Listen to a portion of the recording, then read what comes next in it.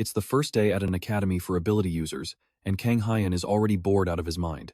Right after the first class, a massive, over-muscled bully walks up and offers a handshake. Kang Hyan knows it's a total trap, but he takes it anyway. Naturally, the cocky jerk immediately starts squeezing his hand with everything he's got. The guy expects a quick victory, but instead, he's absolutely stunned to see Kang Hyan just standing there, completely unbothered. Then Kang Hyan squeezes back. Hard. Now the meathead starts to panic, completely unable to comprehend how someone could overpower him when he put every single stat point into pure strength. The entire class can only watch in absolute silence as the bully turns bright red, his veins bulging and his muscles pushed way past their breaking point. Then brace yourselves, his entire arm literally explodes into a bloody mess. Blood splatters everywhere, leaving even Kang Hyan pretty shocked by his own insane power. As for his classmates, they can barely move fast enough to call for an ambulance. This whole crazy journey actually started a couple of months ago, when Kang Hyan first stepped into a dungeon and got brutally slaughtered by a massive goblin that dragged him off. But instead of dying for real, he suddenly woke up in his own bed without a single scratch. Rather than panicking, he immediately began training like a madman, practicing his sword skills using online videos. Without wasting a second, he charged right back in, only to get killed again. And once more, he woke up in bed. So what is the deal here? Kang Hyan possessed a completely unique ability that belonged to him alone. Whenever he died inside a dungeon, he simply respawned back in his room. For anyone else, death was absolute game over. For him, it was just another chance to grind his stats to the absolute max, without any fear of dying. And all of this madness kicked off just a few days ago, when he was still an unemployed guy living with his sister. Back then, Kang Hyan was constantly getting chewed out by his little sister for being a total slacker. He got incredibly drunk one night, and tried to explain that he could not just move back in with their parents, because a guy his age should be independent. But that only made her furious, since it meant he thought it was perfectly fine to sponge off his younger sister instead. Since tomorrow was New Year's Day, she ordered him to get out of the house and find some part-time work. Kang Hyan nervously agreed to everything, just to escape to his room. Honestly, she did not even need to rub it in, because Kang Hyan already knew how pathetic he was. The absolute peak of his achievements since moving to Seoul was a brief, meaningless internship at some major corporation. Tomorrow, he would have to search for some low-paying gig just to keep his sister quiet and bring in some quick cash. As the glow from his computer monitor lit up the dark room, he realized he had left his game running all night. It really would have been amazing if real life functioned like a video game. Maybe things would not be so miserable. As he finally drifted off to sleep, his last thoughts were about how incredible life would be if he were actually inside a virtual world. Meanwhile, Earth detected a strange connection to the Hawan dimension, activating the planetary defense systems while Kang Hyan slept peacefully. The automated defense systems temporarily blocked that dimensional connection, and just like that, the global tutorial began. Kang Hyan bolted upright, finding himself staring at a massive, glowing countdown timer floating in midair. Seriously, imagine waking up to this. It counted down the remaining time before the Hawan dimension connection finalized. Before Kang Hyan could even begin to process this madness, the text shifted into a welcoming greeting for the upcoming tutorial. The system explained there were 8 brutal levels, and dying inside them would not actually kill him in reality. But he could not quit halfway, and failing a level meant his one and only chance was gone forever. Passing would grant him a massive reward and officially awaken his latent superhuman abilities back in the real world. Kang Hyan stared at the floating text, trying to make sense of the situation, before arriving at the only logical conclusion. This had to be a crazy, vivid hallucination only an unemployed, gaming-addicted shut-in would ever have. It was definitely a sign he needed to go outside and touch some grass. But before he could wake up, the system teleported Kang Hyan directly into the first stage, wishing him luck in saving the world. The floating message instantly updated to give him the core rules of Stage 1. To clear the stage, he had to cross a long bridge, and the only way to fail was to die. It felt like a pretty strange rule, especially since he could not see any bridge around him. But things went from a weird dream to an absolute nightmare when he suddenly appeared on a crumbling stone bridge over bubbling lava. Looking around, he saw dozens of other terrified people who had also been dragged into this game, all shaking in fear. Kang Hyan was still trying to convince himself this was just a lucid nightmare when a familiar voice suddenly called his name. He spins around to find his little sister, Aeon, clinging to the wall and staring at him in shock. But Hyun's first instinct is to demand why she's showing up in his dream on New Year's Day. Honestly, that's exactly what she wants to know too. But looking around, she really starts to wonder if this is actually a dream. Just like him, she got yanked into this empty space out of nowhere, getting weird system prompts to save the Earth. Honestly, it's just way too much to process. But Hyun cuts her off, telling her to stop acting like this is her personal nightmare. His sister just screams right back, because who cares about that right now? I mean, if this actually was a dream, how could they have such a perfectly natural conversation?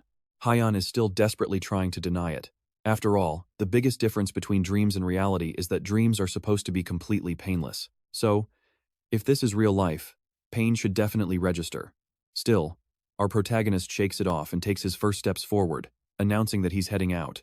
The system already made it clear they have to reach the end of the bridge, so standing around and gossiping isn't an option. He's not shocked that she doesn't remember any of this, since he's still convinced she's just some random NPC in his dream. Aeon asks him what happens if he falls, but he shrugs it off, convinced he'll just wake up in bed.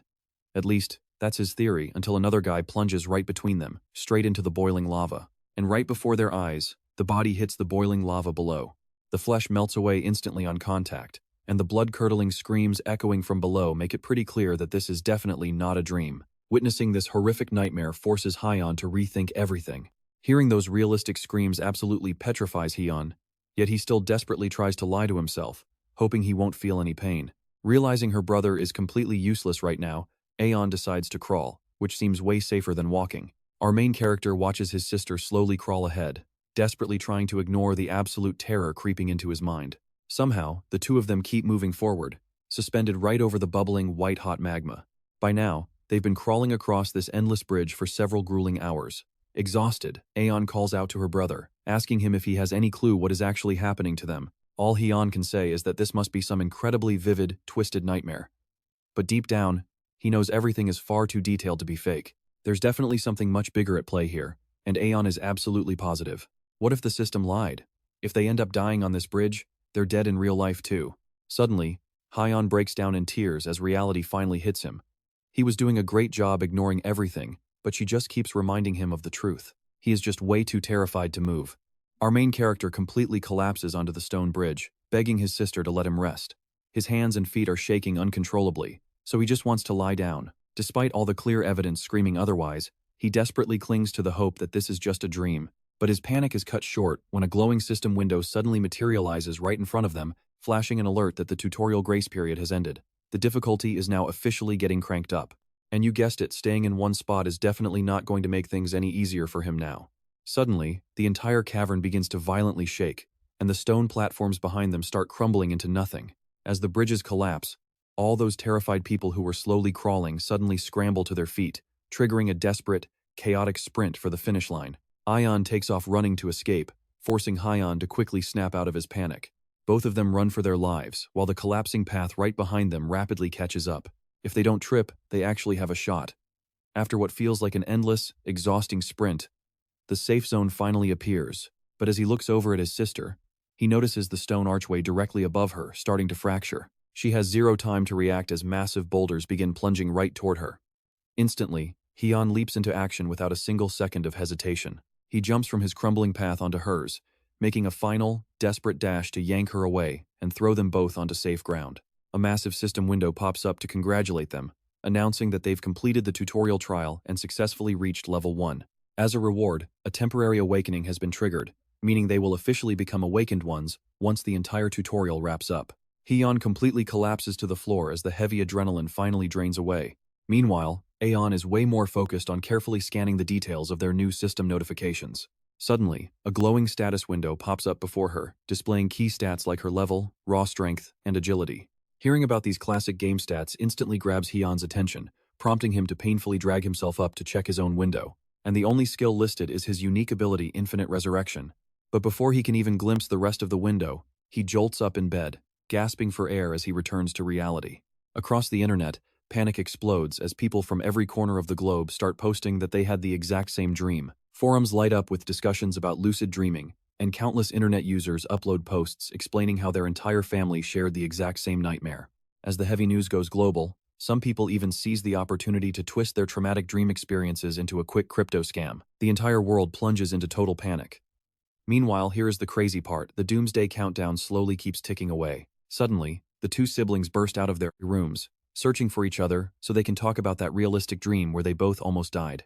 As they sit down to eat breakfast, Anne scrolls through her social media feed only to see everyone talking about the end of the world and other crazy theories. Judging by the massive online uproar, every single human on Earth had that exact nightmare. And just like the status window promised, those who died in the dream woke up completely unharmed. Seeing the global chaos unfold, Anne wonders if it is really okay for them to be eating so calmly.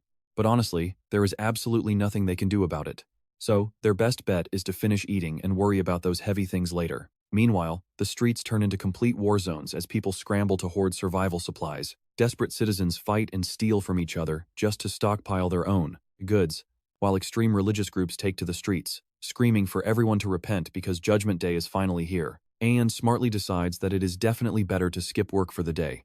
Instead, they should stay safely indoors and pool their information about everything they witnessed in that dream world. Since he never got to look at his own status window after saving his sister, Hyun asks her what hers actually said. She quietly calls out the command to summon her screen so she can verify the details.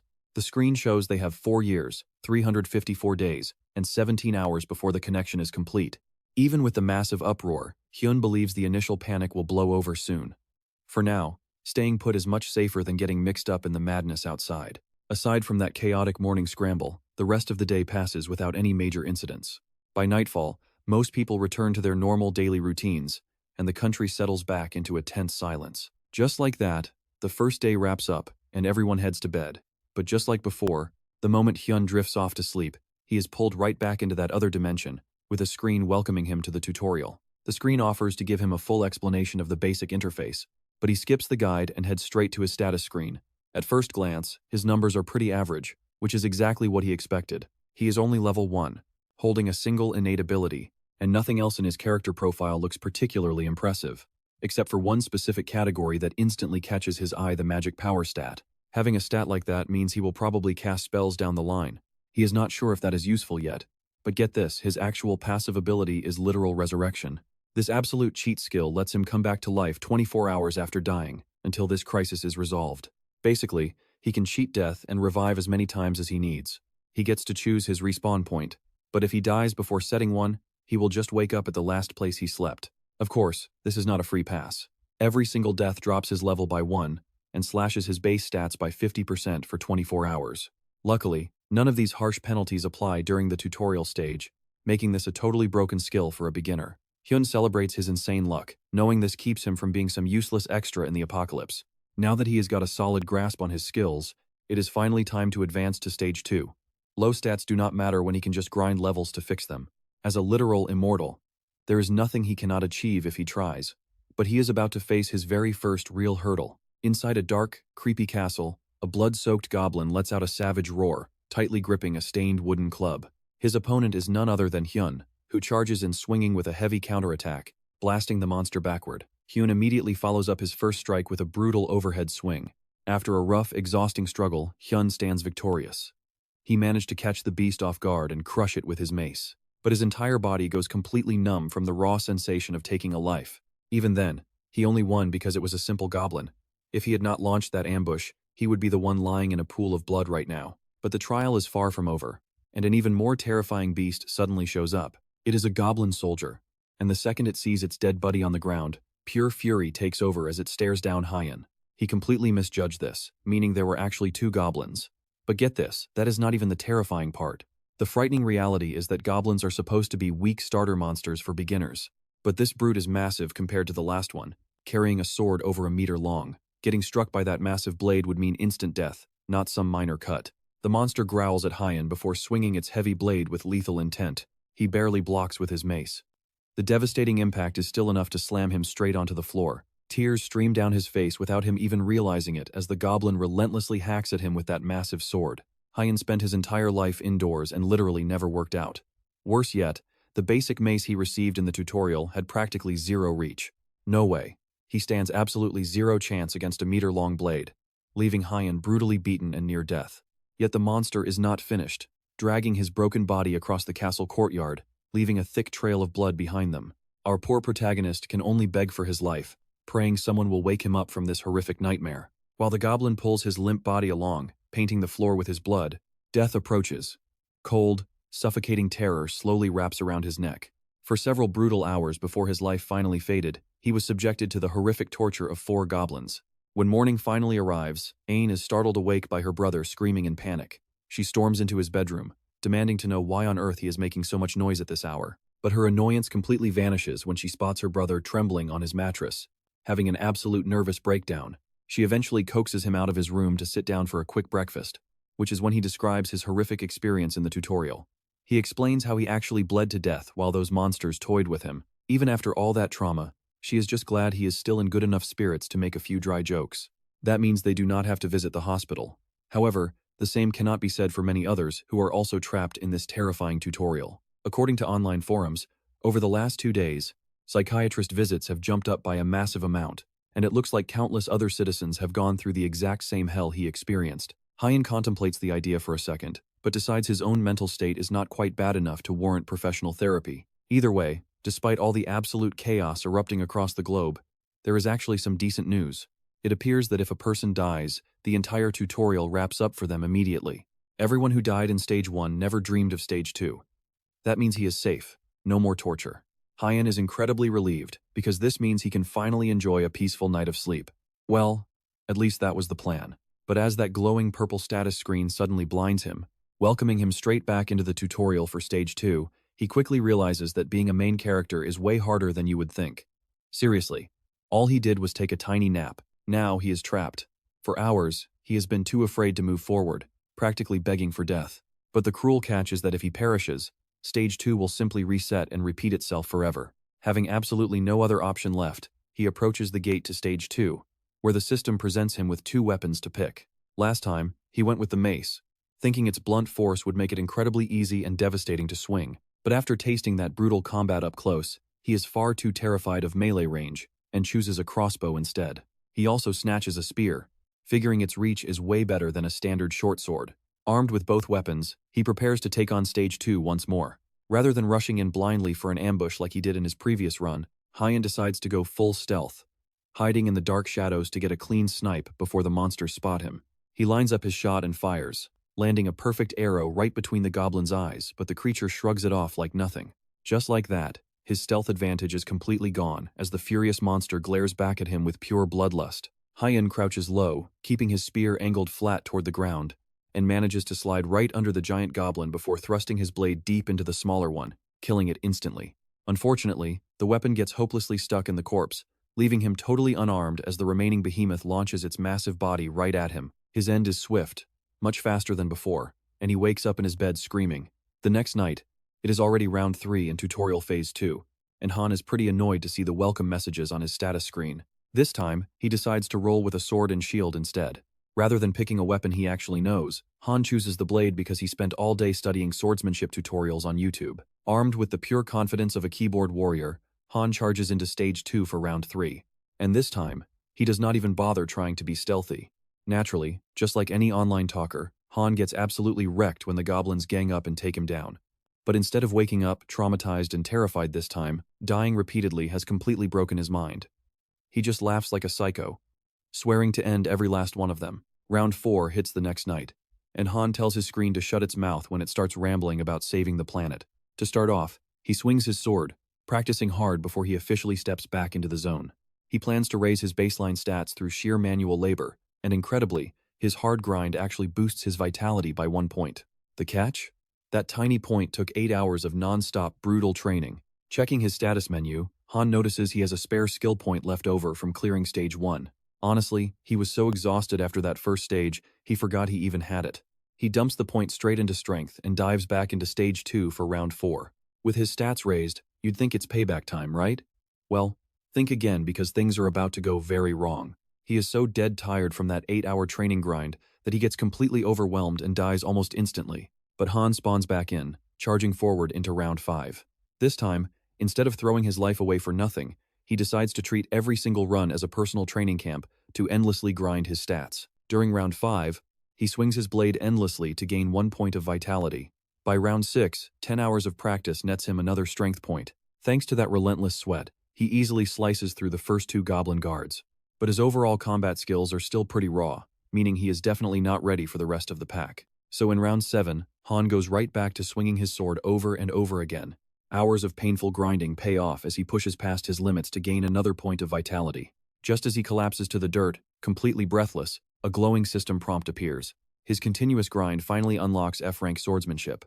Even though it is the lowest tier, this new passive skill automatically corrects his posture and helps him distribute his physical power with every swing. Now look at this. All that grueling effort is finally starting to pay off. This is payback time. Han is about to make those monsters pay for every brutal death they handed him. With some actual technique in his hands, Han needs a solid game plan. From his countless painful deaths, he knows there are exactly 5 goblins waiting for him in this second stage. 2 guard the entrance castle, and 3 wait in the woods ahead. The first 2 are basically free targets. All he has to do is snipe the first one with his crossbow, then run up and slice the other. The real challenge lies with the 3 lurking in the forest. Han can bait 2 easily, but that final boss goblin? An absolute nightmare. After taking down the first 4, Han is locked in a desperate, final duel of sword against battle axe. But compared to every single time he got slaughtered here before, things are very different today. Han can literally read the swing trajectory now, his body moving on pure, subconscious instinct. The F-rank passive skill is putting in serious work. But there is a catch: he is completely exhausted from clearing the other 4 goblins. He holds a slight technical edge, but it is not quite enough to secure the win. The stamina gap is just too massive. After a couple more exchanges, the beast disarms Han, knocking his sword away. Next, the monster raises its heavy weapon, aiming a brutal, killing blow straight down toward Han's head. Instead of panicking, Han just smirks and cleanly sidesteps the incoming strike.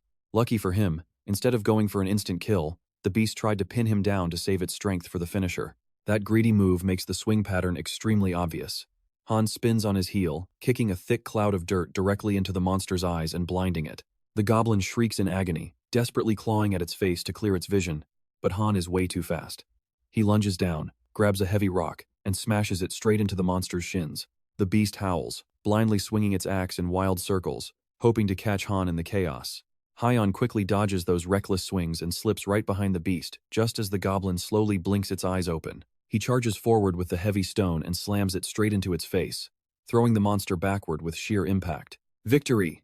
Han watches the lifeless goblin collapse heavily onto the cold floor. Right after, the system notification pops up to congratulate him on clearing Stage 2. For his rewards, he gets 5 extra stat points and can pick any custom weapon he wants to keep forever. Even better, he unlocks a couple of passive skills, specifically the lowest-ranked Shield Master and the lowest-ranked Crossbow Master. This is the ultimate power he has been desperately searching for, and through hard work, he finally grasped it. Finally, for the first time in ages, he wakes up peacefully without screaming his lungs out, heading straight to the kitchen to cook a nice breakfast for himself and his beloved sister. Pure hype. He wants to celebrate beating Stage 2 with a massive feast.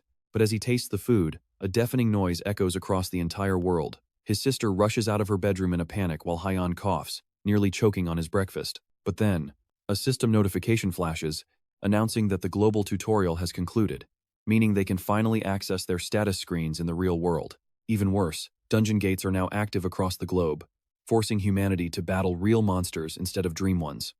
Right as that terrifying alert flashes, a massive, otherworldly portal materializes right outside their apartment window. The siblings rush over to inspect it, while crowds gather on the streets below, staring up in pure disbelief. The system messages continue, warning that only awakened talents are permitted to enter these deadly dungeons. No kidding, and it is not just their neighborhood getting these crazy portals, either. These towering gateways are spawning in every single nation, accompanied by a final, ominous warning. If humanity fails to clear a dungeon before the timer runs out, the gates will shatter, unleashing hordes of hungry monsters into our streets. Meanwhile, the countdown toward a full integration with the hostile Hawan dimension continues to tick away in the background. The instant those portals activated, society plunged into an even deeper panic than day one. But instead of joining the frantic stampede, the siblings kept their cool, pure teamwork. They quietly scour the entire internet for every scrap of information they can find. Looking closely, they realize the deadly tutorial is not fully over yet. The reports show that anyone who recently celebrated a birthday is being dragged into the tutorial starting from level 1, stating that players must be at least 16 years old to initiate their trial. The internet is absolutely blowing up with crazy dungeon updates. Survivors of the tutorial are officially being called talents, and local governments are begging them to clear the active gateways before the countdowns hit 0. Naturally, the most critical tool at any talent's disposal is their personal status screen. Han confidently tries to summon his own status window, but absolutely nothing happens. Instead, a red error flashes on his screen, warning that since his personal tutorial is ongoing, access remains locked. The trial has 8 stages total, and even though he ground out Stage 2 7 times, everyone else has likely cleared the whole thing. He asks his sister if she can dig up any intel online regarding Stage 3. Checking the forums, she tells him that the theme of this 3rd stage is patience. Just that. That is all. Since barely anyone managed to beat Stage 2, there is no guide online, meaning Han is going to have to wing it. Even so, Thanks to his insane grinding during Stage 2, he has grown massively stronger, so he will not get easily overwhelmed this time around. That very night, Tutorial Stage 3 officially begins for Hyan, and while he might not be struggling to survive, he is definitely suffering a massive blow to his pride. Right now, as he tries to stay hidden, a random monster casually pees straight onto his head, completely unaware that our incredibly stealthy protagonist is actually hiding right under the very bush it is relieving itself into. Honestly, you can't even blame Hyan for wanting to absolutely butcher the thing after that. Let's rewind a bit to when Hyan first set foot inside the third stage. His only objective for clearing this trial is to track down and execute the Gorka chief. To aid his stealth mission, the system equips him with a handy ghillie suit. Clearly, this challenge is designed for pure infiltration and quiet assassination. Status window. He pulls it up and is absolutely thrilled to see he finally hit level 4. His basic stats also shoot up, unlocking cool new abilities for his combat roster. One of those skills is the lowest rank Shieldmaster, an F rank ability that significantly boosts his defense, along with the lowest rank Crossbow Mastery, which dramatically improves his overall weapon handling and lets him land pinpoint precision shots on moving targets. He instantly dumps his new stat points straight into strength and vitality, and he also tosses 2 points into his agility stat. Now that he is done checking all his skills and abilities, the next move is to take a look inside his inventory. He has got absolutely nothing in there except that beat-up sword from Stage 2. But with his inventory sorted out, it is time to wrap up this mission. This test is actually pretty similar to what legendary American sniper Carlos Hathcock went through during World War II. He crawled 1.5 kilometers to assassinate a general without ever being heard. Hathcock is actually the military legend our guy Han respects the most, especially after suffering through this exact mission. Dragging himself through the dirt for 10 hours, Han finally spots the outskirts of the Gorka village. Right out front, 2 sentries are standing guard, and it looks like he is going to have to fight his way past them. His pants are completely soaked in his own piss, the grass is itchy as hell, and nasty bugs are crawling all over him. But get this, guys, things are about to get so much worse, because he looks up and sees a monster staring right at his hiding spot. At first, Han seriously thinks he has been spotted, but instead of getting dragged out by some giant beast, a nasty, warm, foul-smelling liquid starts pouring right onto his head while he buries his face in pure shame. Finally snapping, Han pulls his sword and runs it straight through the monster's stomach, killing it instantly. That loud ruckus immediately alerts the other monsters in the village, and they all come charging in to investigate. Within just a few seconds, he is totally surrounded by angry beasts. But unlike before, Han does not feel a shred of fear. Since he is already in deep trouble, he figures this is the perfect moment to deliver a line he has always wanted to use. He screams into the air as the monsters charge, daring them to attack him with everything they have got, laughing like a maniac while blood from both sides sprays everywhere. With that out of the way, Han immediately dives into Stage 3, Round 2. And this time, thanks to his total mental breakdown in the previous attempt, he unlocks a brand new skill called Raging Lion's Roar. This skill tanks the enemy's stats and morale, while clearing any of Han's own debuffs below D rank. This round, he rushes straight in, throwing his ghillie suit aside and drawing his sword. After crawling for 10 hours earlier, Han finally realized something. The Gorka warriors actually leave their village during the day to hunt, only returning once the sun sets. In short, the camp is at its absolute weakest during the day, with only a skeleton crew left behind as guards. Thanks to that, he easily tears through the remaining sentries and charges straight toward the grand central hut where the Gorka chief is hiding. Sliding right through the entrance, he spots the Gorka chief sitting smugly on his throne, flanked by 2 powerful-looking mages. Without speaking a word, the Gorka chief points at our main character and orders his men to attack, and the mages instantly cast a spell that paralyzes him right in his tracks. Right when things look totally hopeless, Han remembers his new skill and decides to take a gamble. He takes a massive breath and lets out a thunderous roar, instantly shattering the freeze spell and sending the chief and mages stumbling back in absolute shock. Without letting them recover, Han lunges forward with his blade, pointing it straight at the chief. With one quick sweep of his blade, Han effortlessly clears Stage 3, securing intermediate grade regeneration as his official reward. On top of that, he managed to speedrun the entire stage, shattering the existing record in the process. Because of his rush, he gets rewarded with a hilarious temporary title called the Impatient One. Apparently, this title is handed out to any clever challenger who speedruns Stage 3, which was actually supposed to test your sheer patience and endurance. Once a new record is set, his title will upgrade automatically. But for now, Han also enjoys a nice +1 boost to every single stat. Somehow, Han completely crushed Stage 3 in just one day, which is a massive leap considering Stage 2 took him a whole week. Seeing how fast he is growing, he can only come to one logical conclusion. No joke, guys, he genuinely believes he is some kind of natural-born genius. At this rate, He honestly believes he will crush stage 4 in just a couple of minutes. But cut to a month later, and a brand new day rises over Anne's apartment in South Korea. Inside, Anne is busy watching the news while cooking up some breakfast for them. It has been 25 days since that special squad of elite awakeners was deployed to clear out the dungeons. But as the news anchor talks, a terrifying, desperate scream that Anne has sadly grown used to hearing every morning suddenly echoes through the rooms. Sighing, she leaves the kitchen to yell at her brother, knowing the neighbors are going to file a serious noise complaint if he keeps waking up like this.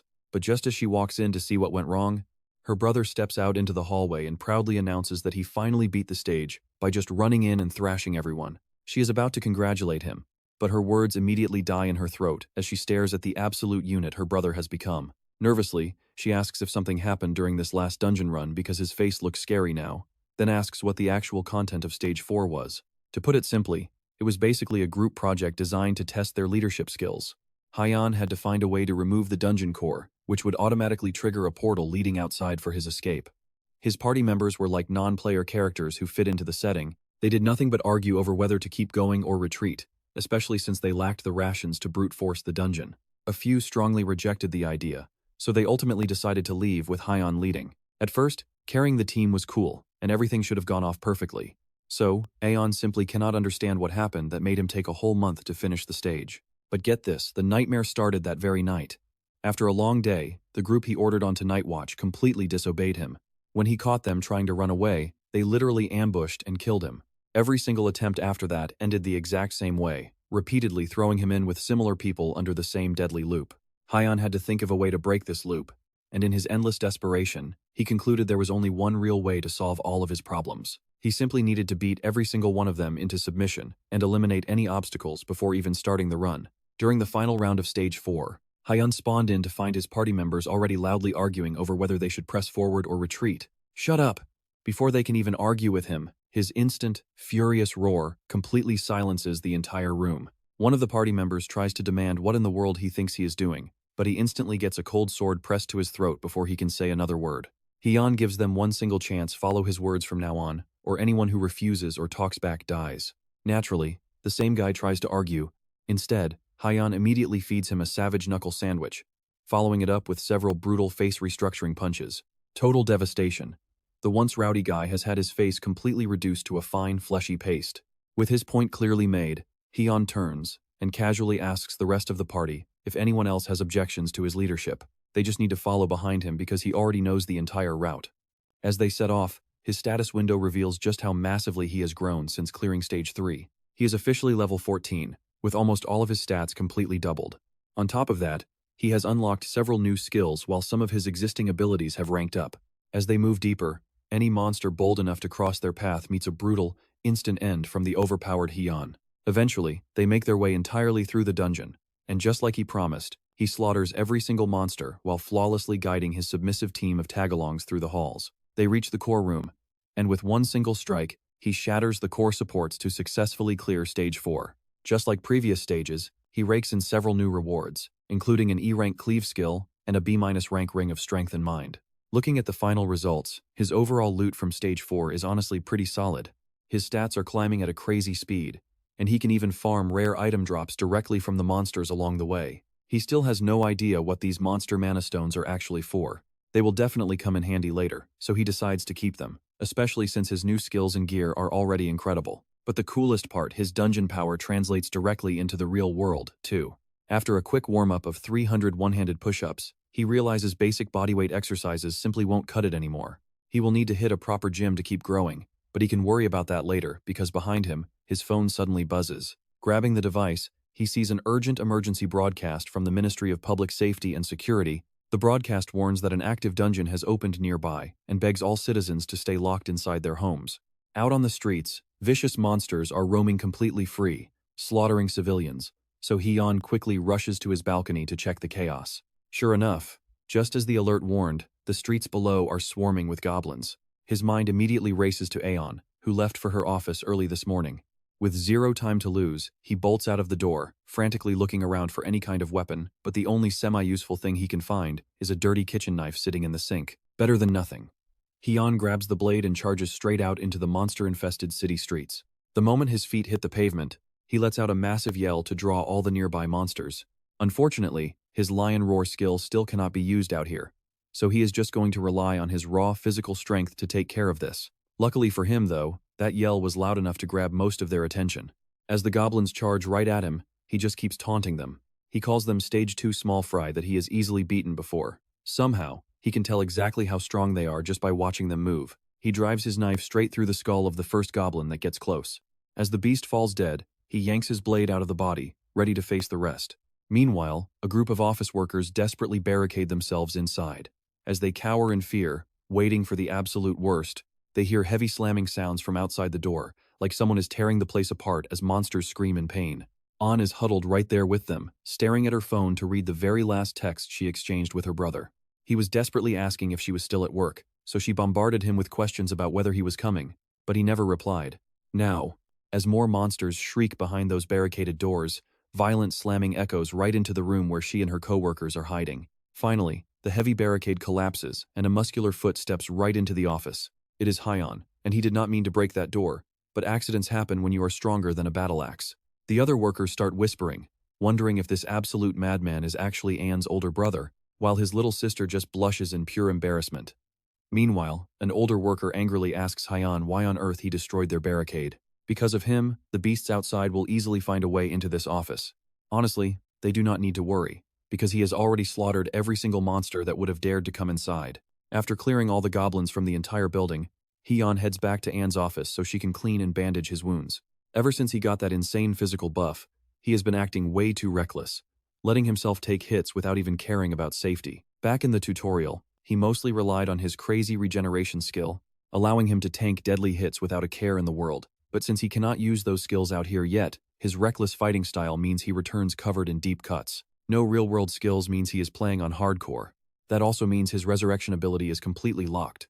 If he dies out here, there is absolutely no coming back. Still, even though he is clearly pushing his limits, An cannot deny that his brave charge through danger looks pretty cool. Everyone else in the room seems to agree, and one of Anne's older co-workers is already begging for an introduction to our handsome main character. That night, as they sleep in the ruined building, Hyan is pulled right back into the tutorial world like usual. He has arrived at stage 5, where he must prove he has the wisdom to overcome any difficult trial. As the level loads up, he finds himself suddenly surrounded by a crowd of people chatting casually with one another. But instead of some loud, bickering warriors who cannot agree on a single thing, he is completely surrounded by incredibly gorgeous women. The clear condition requires him to defeat a succubus, a dangerous dream demon currently disguising itself as a human. Hyan is quite familiar with succubi, knowing them as seductresses who drain the life force right out of men. Normally, they stand out by looking like stunning beauties, which should make them pretty easy to spot. Except here is the catch, every single girl here is a solid 10. While he is trying to figure out which one is the monster, a girl approaches him and casually asks for his opinion on who the demon could be. As she speaks, he cannot even look her in the eye, quickly turning away while nervously scratching the back of his head. However, his focus snaps right back to her when a blue system notification suddenly pops up in front of his face. The alert says his ring of strengthened mind is actively resisting a powerful charm attempt from the very woman standing before him. It looks like he got incredibly lucky, instantly exposing the demon thanks to his B-rank accessory. When night falls, the group pitches their tents around the campfire while Hyan sits nearby, reflecting on his brutal journey ever since this tutorial first started. Stage 1 was a literal circus of hellfire, and Stage 2 forced him into a desperate, week-long battle against savage goblins. Stage 3 left him drenched after hours of crawling through mud and bugs, while Stage 4 was a month-long, deadly group project. Every single trial had him struggling like a dog, but now he finally has the perfect chance to secure an easy win. Still, simply uncovering her secret identity does not mean that his job here is finished just yet. The system message clearly warned that finding her out would make him a target. He is not entirely sure how this fight is about to go down, but he's pretty sure a succubus is seriously strong, especially one that can actually shapeshift into a human. No rushing in blindly. He has to get the other non-playable characters on his side first, starting with the girls, since the guys are probably already brainwashed. For now, his best move is just to sleep on it and figure out his next step tomorrow morning. He wakes up, but there is no open forest sky like he expected. Instead, there is just some strange, unfamiliar ceiling staring back. He sits up, shouting as he realizes he's somehow back at Anne's company. His coworkers crowd around, relieved to see him breathing since they were literally just about to shake him awake anyway. The military is finally here, meaning they're saved. But Hyan? He's absolutely fuming that he just woke up back in the real world.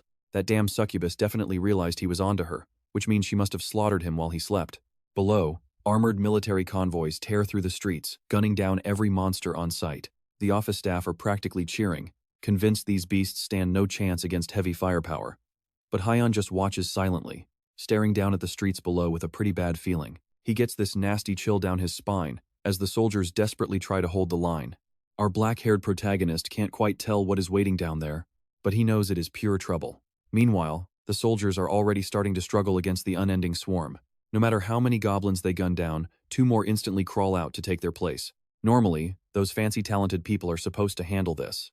But for some weird reason, these regular grunts are stuck doing all the heavy lifting. But then, the soldiers spot a massive monster calmly strolling straight through a relentless hail of bullets. One swift swing shears a soldier's head off as his gun keeps uselessly firing. Every gun immediately pivots to this new giant threat, unloading a heavy wall of lead. But the more they shoot, the more they realize their weapons are just making this giant beast incredibly angry. It begins charging straight at them. The panicked lieutenant screams to step on the gas and get out of there, but it's already too late, and the monster leaps high into the air, plunging right toward the convoy, as they can only stare in sheer horror as it comes crashing down. The vehicle buckles under the weight and swerves, triggering a horrific chain reaction that leaves the entire convoy in a massive pile-up. Hyon watches closely as the goblin begins slaughtering the survivors, while back in the room, his coworkers start losing their minds. But then the beast completely freezes, locking its eyes directly on Hyon. Oh, that cannot be good. A few survivors struggle to stand while their radio guy frantically calls for backup, but they get zero breathing room. That same massive goblin climbs onto a destroyed convoy jeep, glaring down at them like a fresh buffet. Desperate, a soldier asks where the hell the backup is, and the radio guy yells that a talented civilian is on the way. While they desperately wait, these guys refuse to die without a fight.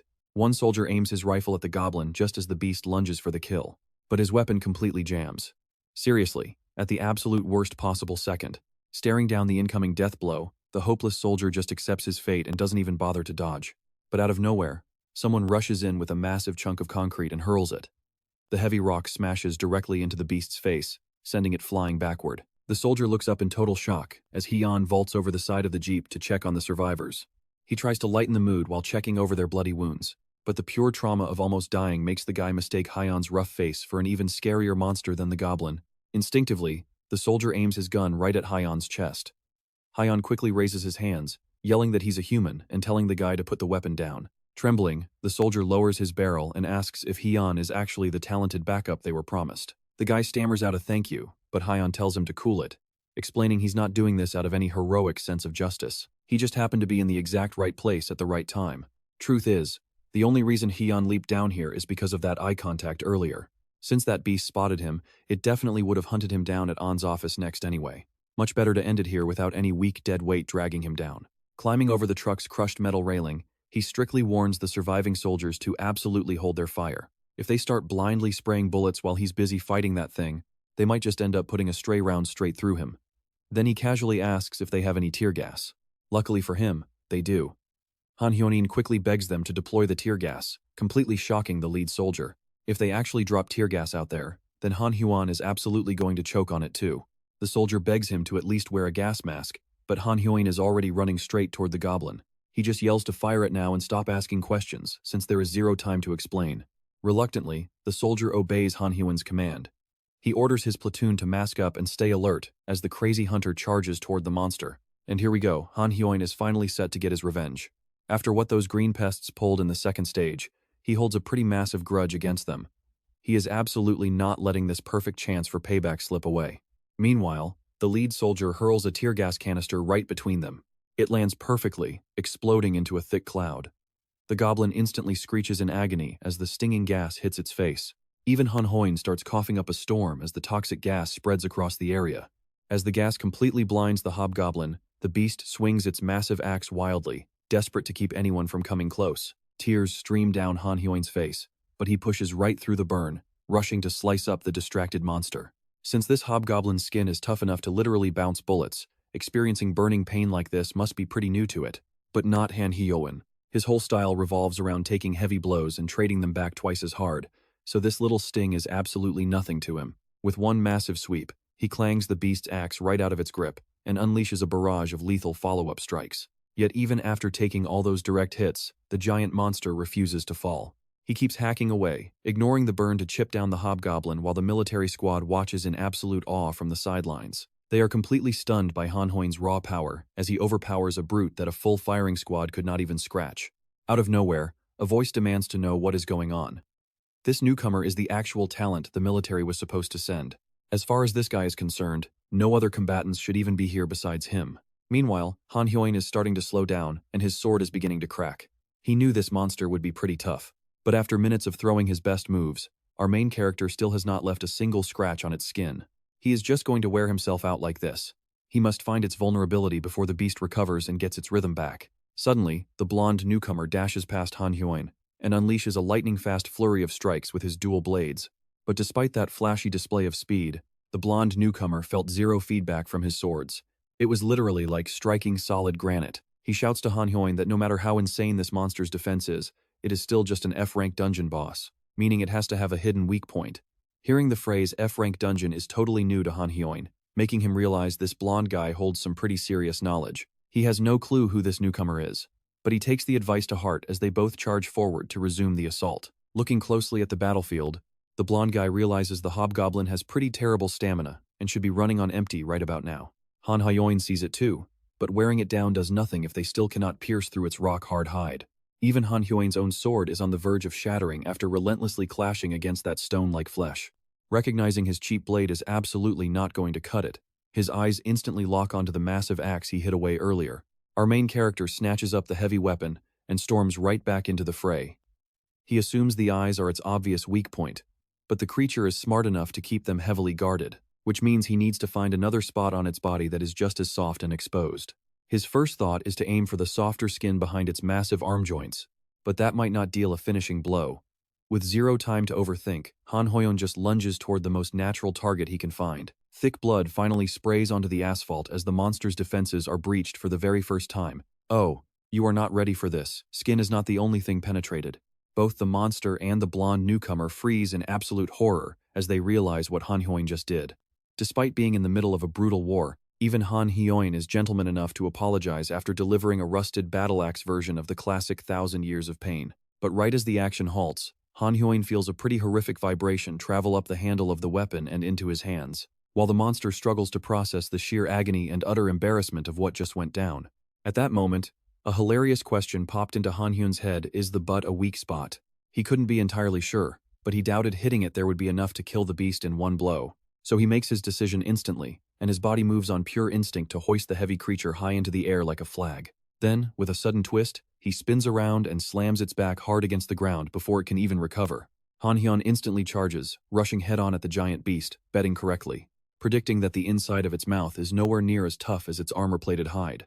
The poor beast is already half dead from the shock, offering zero defense as the sharp tip of the halberd drives deep into its throat, ending its life instantly. Look at that, even the blonde guy watching is completely stunned by Han Hyoin's power, wondering where this monster of a fighter came from. Since he has never seen Han Hyoin before, he assumes this mysterious warrior must be a rogue, independent fighter. As Han Hyoin yanks his halberd from the creature's corpse, a glowing golden item tumbles right out of its mouth. Han Hyoin immediately tries to inspect his shiny loot, but the system blocks him, stating he cannot view item details during the active tutorial. He has no clue what the thing does, but he decides to pocket it anyway. The highly talented blonde guy sneaks up behind Han Hyoin, but our greedy protagonist immediately assumes he is trying to steal his hard-earned loot. Screw sharing. He decides his best move is to bolt.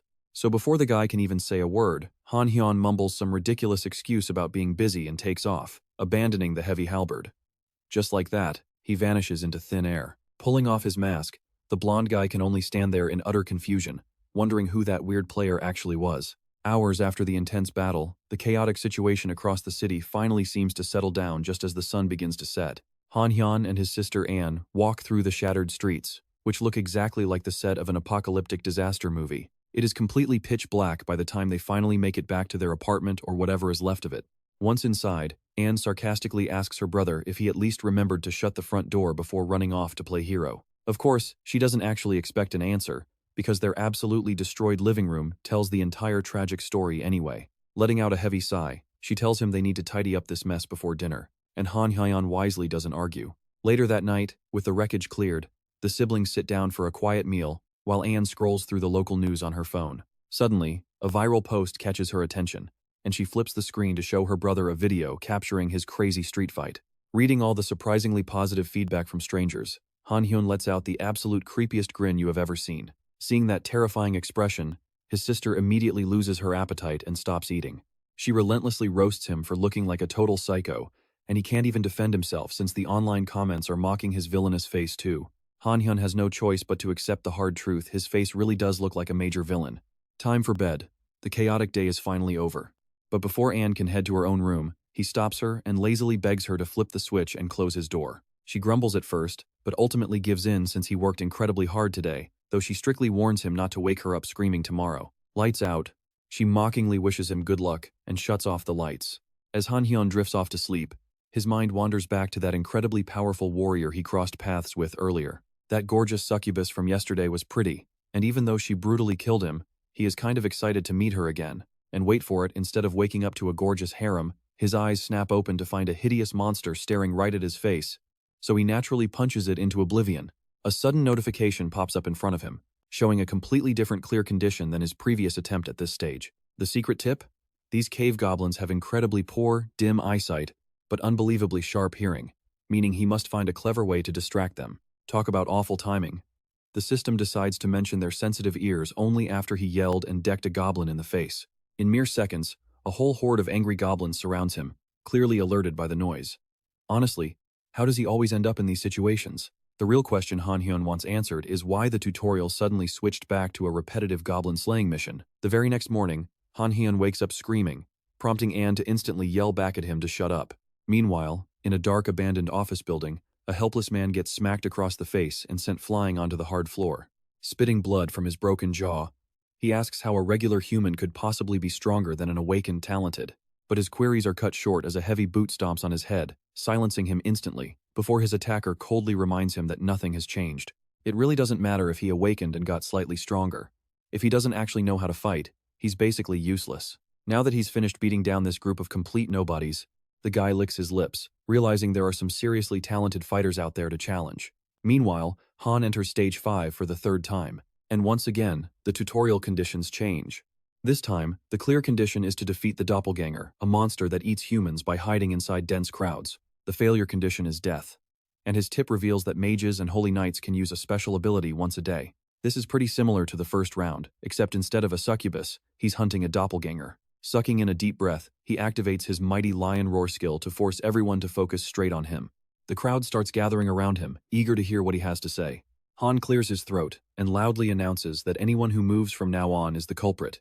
But of course, he forgot one incredibly important detail: mafia rules. The person with the loudest mouth is always the very first one to die. Come to think of it, he has actually never won a single game of Mafia. So, he never saw this ending coming when he woke up startled the very next morning. Han tries his best not to dwell on the embarrassing loss and decides he just needs to grab a quick bite. And just like that, his struggle to clear Stage 5 drags on for what feels like an eternity. Seriously, you won't believe it, but he keeps making the exact same mistake for over a month. Out of options. In a fit of sheer desperation and madness, he decides a makeover is the answer, stepping out dressed in a suit and some seriously dorky glasses. His sister walks in from work and nearly dies of shock seeing her brother in this bizarre outfit. She just finished a long shift, only to be forced to witness this absolute tragedy. Han, on the other hand, is trying to boost his intelligence to clear Stage 5, starting with a complete style makeover. By now, it is the 53rd time he has died on the 5th stage. He desperately needs to try something new, or he will be stuck here forever. The only hint the system gave him was that he has to rely on wisdom to pass. But the clear condition changes every single run. That very night, he enters Stage 5 once again. And just like always, things are completely different. His mission is to clear an F-rank dungeon Terran incubator. Failure still means certain death. The system tip warns him that the spitting tarmac guarding the incubator is level 20, urging him to target its weak spot. Still walking. He navigates the dark cave dungeon for a bit. He finally spots the spitting tarmac the system warned him about. Honestly, a straight-up dungeon crawl is perfect for him because he doesn't have to think at all. Fight time. He charges the beast, ready to battle head-on, but it retaliates by spraying lethal venom right at him. The poison coats his hand, turning it a deep purple as it rapidly spreads up his arm. Before the infection can spread, he hacks off his own poisoned hand without a single second of hesitation. Even the monstrous spider looks completely stunned by his insane, ruthless resolve. Without slowing down, he continues his wild charge, sliding right under the beast before it can fire another toxic blast. A system alert flashes right in his face, reminding him to look for the weakness of the spider. Instead, he just slices the monster clean in half right through the screen. Dead instantly. The beast drops dead before it can even launch a counterattack. Honestly, you have to respect his logic. He cleared it just by diving in headfirst. No need to worry about finding weaknesses when you can just overpower it. The system congratulates him on clearing stage 5, as his severed hand completely regrows. As his reward, he secures a B-rank skill called Titan Strength. This powerful new ability lets him fortify his muscles with mana, boosting his raw strength by 12 points for 10 full minutes. The following day, at a school in Korea, a group of students search the internet for clues about the tutorial and their upcoming awakening. One student is completely losing his mind because it's his 18th birthday, meaning he's officially about to be dragged into the tutorial. Worse yet, there are absolutely no reliable guides past stage 5. People say you belong in the top 1% of talented elites if you even manage to survive stage 4, but those high rankers definitely kept the best secrets to themselves. Fortunately, the kid stumbles upon some rare advice posted by an anonymous user. This mystery player allegedly cleared stage 7 and is currently preparing to challenge stage 8. But once he reads through the actual advice for the upcoming stages, he can barely believe his eyes. The guide for stage 4, which focuses on leadership, tells the challenger to simply beat all their teammates into absolute submission using brute strength. For stage 5, the wisdom trial, the tip suggests treating muscles as the ultimate form of intellect by maximizing raw power. Finally, stage 6 demands a cold-blooded nature, advising challengers to ruthlessly obliterate everyone in their path, enemies and allies alike. Stage 7 is all about dedication, urging people to focus solely on destroying their enemies. It sounds pretty brutal, so everyone just writes it off as a troll post. In fact, the comment section is loaded with people mocking the poster for writing such a useless guide, completely dismissing it as some dumb joke. The poster? Our very own main character, Hyeon. He screams at his phone, frustrated by how ungrateful everyone is after he gave them amazing advice. Just then, his sister walks past and makes fun of him. Hyeon just smirks. He tells her to wait and see what happens next. If he clears stage 8, he will become the country's 3rd tutorial graduate. That means he will finally rank alongside heavyweights like Guildmaster Hanshin of the Dangan Guild, or even President Cho Dong-woo from the Allegiance of Skill. Behind all that confidence, Hyeon knows he cannot really compare to those ultimate geniuses who cleared the entire dungeon on their very first try, whereas it took him over 4 whole months just to get here. He nervously tells her to shut up, reminding her that he also cleared stages 6 and 7 in one go. With that, the sun sets, night falls, and it is finally time for the ultimate stage. As he lies down to sleep, a system alert pops up to congratulate him on finishing stage 7, asking if he wants to start stage 8. His reward for completing stage 6 was a B-rank weapon called Biljun's long sword. Legend says it belonged to Bilgein, a legendary mercenary who made his name feared on battlefields for over 30 years. And his stage 7 prize? Ronald's armor. This is the legendary defensive gear worn throughout his life by the famous knight-errant, Ronald of the Aldous Kingdom. The armor even has a self-restoration passive, allowing it to easily repair any damage entirely on its own. Stacked with elite gear and powerful buffs, Hyeon is fully prepared to conquer stage 8. Doing so will let him access his system and inventory back in the real world, and let him examine that mysterious hobgoblin drop. That very night, Hyeon falls asleep and officially steps into stage 8. A massive system notification appears, asking him a single, heavy question: what is your life principle? Hyeon pauses to think, but no good answer comes to mind. But here's the crazy part: his entire world starts to shatter. Soon, the ground underneath his feet completely disintegrates, dropping him into an endless, dark abyss. His frantic screams fade away to nothing as he plunges deep into the quiet void. Opening his eyes, he suddenly finds himself standing right in a totally normal city. Bustling crowds walk all around him, and then a random stranger walks straight through his body as if he is not even there. He is completely formless right now, totally invisible, untouchable, and unable to interact with anything in this place. At first, he wonders if he has returned to Earth, but one look around gives him his answer: these citizens are definitely not human. They wear human clothes and live in a seemingly ordinary society, but their physical features are completely alien. Just then, he spots a lone figure standing apart from the crowd, seemingly staring straight in his direction. They lock eyes for a brief moment, but as Hyeon looks closer, he realizes this guy isn't actually looking at him at all. He is looking right past him.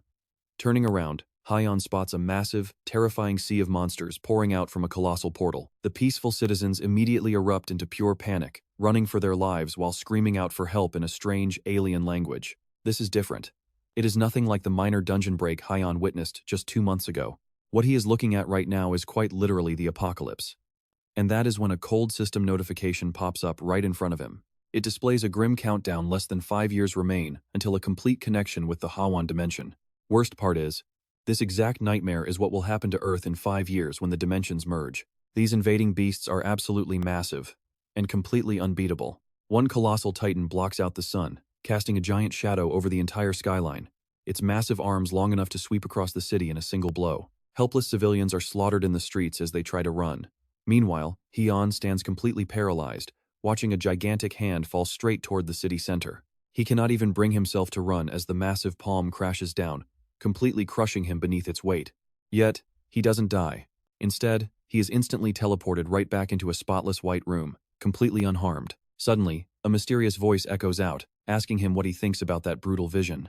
Floating right before him is a formless being, glowing with a pure, angelic light. As Heian steps forward, he knows deep down he does not even have to ask who this is. This has to be God. But the glowing figure rejects that title, explaining that it is actually a dimensional administrator tasked with keeping the balance between worlds. It turns out Stage 8 is actually a personal interview, where Heian is allowed to ask this supreme being absolutely anything. Naturally, it is also the perfect opportunity for the administrator to query our hero in return. The absolute first thing on Heian's mind is that horrific vision he just witnessed. He demands to know if that tragedy is truly Earth's fate in 5 years when the Hawan dimension connects. The being simply replies that the future of Earth depends entirely on what humanity does next. Heian cannot wrap his head around why the entire planet's fate is just left up in the air. So he demands to know why the cosmic entity does not just step in. Simple, it is an administrator, not some kind of guardian. Its only job is to keep things balanced. Giving status windows and tutorials is the absolute most help this administrator can offer. This leaves Heian completely speechless. So the administrator starts questioning him instead, asking why Heian has even lived his life and what principles he follows. Apparently, watching humanity struggle since the tutorial kicked off has really sparked this administrator's absolute curiosity. While all intelligent life is cool, humans, they are just way more fascinating. But Heian fires back, telling the administrator it has not watched enough if it expects some grand guiding principle. Nobody actually goes about their day pondering things like that, or at least, nobody around Heian does. People are just doing their best to survive after being born. When it comes down to it, they just endure today and try to make it to tomorrow. So the entity pivots, asking if there is actually anything Heian wishes to protect. Obviously, his little sister and parents. Having died a bunch of times already, Heian has finally learned his place. Being a hero is definitely not for him. Even the administrator has to agree that being a hero takes real, natural talent. Heian is basically a dunce, but the entity actually likes him. Honestly, if this cosmic observer loves watching Heian suffer, it must be totally sadistic. And that means we are all doomed. Putting that aside, Heian realizes something else. He asks why the 5th stage, which was themed around wisdom, kept changing its challenges every single time. Suddenly, the eccentric administrator completely shuts up. It announces that his time is up and he has officially cleared the 8th stage. Heian barely has any time to process what is happening as the administrator keeps right on talking, stating that the tutorial is just a tutorial, with many more trials ahead. Right then, our main character realizes his gut feeling was spot on. This administrator really was the one trolling him back in Stage 5. He tries lunging at the entity, but he is already being teleported away. Just before he fades, the administrator leaves him with one last thought: like it or not, Heian has what it takes to save Earth. And with that, the administrator casually congratulates him on clearing the tutorial. That makes him only the 62nd person on the entire planet to actually graduate from the tutorial. This earns him the legendary title of Tutorial Graduate. He keeps screaming at the entity right up until his eyes snap open in the real world. But instead of screaming his head off like you would expect, there is something gross stuffed deep inside his mouth. He spits it out, almost gagging when he realizes it is an old sock. An knew he would start screaming the second he woke up, so she preemptively gagged him to keep things quiet. Since he woke up yelling, she assumes he failed yet again, so she snarkily asks how many more years he plans on taking to beat that final stage. Heian just smirks, proudly summoning his status screen right in front of her face to prove he actually finished the tutorial. With a huge laugh, he brags that he is finally a talent too, which is perfect, because now Heian can finally go out and make some real cash. To celebrate the big achievement, Anne whips up a special breakfast before heading out the door to start her own busy day. Later, Heian checks his status screen while his sister runs some quick errands. The title he earned from the 8th stage is not actually that crazy. It just gives a +2 boost to all his stats, which is decent, but nothing to write home about. To make matters worse, he cannot equip more than one title at a time. On top of that, any title he is not actively using has its effects reduced by 50%. Naturally, he equips the Tutorial Graduate title, which, paired with his Impatient 1 title, boosts all his stats by 2.5. Now, It is finally time for the moment he has been waiting for all this time, checking out the item dropped by the hobgoblin. A system window reveals the item is an E-rank skill book called Magic Explosion. Hyun is absolutely thrilled to get a rare skill book. He immediately absorbs the skill, and the book disintegrates right into his hands. With his rewards finally sorted, it is time for him to apply to that prestigious academy for talented kids. Elsewhere, a bright and cheerful-looking young woman walks through the busy city streets. This is An-young. She is a new civil servant heading to her very first day of work at the Academy for the Talented. It is a special facility where newly awakened humans go to get their official certifications after completing the tutorial. After 4 months, South Korea became one of the first nations to set up systems to manage these newly gifted people. As for An-young, she is just proud to be working in such a respected position. Sure, the people registering are just rookies, but they are also the future protectors of humanity. Watching them grow and develop is honestly a dream job for her. At least, that is what she believed just a few hours ago. Now she is standing right in front of one, and she is absolutely terrified. Tears stream down her face as she struggles to find her voice before the absolute brute of a man standing before her. Shaking, she asks him to present some identification because the photo on the card he handed over looks absolutely nothing like Hyun. He tilts his head slightly and asks what exactly is wrong with his card. But every single move he makes looks so hostile. Honestly, you can't blame her for shrinking back in fear. Hyun just stares back in pure confusion as she breaks down sobbing, asking him why he is picking on her like this. Our main character waves his hands, desperately trying to get her to calm down, but the damage has already been completely done. People waiting in line behind him start whispering about his bullying, and a few even pull out their phones to record. Hyun tries to assure her he is not doing anything wrong, but she has already curled up into a ball, completely ignoring his words. Right then, another man steps into the commotion and asks what the issue is. This newcomer is none other than instructor Kim Lee-hyun, and An-young instantly begs him for help the moment she spots him. Kim Lee-hyun walked over because he noticed the line was getting completely backed up for some reason, and he wanted to make sure there was no actual trouble causing it. But as he reaches the front desk, he and Hyun make direct eye contact, and a sudden wave of familiarity hits them both. They do not immediately place each other, though, so Kim Lee-hyun looks down to inspect Hyun's registration papers. The first thing that stands out is that Hyun looks totally different from his registration photo, so our main character quickly explains that his face changed due to an active skill. He even suggests they run a fingerprint scan or a DNA test. But Kim Lee-hyun is far more focused on the document stating that Hyun supposedly cleared only up to stage 5. See, Hyun is actually trying to play weak by hiding his true level and power. Because of that, he deliberately wrote down his levels and overall achievements to be much lower than reality. The glaring issue is that he also claims to be level 12, which is far too high for someone who only completed up to stage 5. To the instructor, the only logical explanation is that Hyun has been illegally raiding dungeons before registering. Since the screening cannot stop here, Kim Lee-hyun takes him away from the crowded room to speak privately in a quiet corner. Based on what Kim Lee-hyun remembers of the tutorial, Awakeners normally get a skill at stage 3. Then they get an accessory at stage 4, and another skill reward after stage 5. He wants Hyun to show every single reward right now. Hyun thinks this investigation is getting a bit too thorough, but he decides not to argue and complies.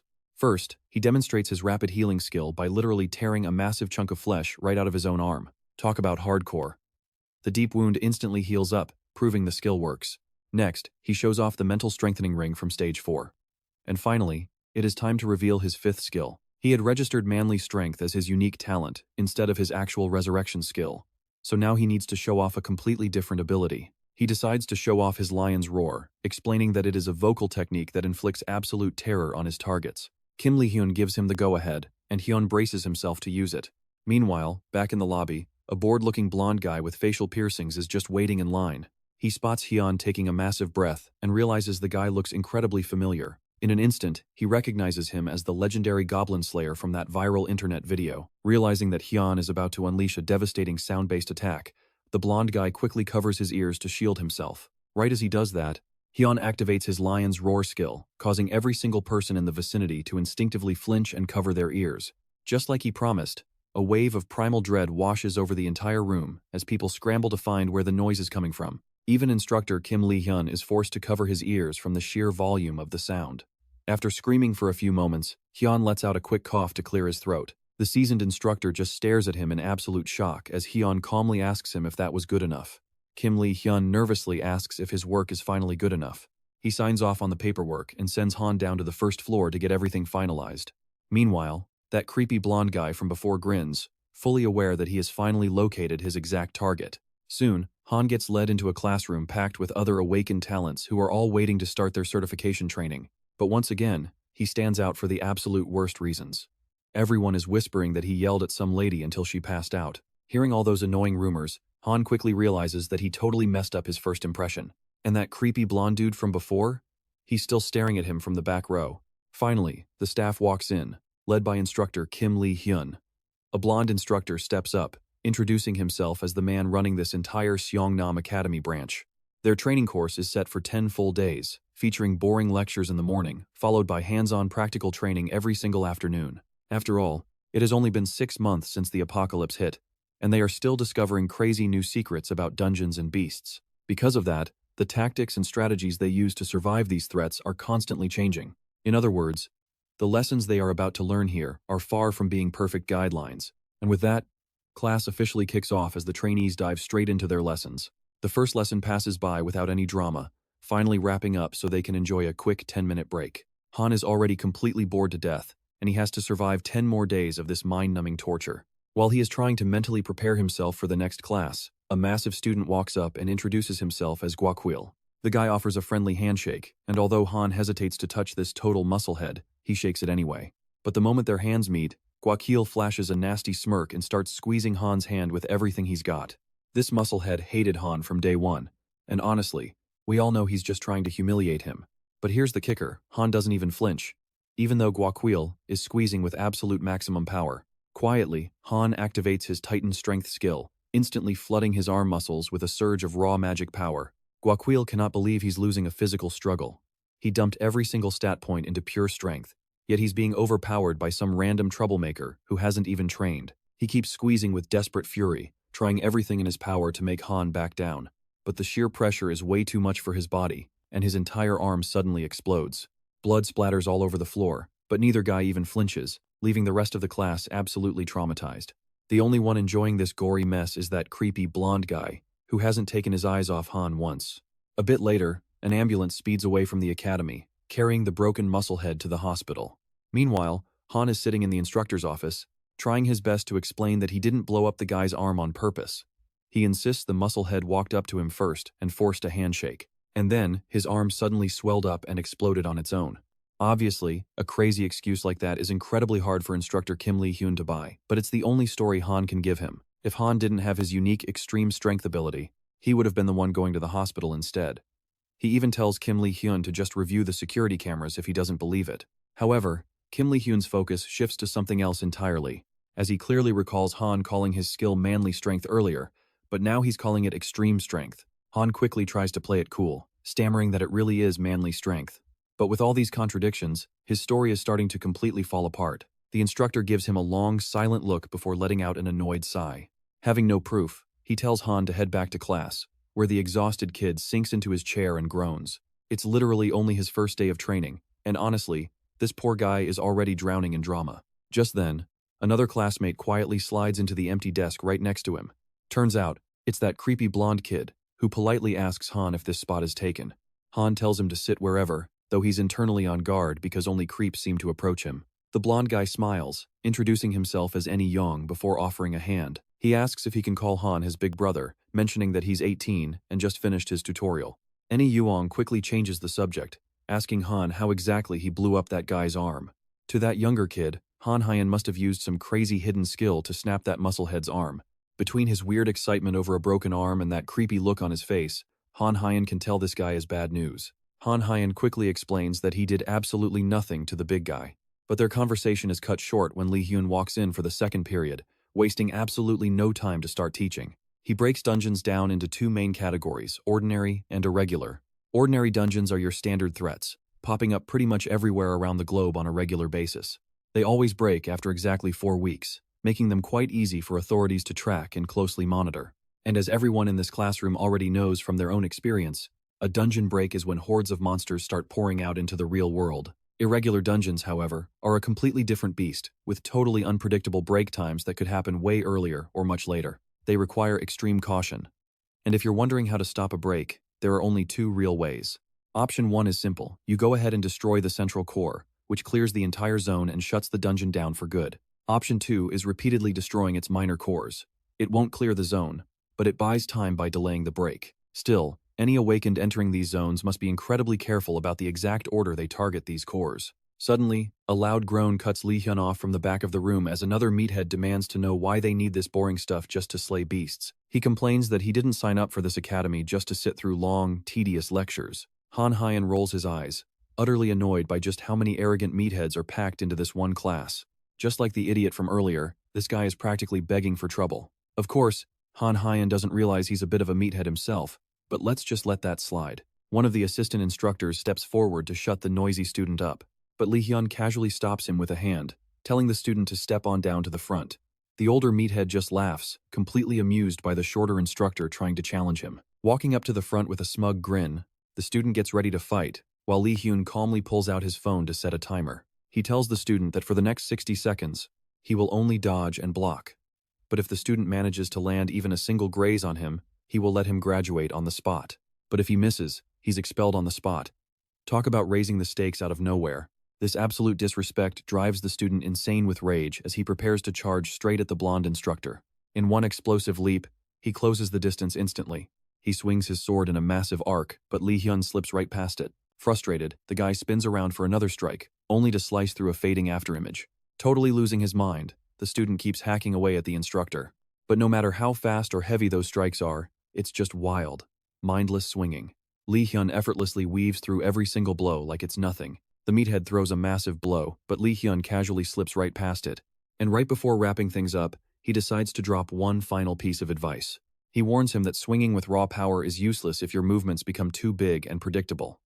Then, Lee Hyun unleashes his very first counterattack of the match. With one devastating kick, he sends the student's weapon flying straight up into the ceiling, slamming the arrogant guy onto the hard gym floor. He flashes his phone screen at the dazed student, showing him that 60 seconds are up.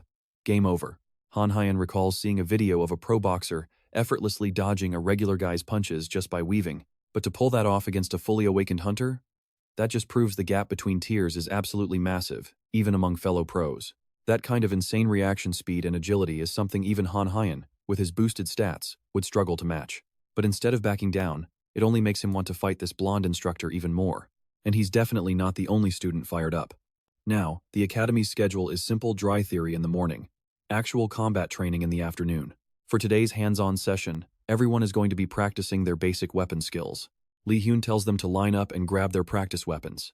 At first, they are left to practice their own style, and an assistant will step in later to fix their form. But before they start, he warns them that because they are short-staffed, personalized one-on-one coaching isn't going to happen today. Picking up his training sword, Han Hyen is instantly disappointed because the blade is totally dull, and just swinging at thin air sounds incredibly boring. Suddenly, Young sneaks up behind him and asks if he's down for a quick sparring match. But as if reading their minds, Lee Hyun announces that actual combat is strictly banned until day 6. He watches the other students training, and even though he did not expect much, everyone is way weaker than he thought. While he does not really need to practice, he can still treat this as a quick workout. Grabbing the sword, he executes basic moves, flowing smoothly just like he did back in the tutorial. Lee Hyun silently watches as Kang Hyun handles the blade with flawless precision, remaining completely quiet. Then, an instructor walks over and tells Kang Hyun not to move that way. Offering advice on his blade angle and stance, the man tells him he is just showing off. He claims those flashy moves are useless in battle. Honestly, Kang Hyun has no idea what this guy is yapping about, but decides to let it slide. Just then, Lee Hyun steps in. Watch how he commands the whole room. With all eyes on him, he announces that Kang Hyun and the critical instructor will face off in a quick fighting demonstration. Lee Hyun instructs the assistant to fight exactly as he advised, while Kang Hyun keeps his usual style, telling both of them to aim directly for each other's weapons. As both fighters step forward, Kang Hyun is incredibly excited, waiting for Lee Hyun to finish counting down. Their blades clash. Instantly, the gap in power is obvious, showcasing Kang Hyun's skills honed over endless cycles of death and rebirth. He easily overpowers the arrogant instructor. Slamming the man into the dirt, he sends the sword flying uselessly behind him. Capitalizing on this quick lesson, Lee Hyun explains that weapon training is not just for show, but is meant to prepare them for actual combat. It also trains their bodies to react instantly to sudden attacks. Kang Hyun does not understand a single word of that lecture, but he is just thrilled to get praised after thrashing an instructor. The teacher helps the defeated assistant back up, offering a sincere apology for throwing him into such a brutal mismatch. Thankfully, the assistant does not take it personally and is not offended at all. Lee Hyun apologizes once more, admitting he simply needed to confirm a theory. Over the next few days, life at the academy continues in the exact same repetitive way for Kang Hyun. To keep track of everything and save his sanity, he starts a training diary. Day 1. He records his encounter with the buff guy who broke his arm, alongside his introduction to that total weirdo, Young. Day 2 is not much different, beginning with another routine morning. They study tactical combat theories while testing different weapons, and even though Young absolutely loves the gear, Kang Hyun decides it is best to avoid him. The days pass by with absolutely zero excitement, leaving Kang Hyun bored out of his mind. Desperate for any kind of action, by day 6, he begs Young to go stir up some trouble, but the blonde teenager surprisingly refuses. Lee Hyun already warned him to keep a low profile and just focus on graduating. But at this point, Kang Hyun is so restless he would welcome any chaos, as long as it does not drag him into trouble. The guy can say some incredibly ruthless things without even blinking. However, Young promises him that his days of being bored are coming to an end. Today marks the 6th day of classes, which means their very first afternoon sparring session is finally here. After almost a week of waiting, the real training is about to start. Trainees who spent the entire week stuck in boring lectures must now test their skills in live combat against one another. When Kang Hyun steps up, it surprises absolutely no one when he dominates his match. After wrapping up the effortless clash, he walks back to sit beside Young, who offers some quick congratulations on his easy win. Kang Hyun shrugs it off, stating his opponent was simply weak, making the victory meaningless. He is not trying to sound humble either, since that is exactly how he views these matches. Observing these matches is like watching toddlers play, proving the overall power of these trainees is incredibly underwhelming. He is not sure about certified elites, but the standard combatants here are extremely low tier. Since these duels drag on until day 8, he still has to endure 2 more incredibly boring fights before graduation. On stage, the current battle winds down, but suddenly, things go wrong. One of the students panics under pressure, completely freezing up and failing to raise his sword to block. The crowd gasps as the helpless fighter braces to get decapitated, only to open his eyes and find a blade hovering inches from his nose. Lee Hyun intervened just in the nick of time to prevent a total disaster, calmly calling the match and naming the victor while keeping his face completely expressionless. Kang Hyun knows the instructor is highly skilled, but after witnessing those elite moves, he would much rather test his own blade against Lee Hyun. Now, the next pair is called, and you definitely do not want to miss Young's turn. Young flashes a devious smile, instantly drawing Hyun's attention, though he decides to keep his mouth shut. Remembering Young's earlier promise that something highly entertaining would happen, he wonders if this absolute psycho is going to trigger some massive chaos. Even though he literally just told the freak to go stir up some drama now that things are getting tense, he can't help but feel pretty anxious. Honestly, you'd think with an instructor right there, nothing too crazy could actually happen, right? Up on the stage, Young steps forward to fight his next opponent, a woman who looks like a mage. Instructor Lee Hyun explains that because she is a spellcaster, she will not be using standard wooden practice weapons. Instead, she must use her personal weapon to offset the distance disadvantage. Young does not mind, but the instructor notices something quite bizarre. The crazy kid is holding a heavy iron mace instead of the sword he typically uses during regular sparring sessions. Technically, there is no official rule outlawing other kinds of weapons. Choosing a heavy mace is not prohibited, but instructor Lee Hyun still finds his sudden weapon choice incredibly strange.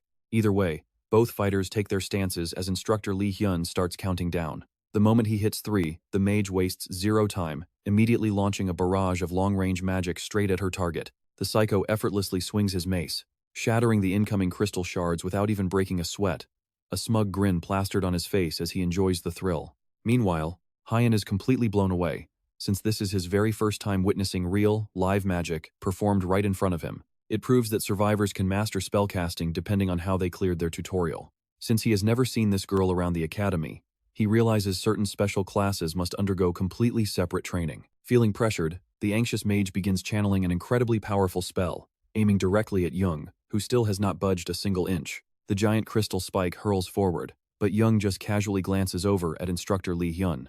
He suddenly winds up his mace like a baseball bat and drives it hard into the oncoming projectile. But instead of breaking the spell to pieces, he uses the impact to cleanly redirect the entire magic blast elsewhere. The deflected attack shoots straight at the instructor, forcing Lee Hyun to quickly leap out of the way. Taking advantage of that brief distraction, Young launches forward like a madman, closing the gap and brutally clobbering the helpless girl before she can even react. Blood sprays everywhere as the entire audience and instructors freeze in absolute horror, while Young proudly raises his fist to celebrate his brutal victory. No kidding. At this point, we are all thinking the exact same thing. This dude is completely out of his mind. Snapping out of their daze, the instructors rush onto the stage to help the poor girl, who lies completely motionless on the floor. One of the staff members dials 911, frantically screaming that a student has a severe, open head fracture and needs immediate life-saving care. Amidst the absolute panic and chaos, Young just stands back and watches them scramble, a terrifying, sadistic grin plastered on his face. Instructor Lee Hyun steps in, drawing his blade and pressing the sharp edge directly against the blood-soaked psycho's throat. He furiously demands to know what the hell that stunt was, but the blonde maniac just plays dumb, leaving Lee Hyun with no choice but to cancel class. He orders Young to follow him and dismisses everyone else. Watching them leave, Hyun stares intently at the instructor's side dagger. That's undeniably the exact same weapon the blonde maniac wielded when they teamed up to slay the hobgoblin. Despite the madness, sparring practice continues as normal for the next 2 days. And surprisingly, Young is neither expelled nor suspended from the training. However, his matches are heavily monitored now, with several instructors standing guard around the ring just to keep him under control. Of course, most of his terrified opponents just choose to forfeit, while the academy keeps a professional healer on standby for any emergencies. Thanks to all of their extreme precautions, the 8th day goes by without any blood, though Hyun notices instructor Lee Hyun looking pretty anxious the entire time. Later that night, Hyun visits the instructor's office, offering a private duel using actual, live steel. The highly stressed man, buried under piles of paperwork, calmly reminds his student that he is not supposed to go barging into staff offices completely unannounced like this, adding that this whole situation has been incredibly draining and exhausting for him. But Hyun just shrugs, asking if he isn't sick and tired of playing these childish, boring academy games. He knows the instructor is secretly itching for a real battle, since pushing pens and filing reports obviously is not his style. Furthermore, Hyun drops a massive hint, reminding Lee Hyun that the two of them have actually met once before in the past. This is enough to convince Lee Hyun to follow Hyun back to the empty stage, despite his lingering suspicions. Hearing the words straight from Hyun's mouth officially confirms they stood side by side during that horrific dungeon break. Even though some time has already passed, Lee Hyun still takes a moment to thank Hyun for stopping more casualties. But beyond that, Hyun claimed he stopped at stage 5, but that sword in his hand is actually the reward for stage 6.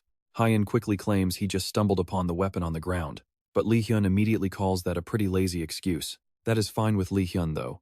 He knows Hyun will never give an honest answer, no matter how much he asks. Lee Hyun pulls his twin daggers from his inventory, gearing up for a tough fight. In an instant, he moves with such insane speed that he vanishes, reappearing right behind Hyun. Right before the strike lands, Hyun spins and blocks the blade with his sword. Lee Hyun figured the kid was only about raw power, but it turns out he is incredibly quick on his feet, too. Despite his massive frame, Hyun distributed his stats evenly so he would not just be a one-trick pony. He tells Lee Hyun to not hold back at all since he can just heal himself up, and Lee Hyun gladly accepts the invite. In a flash, he rushes forward again, unleashing a barrage of rapid-fire strikes that Hyun somehow manages to block and parry. Lee Hyun, who is fighting near his limit now, cannot believe Hyun is actually keeping up with this crazy onslaught. Meanwhile, Hyun is slowly letting his wild bloodlust take over. Since his recovery skill is indeed as great as promised, Lee Hyun decides to get a bit rougher. He shifts his grip and lunges at Hyun from a completely different angle. Now, look closely at this move. The strike seems completely unavoidable, but this is exactly the trap Hyun was baiting him into. He blocks the blade directly, takes it head on. The metal jams deep between his bones, locking the weapon right in place. With no escape, Hyun drags Lee Hyun closer and headbutts him. Hard. It knocks the instructor back, instantly winning the clash. A bit later, after treating that brutal head wound with a cold ice pack, Lee Hyun and Hyun sit down to have a drink and chat. They both respect each other's power, but Hyun is honest enough to call the sparring match a draw. Technically, skills were completely banned during the duel, but Hyun ended up using his. Since that is how it went, Lee Hyun claims the victory for himself. Hyun tries to argue that passive skills should not really count. With their drinks finished, Lee Hyun stands up and thanks Hyun for letting him blow off some steam with that match. Now he can get a peaceful night of sleep with way fewer worries. And they are absolutely going to need that rest, too, because tomorrow is the day of their first training dungeon raid. Meanwhile, a suspicious cloaked figure approaches the entrance of the very dungeon they are supposed to raid tomorrow. He looks around to make sure the coast is clear, then quietly activates an invisibility skill. The heavy stone doors slowly creak open as the unseen intruder slips inside and shuts them tight. The night rolls on, and not a single soul has any idea of what has been set up inside. The next morning, the students gather in front of the dungeon that has been designated as their official training ground. This training area is an F-rank dungeon called Keika's Forest, home to bird-like monsters simply known as Keikas. They are quite a bit tougher than normal F-rank beasts, but this spot was still handpicked for their class for two main reasons. First, it is an open field-style dungeon, meaning there is absolutely zero risk of hidden traps or sudden ambushes. Second, Kikas do not pack together, which allows the students to easily lure them out and defeat them one by one. The instructors will explain the rest of the operational details once everyone is officially inside. With that said, the instructors slide the massive doors open. This is actually the very first time Hyan is entering a real-world dungeon. During his tutorial days, he simply spawned inside them, never crossing a physical gateway like this. Stepping through the portal feels like crossing a dimensional boundary. When he finally blinks his eyes open, the scenery around him has shifted completely. Once they are inside, the teachers will lure in a Kika to show them how it's done. Afterward, they will split into teams of 5 to hunt. Lai Hyun signals the other teachers to start the demonstration while he explains the best ways to track these monsters down. In terms of looks, Kekas resemble massive ostriches, famous for their lightning-fast legs and rock-solid beaks. These giant birds can actually crush steel armor plates with their raw stomping power alone.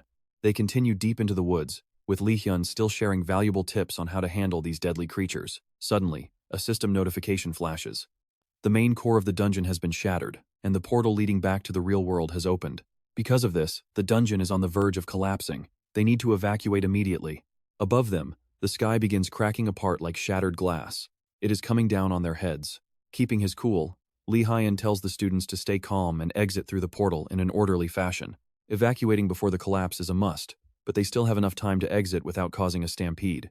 Once safe outside, the confused students immediately start whispering, wondering what went wrong and why the gate is collapsing. After a quick headcount, Lee Hyun confirms everyone made it out unharmed.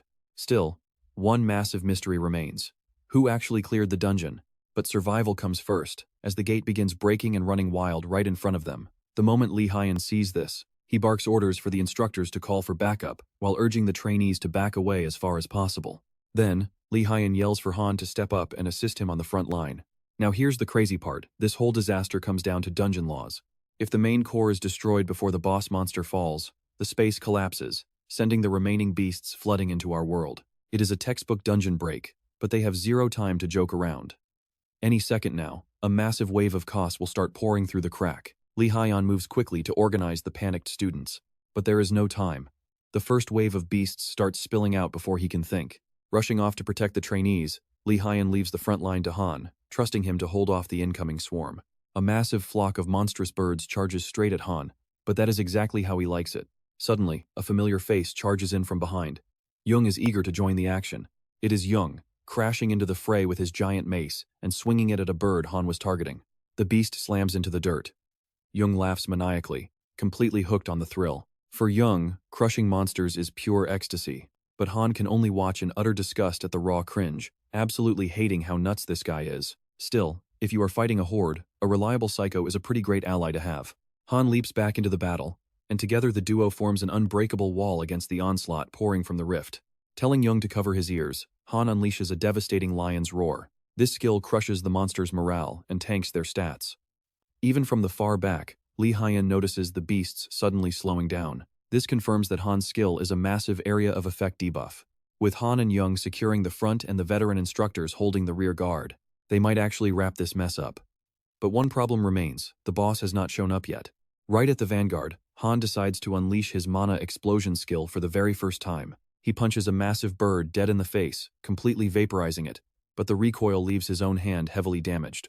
A suicidal move like that is only survivable because of his insane body. Anyone else would have lost their entire arm. Jung asks what kind of skill that was, but our main character coolly keeps his secrets.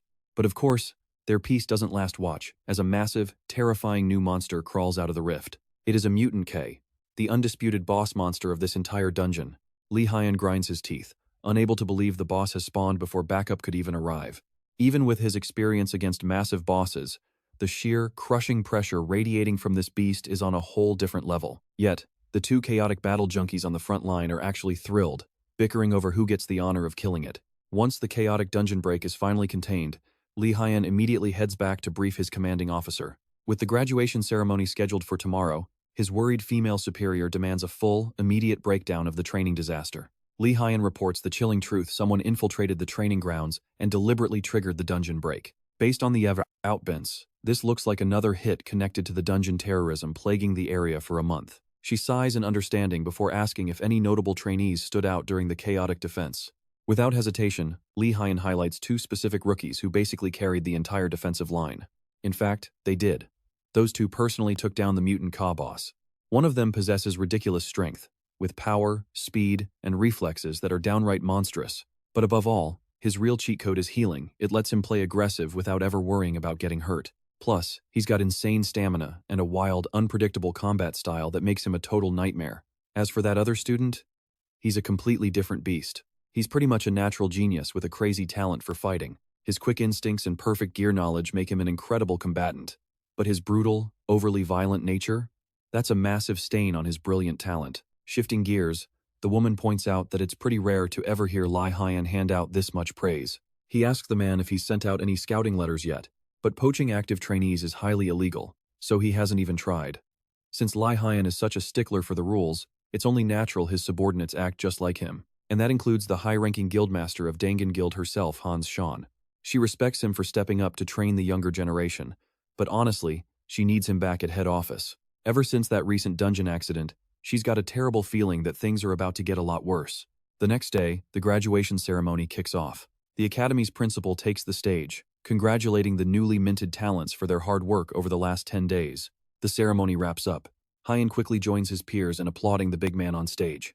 Wait, hold on. Stepping outside with Young, they find a massive limousine waiting. Turns out this arrogant punk is actually loaded, and he offers Hyan a ride.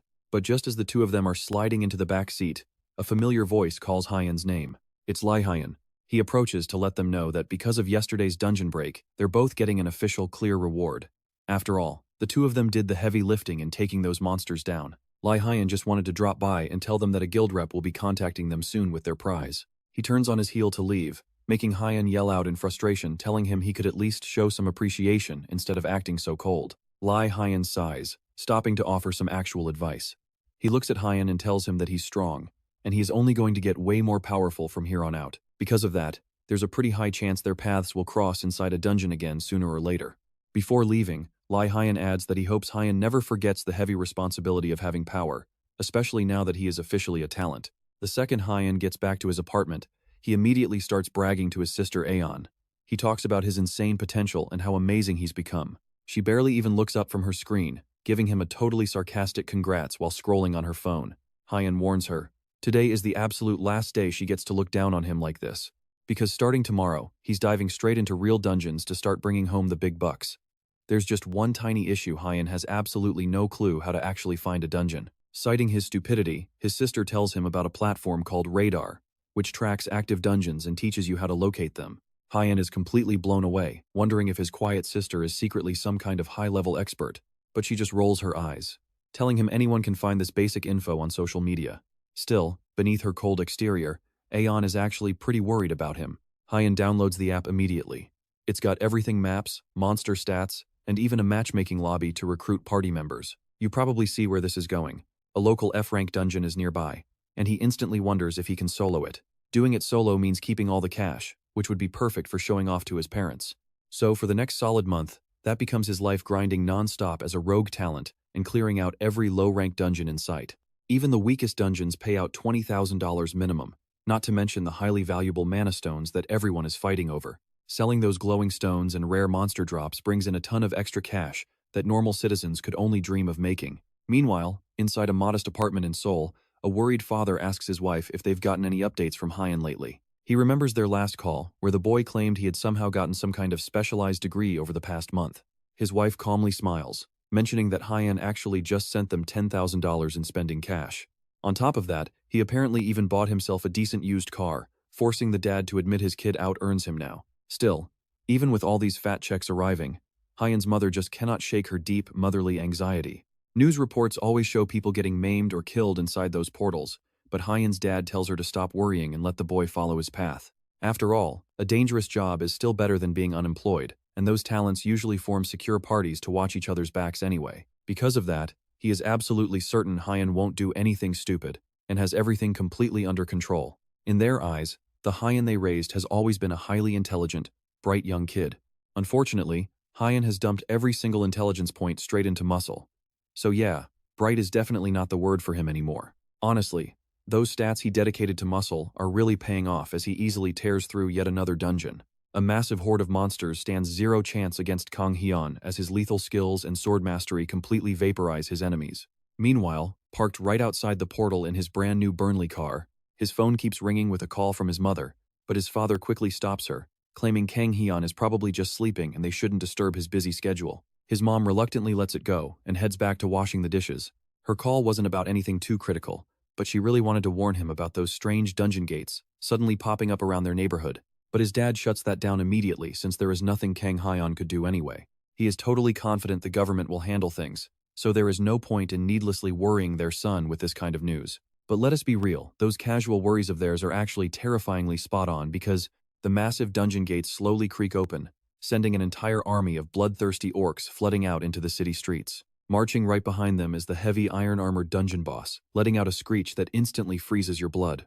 By the following morning, the core of the dungeon Kang Hyun was raiding is destroyed, and he casually steps back into reality. Having cleared the whole zone in just one day, he starts wondering where his next hunt should be. Maybe an E-rank portal, though even he knows that tackling that level of danger completely solo might be pushing his luck. He decides it is safer to play it cool, especially since he still hasn't tested if his resurrection skill actually works out here. For now, he'll just head home to rest up and prepare for a massive beef dinner with his sister tomorrow. But the moment he unlocks his car and checks his phone, he finds 36 missed calls from his sister, Aeon. Before he can even dial, she rings him again, and when he asks what's wrong, he is met with her trembling, raspy voice. She tries to catch her breath, sobbing out that they are in deep trouble because their parents are in extreme danger. Kang Hyun tries to process her words, but his mind instantly goes completely blank with shock. A mix of absolute dread and rage consumes him while the TV broadcasts a massive dungeon break right in the middle of Hangray, where his parents live. In a desperate move to handle the crisis, the government officially announces they are deploying every single resource to resolve the situation as fast as possible. The Ministry of Defense is teaming up with elite talent guilds to completely lock down the Hangray region and stop the carnage. But panic is rising fast over the countless civilians currently trapped inside the isolated hot zone. With the grim news playing on screen, Kang Hyun laces up his boots to head out, while Aeon watches him with absolute dread in her eyes. Her brother isn't just jumping into a war zone, he's going in completely by himself. He tells her to chill out, reminding her that Kang Hyun, the legendary tutorial graduate, will be totally fine, so all she needs to do is sit tight and wait. Though she still warns him not to act completely reckless or try to show off as he rushes out to save their folks. But the moment he steps outside, you can see it in his eyes that cocky attitude instantly vanishes, replaced by this chillingly quiet focus as he starts the engine. He arrives at the Hangray border checkpoint and is instantly stopped by two heavily armed guards patrolling the fence. They bluntly tell him that he must turn back, but in response, he has other plans. He confidently pulls out his elite talent ID card, hoping they will let him pass through without any more fuss.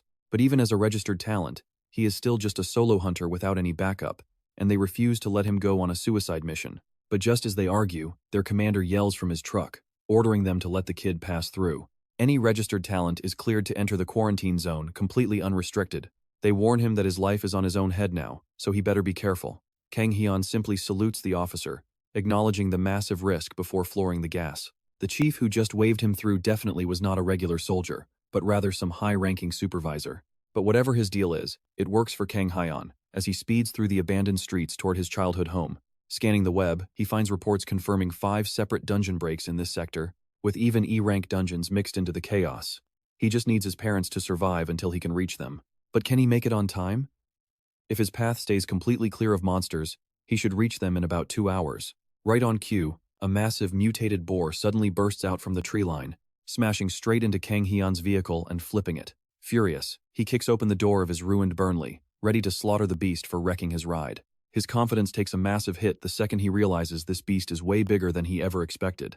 But right before the fight even begins, a whole stampede of goblins comes rushing down the path directly at them.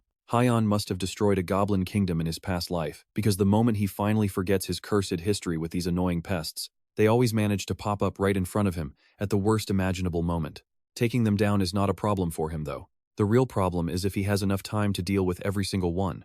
Rather than starting a clash he does not have time to finish, Hyun decides to keep moving and let the 2 packs of beasts fight it out among themselves.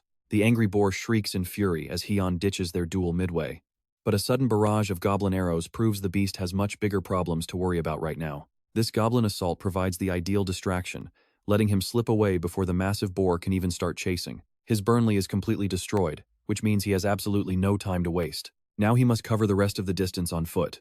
By nightfall, he is still sprinting through the dark woods, desperate to reach his family. Naturally, Trying to cover that entire distance on foot in one day is brutally difficult. He also has to save his phone battery, so using the flashlight is out of the question. If he had known things would get this bad, he would have stuck to the well-lit main highway. Suddenly, a beast lunges from the shadows to ambush him from behind. Hyon reacts in a split second, slicing his blade clean through the incoming threat. A Dupin wolf emerges from the dark, bleeding heavily from a deep cut from Hyon's blade.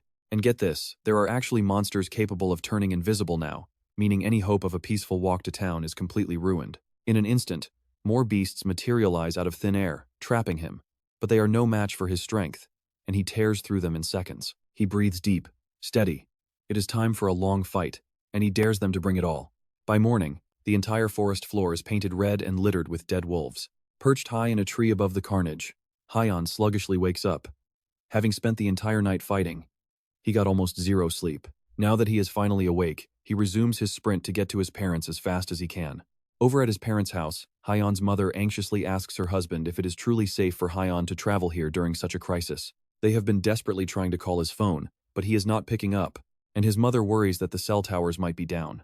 His dad originally tried to stay positive, but now even he is starting to have serious doubts. Vicious orcs have invaded the city, and he assumed the military could handle them easily, especially since the news reported they only came from low F-rank dungeons. But honestly, here is the single best part of this whole situation: they have no idea that the terrifying monster who just wiped out the invaders is actually their own son. Hyon laughs like an absolute maniac as he butchers the incoming monsters with ease. After all, he is a guy who clears F-rank dungeons entirely alone.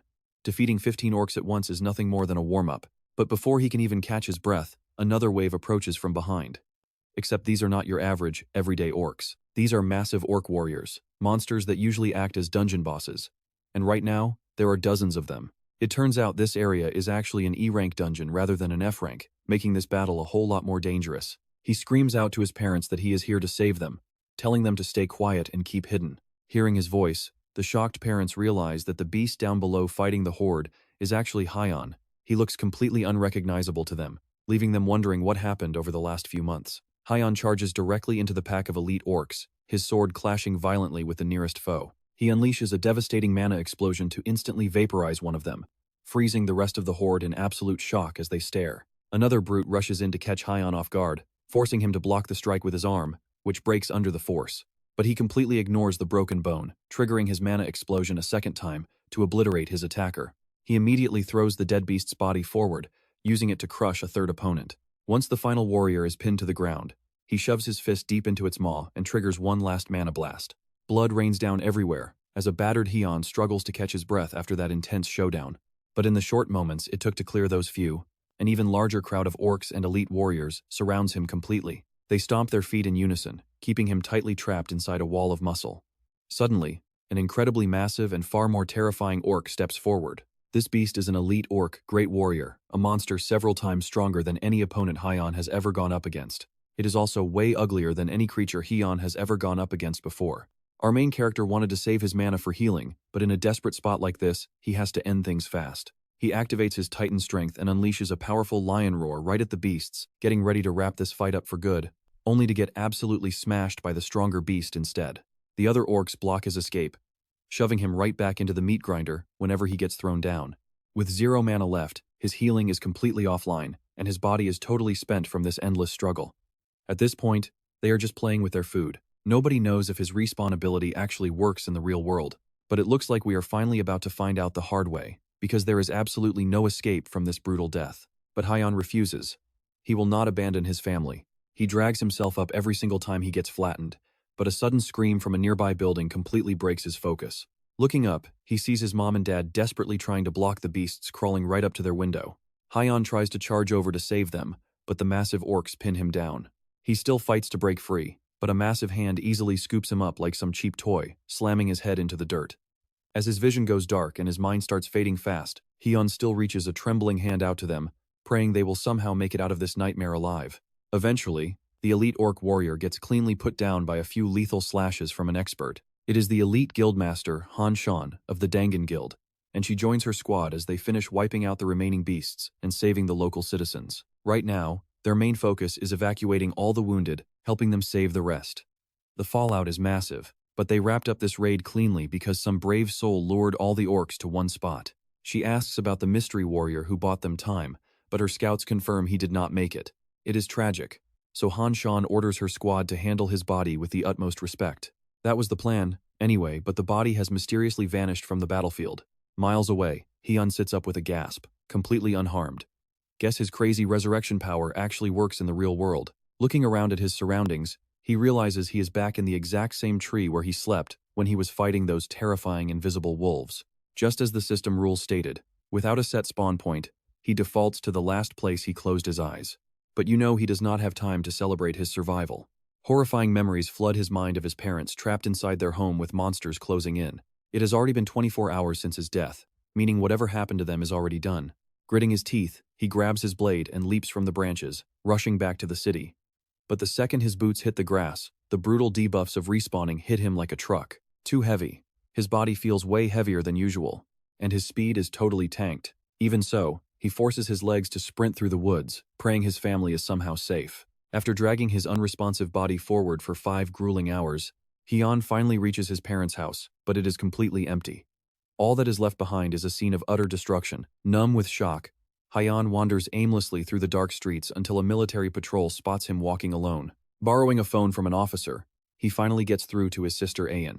On the other end, she delivers the devastating news their dad lost an arm and their mom is in a coma. Hyun completely loses it, his crushing rage shattering the plastic casing of the phone in his tight grip.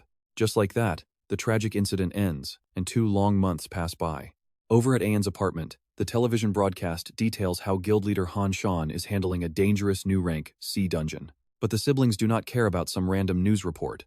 Hyun is prepping for another raid, and his sister can only watch him with deep anxiety. He has already died 3 separate times just this week, but he refuses to stop throwing himself into danger. Hyun insists he is totally fine, but Ayan knows he is secretly carrying all the guilt for what happened to their parents. She begs him to realize it was not his fault, but he just slams the door right in her face, marching down the steps to his next dungeon. Ayan pokes her head out, watching him go with extreme worry. Meanwhile, deep inside a dungeon, a group of awakened fighters clash with a monster species called Antia. Once the fierce beasts are dead, one of the awakened is able to level up, earning major praise from his party members as their undisputed ace. He proudly basks in the compliments, knowing full well he is an elite who successfully reached Stage 5 of the tutorial. Within the next month, he's planning to reach level 35, which is the minimum requirement to join the Dangun Guild. Even with his massive ego deep down, he actually takes a second to congratulate his party members, assuring them they will soon catch up. While they are talking, one of the adventurers spots someone sprinting out from deep inside the dungeon. Wait, look at this, it's Hyun, storming past them at an absolutely insane speed. He rushes right past them completely solo, making them realize he must be running this raid alone. They scream his name, but he's either too far away or just doesn't care, as he flies toward the core room. The team debates whether they should follow, while their party ace tries to figure out their next move. Letting Hyun walk into danger alone feels wrong, but that core room is still incredibly lethal. They decide to tail him, keeping a strict backup plan to bail the moment things get too ugly. But by the time they finally catch up to him in the core room, he's already facing a massive army of Antria beasts.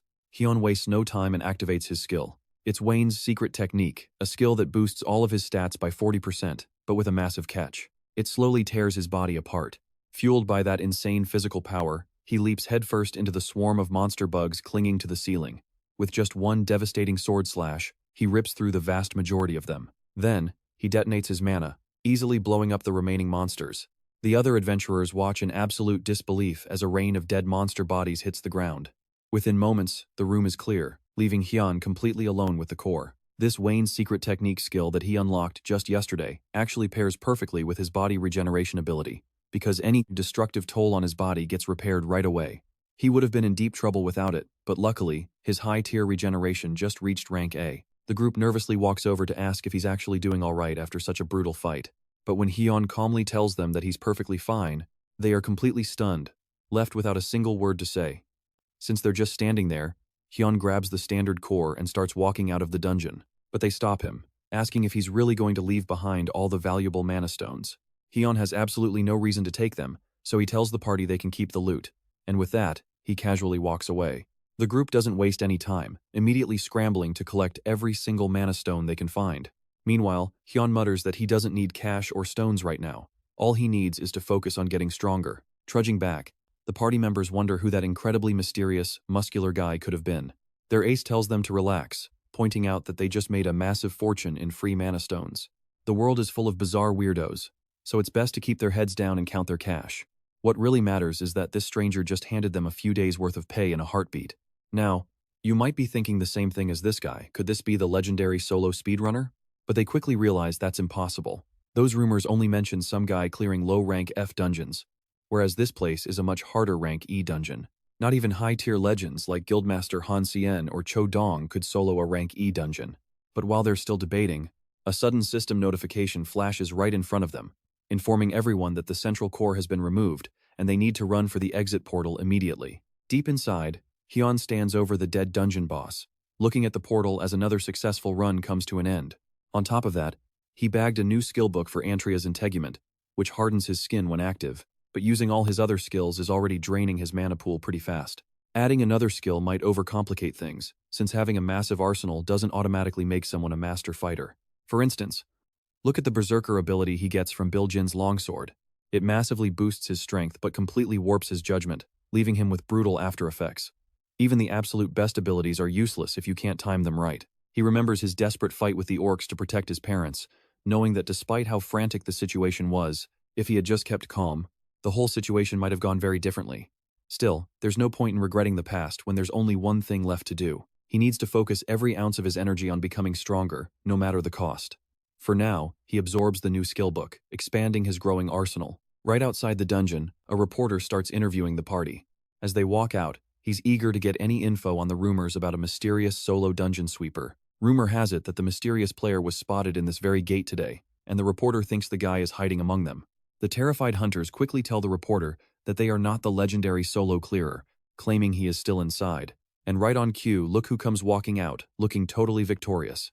Haeyeon casually scratches his neck as he steps outside, already planning his next move, when suddenly, dozens of camera flashes explode right in his face. Thirsty reporters start screaming over one another, desperately begging Haeyeon to look their way for an exclusive scoop. Meanwhile, a horde of guild recruiters shove their business cards forward, desperate to sign the strong new talent. It is total chaos. But our main character easily slides past them, telling everyone flat out that he does not care about their guilds or the rumors. While navigating the massive crowd, he accidentally bumps into a reporter who turns around and angrily barks, "Hey, what do you think you are doing?" Haeyeon instantly spins back with a terrifying glare, daring the guy to actually try something if he has a problem. Under that cold stare, the reporter completely chokes up, barely managing to stammer out a quick apology before our main character grunts and walks away from the crowd. Once he leaves, the reporters immediately start whispering to each other. Honestly, Haeyeon looked like he was ready to commit murder, leading some of the shocked media to whisper that he might be an ex-con or a dangerous gangster. Haeyeon finally reaches the parking lot and clicks his keys to locate his vehicle. It is his sleek Bentley. He is still complaining about those annoying reporters wasting his day when a voice calls out to him. He turns to see a man wearing a very sharp suit, and Haeyeon instantly demands to know who he is. The suited stranger calmly tells him not to worry, he is only here to help him. With a polite smile, he hands Haeyeon a business card introducing himself as Sun Yun-ho from the Talented Association. Turns out their group has been tracking his progress for a while, and Sun Yun-ho wants to personally promise that if he signs with them, they will give him every resource they have. He adds that there is no rush to make a decision, and they would just be incredibly grateful if he gave them a call whenever he is ready. With that, bowing politely, the suited recruiter walks away, leaving Haeyeon to stare down at the contact card in silence. The Talented Association is actually a massive group that Haeyeon is pretty familiar with. They were the very first guild built to protect awakened hunters, and unlike greedy corporations chasing pure profit, this association actually puts their people first. Haeyeon did not know they scouted players this way, but it is a pretty nice change from desperate recruiters shoving cards in his face. Since there is absolutely no pressure to call them back immediately, he has plenty of time to weigh his options. Later, as he eats some noodles in peace, a passing little girl asks her mother if that scary guy is a monster, earning an instant, terrified shush. Once he finishes eating, Haeyeon sits back to figure out his next move, realizing his absolute biggest bottleneck right now is his mana. His mana is entirely spent on the secret technique of Wayne and his passive body healing. That is why his reserves are always empty, and with the new Antria's Integument equipped, he will not even be able to cast his basic offensive skills. What he desperately needs is some high-tier gear to help solve this constant magic shortage. Keeping that in mind, he pulls out his phone and opens the radar app to search for listed gear. But after scrolling for a while, nothing really catches his eye, as most of the available listings are just weak accessory items with basic passive effects. In reality, those are just overpriced garbage that will barely boost his main stats by 1 or 2 points. He needs something actually high quality. But then, A notification pops up from an anonymous user selling intel on a dungeon that drops magic-boosting rings. Intrigued, Heian buys the information and decides to check out the coordinates the very next day. The post leads him to an E-rank dungeon called the Goblin Village in Hanam. Inside, certain goblin shamans have a pretty decent drop rate for a ring that boosts your magic power by 1 or 2 points. If he gets lucky, they can also drop a rarer ring with a 4-point boost. On top of that, the main boss is a goblin great shaman, which reportedly has a high chance of dropping something far superior. Historically, this gate was a highly profitable, low-key farming spot known to only a tiny handful of elite players, but recently, some illegal thugs took over the area, claiming the dungeon as their private turf and blocking all outsiders. Since there is no threat of a gate break, the government has completely ignored the situation. Now, the desperate poster can only pray that a top-tier guild reads this message and decides to clear the trash out. Hyun heads up to the Goblin Village dungeon, and at first, it looks completely deserted. According to the online posts, though, some guards are supposed to be blocking the entrance. That does not change a thing for our main character, who just pushes inside to kick off another solo raid. Right as he steps through the portal, he spots 3 people standing guard right at the entrance. The guy leading them checks out Hyun's armor, instantly thinking they are going to get a massive payday after taking him down. His buddies totally agree that stealing Hyun's top-tier gear is going to be a sweet reward. One thug steps up to Hyun, warning him that this place belongs to the Bait Guild, but our guy literally does not care. The blockhead goes on, blabbing that anyone stepping into Bait Guild territory without an invite has to pay a heavy toll. They say if he hands over all his items, they might let him walk. Hyun's answer? He casually flings the trash talker like a javelin, then puts him to sleep with one brutal punch. His buddies barely even realize what just happened before they draw their blades, desperate to start a fight. A thug charges straight at Hyun with his sword raised, but our guy does not even try to dodge. He catches the incoming blade, bare-handed, then shatters it. Then he kicks the guy backward, sending him flying. Walking over, he casually tells them he loves dealing with trash like this because he can beat them half to death without feeling a single shred of guilt. But right as he stomps on the fallen attacker, a sudden blast of magic strikes him in the back, making him stop in his tracks and glare at the caster. It is the lone female member left standing, and she is shivering as smoke rises from her hand after casting Mana Explosion. Wait, so this tells him that Mana Explosion was actually a long-range spell this whole time, meaning he has been blowing up his own hand for absolutely no reason.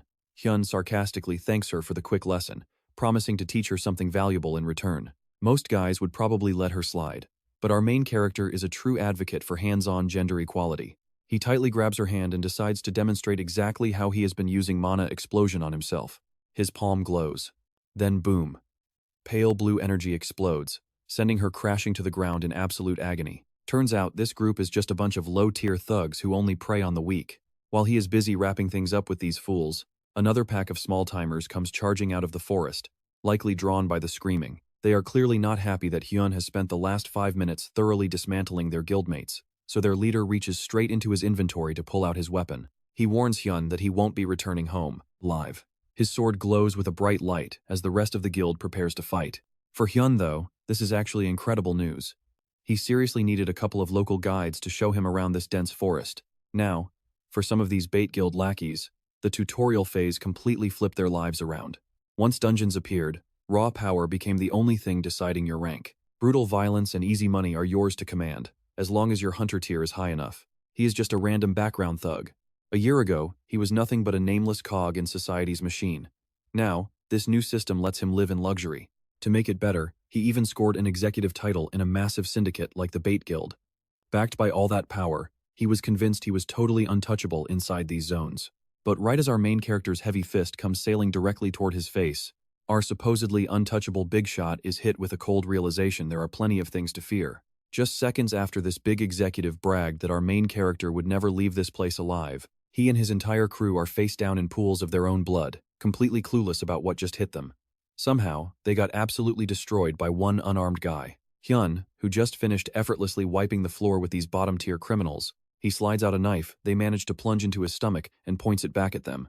He gives them exactly 5 seconds to line up before the real punishment begins. It is finally time for him to select a faithful local guide to lead him through this place. In the blink of an eye, the remaining thugs assemble into a highly obedient little pack right before him.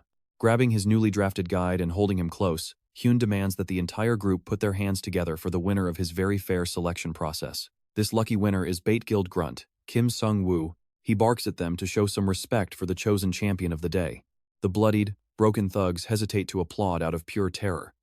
but one icy glare from Hyun gets them clapping like enthusiastic children. Now that Hyun has secured his tour guide, one shaking criminal courageously asks what our main character plans to do with the survivors. Hyun can be pretty understanding. He ponders it for a second before asking if they will stop committing crimes and promise to turn over a new leaf. The men all clasp their hands together, desperately begging and promising they will never commit another crime if Hyun just lets them go free. Hyun doesn't buy their act. Not for a single second. He immediately beats them all down for daring to think he is that stupid. He keeps the beatdown going, knowing damn well they are just lying to escape and do it all over again. Leaving the guys in a bloody pulp, Hyun grabs a weeping Sunwoo and drags him along to continue their journey through the deep forest. Based on what Hyun has seen during his first few hours inside this massive dungeon, this dungeon is rare. It is easily bigger than an entire city. It is just way too massive. Soon, he gets suspicious. Is Sunwoo leading him around in circles on purpose? The terrified grunt nervously stammers that he is not doing that, claiming he is just looking for a safer path with fewer monsters. That is a totally useless effort, since he is walking right beside Hyun. Hyun tells him to stop worrying. Just find the core, even if they walk straight into danger. He points his sword right at Sunwoo, ordering him to find some enemies because he is getting bored. The terrified grunt scrambles to obey, but Hyun stops him. Night is falling fast. They need to set up camp and wait for sunrise before moving. The two men set up a campfire for the night. Hyun rests against a tree trunk while Sunwoo cooks some instant ramen for them. While they quietly eat their hot instant ramen from a metal mess tin, an incredibly awkward silence fills the air. Hyun breaks the silence first, asking Sunwoo how old he is and what his life was like before becoming a hunter. The guy is 25, and he was just a regular college student before the world changed with the tutorial. Hyun advises that he should have stayed in school instead of joining a shady guild and doing horrible things like today. Sunwoo explains that he desperately needed the money because his student debt was piling up and part-time jobs ruined his scholarship chances. To make matters worse, his father's business went under, making things even harder. The shock was too much for his mother, and their situation grew incredibly desperate. But in the middle of this tragic backstory, Hyun cuts him off. Seriously, who asked for a sob story? Too much information. Hyun does not care about some random kid he just met. With that, Hyun tells him to stop talking nonsense and just eat his noodles so they can rest up for tomorrow. Sunwoo cannot even hold back his tears as he eats. Later that night, the campfire dies down to smoking embers as they sleep. Waiting until the dead of night, Sunwoo slowly opens his eyes to check if Hyun is fast asleep. He cannot hear the larger man snoring, but since Hyun is fully wrapped up in his blanket, the grunt figures Hyun must be asleep. This is his perfect opportunity to either escape or end Hyun. But after remembering how easily Hyun beat up the rest of his party members earlier, he realizes that trying to kill this guy is a very bad idea. It is impossible. There is no way he can take down a monster like Hyun. So Sunwoo makes the much smarter choice and decides to sneak away to save his own skin instead. He tries to slip away, but Hyun's voice calls out immediately, stopping the grunt cold. Hyun calmly asks him where he is going, and Sunwoo nervously lies that he just needs to pee. Hyun tells him to do it right there, warning him that if he runs, he dies. The next morning, the two of them traverse the forest and finally reach the goblin village where the main dungeon core is located. Hyun can feel a massive amount of mana gathered there. His forced partner immediately asks how he can feel something as incredibly sensitive as mana. But Hyun only snaps back, calling him a weakling. Sunwoo forced a stiff laugh at the insult, but inside he is holding a massive grudge. He is plotting to make sure Hyun ends up dead very soon. Look at that horde. The monsters are clustered right around the main core. The bait guild usually farmed by attacking their scouts, but since Hyun interfered, none of those scouting parties have been taken out yet. No scouts died. So the entire goblin army is gathered in one place. Despite the massive army in front of him, Hyun flashes an evil grin since tearing goblins apart is his specialty.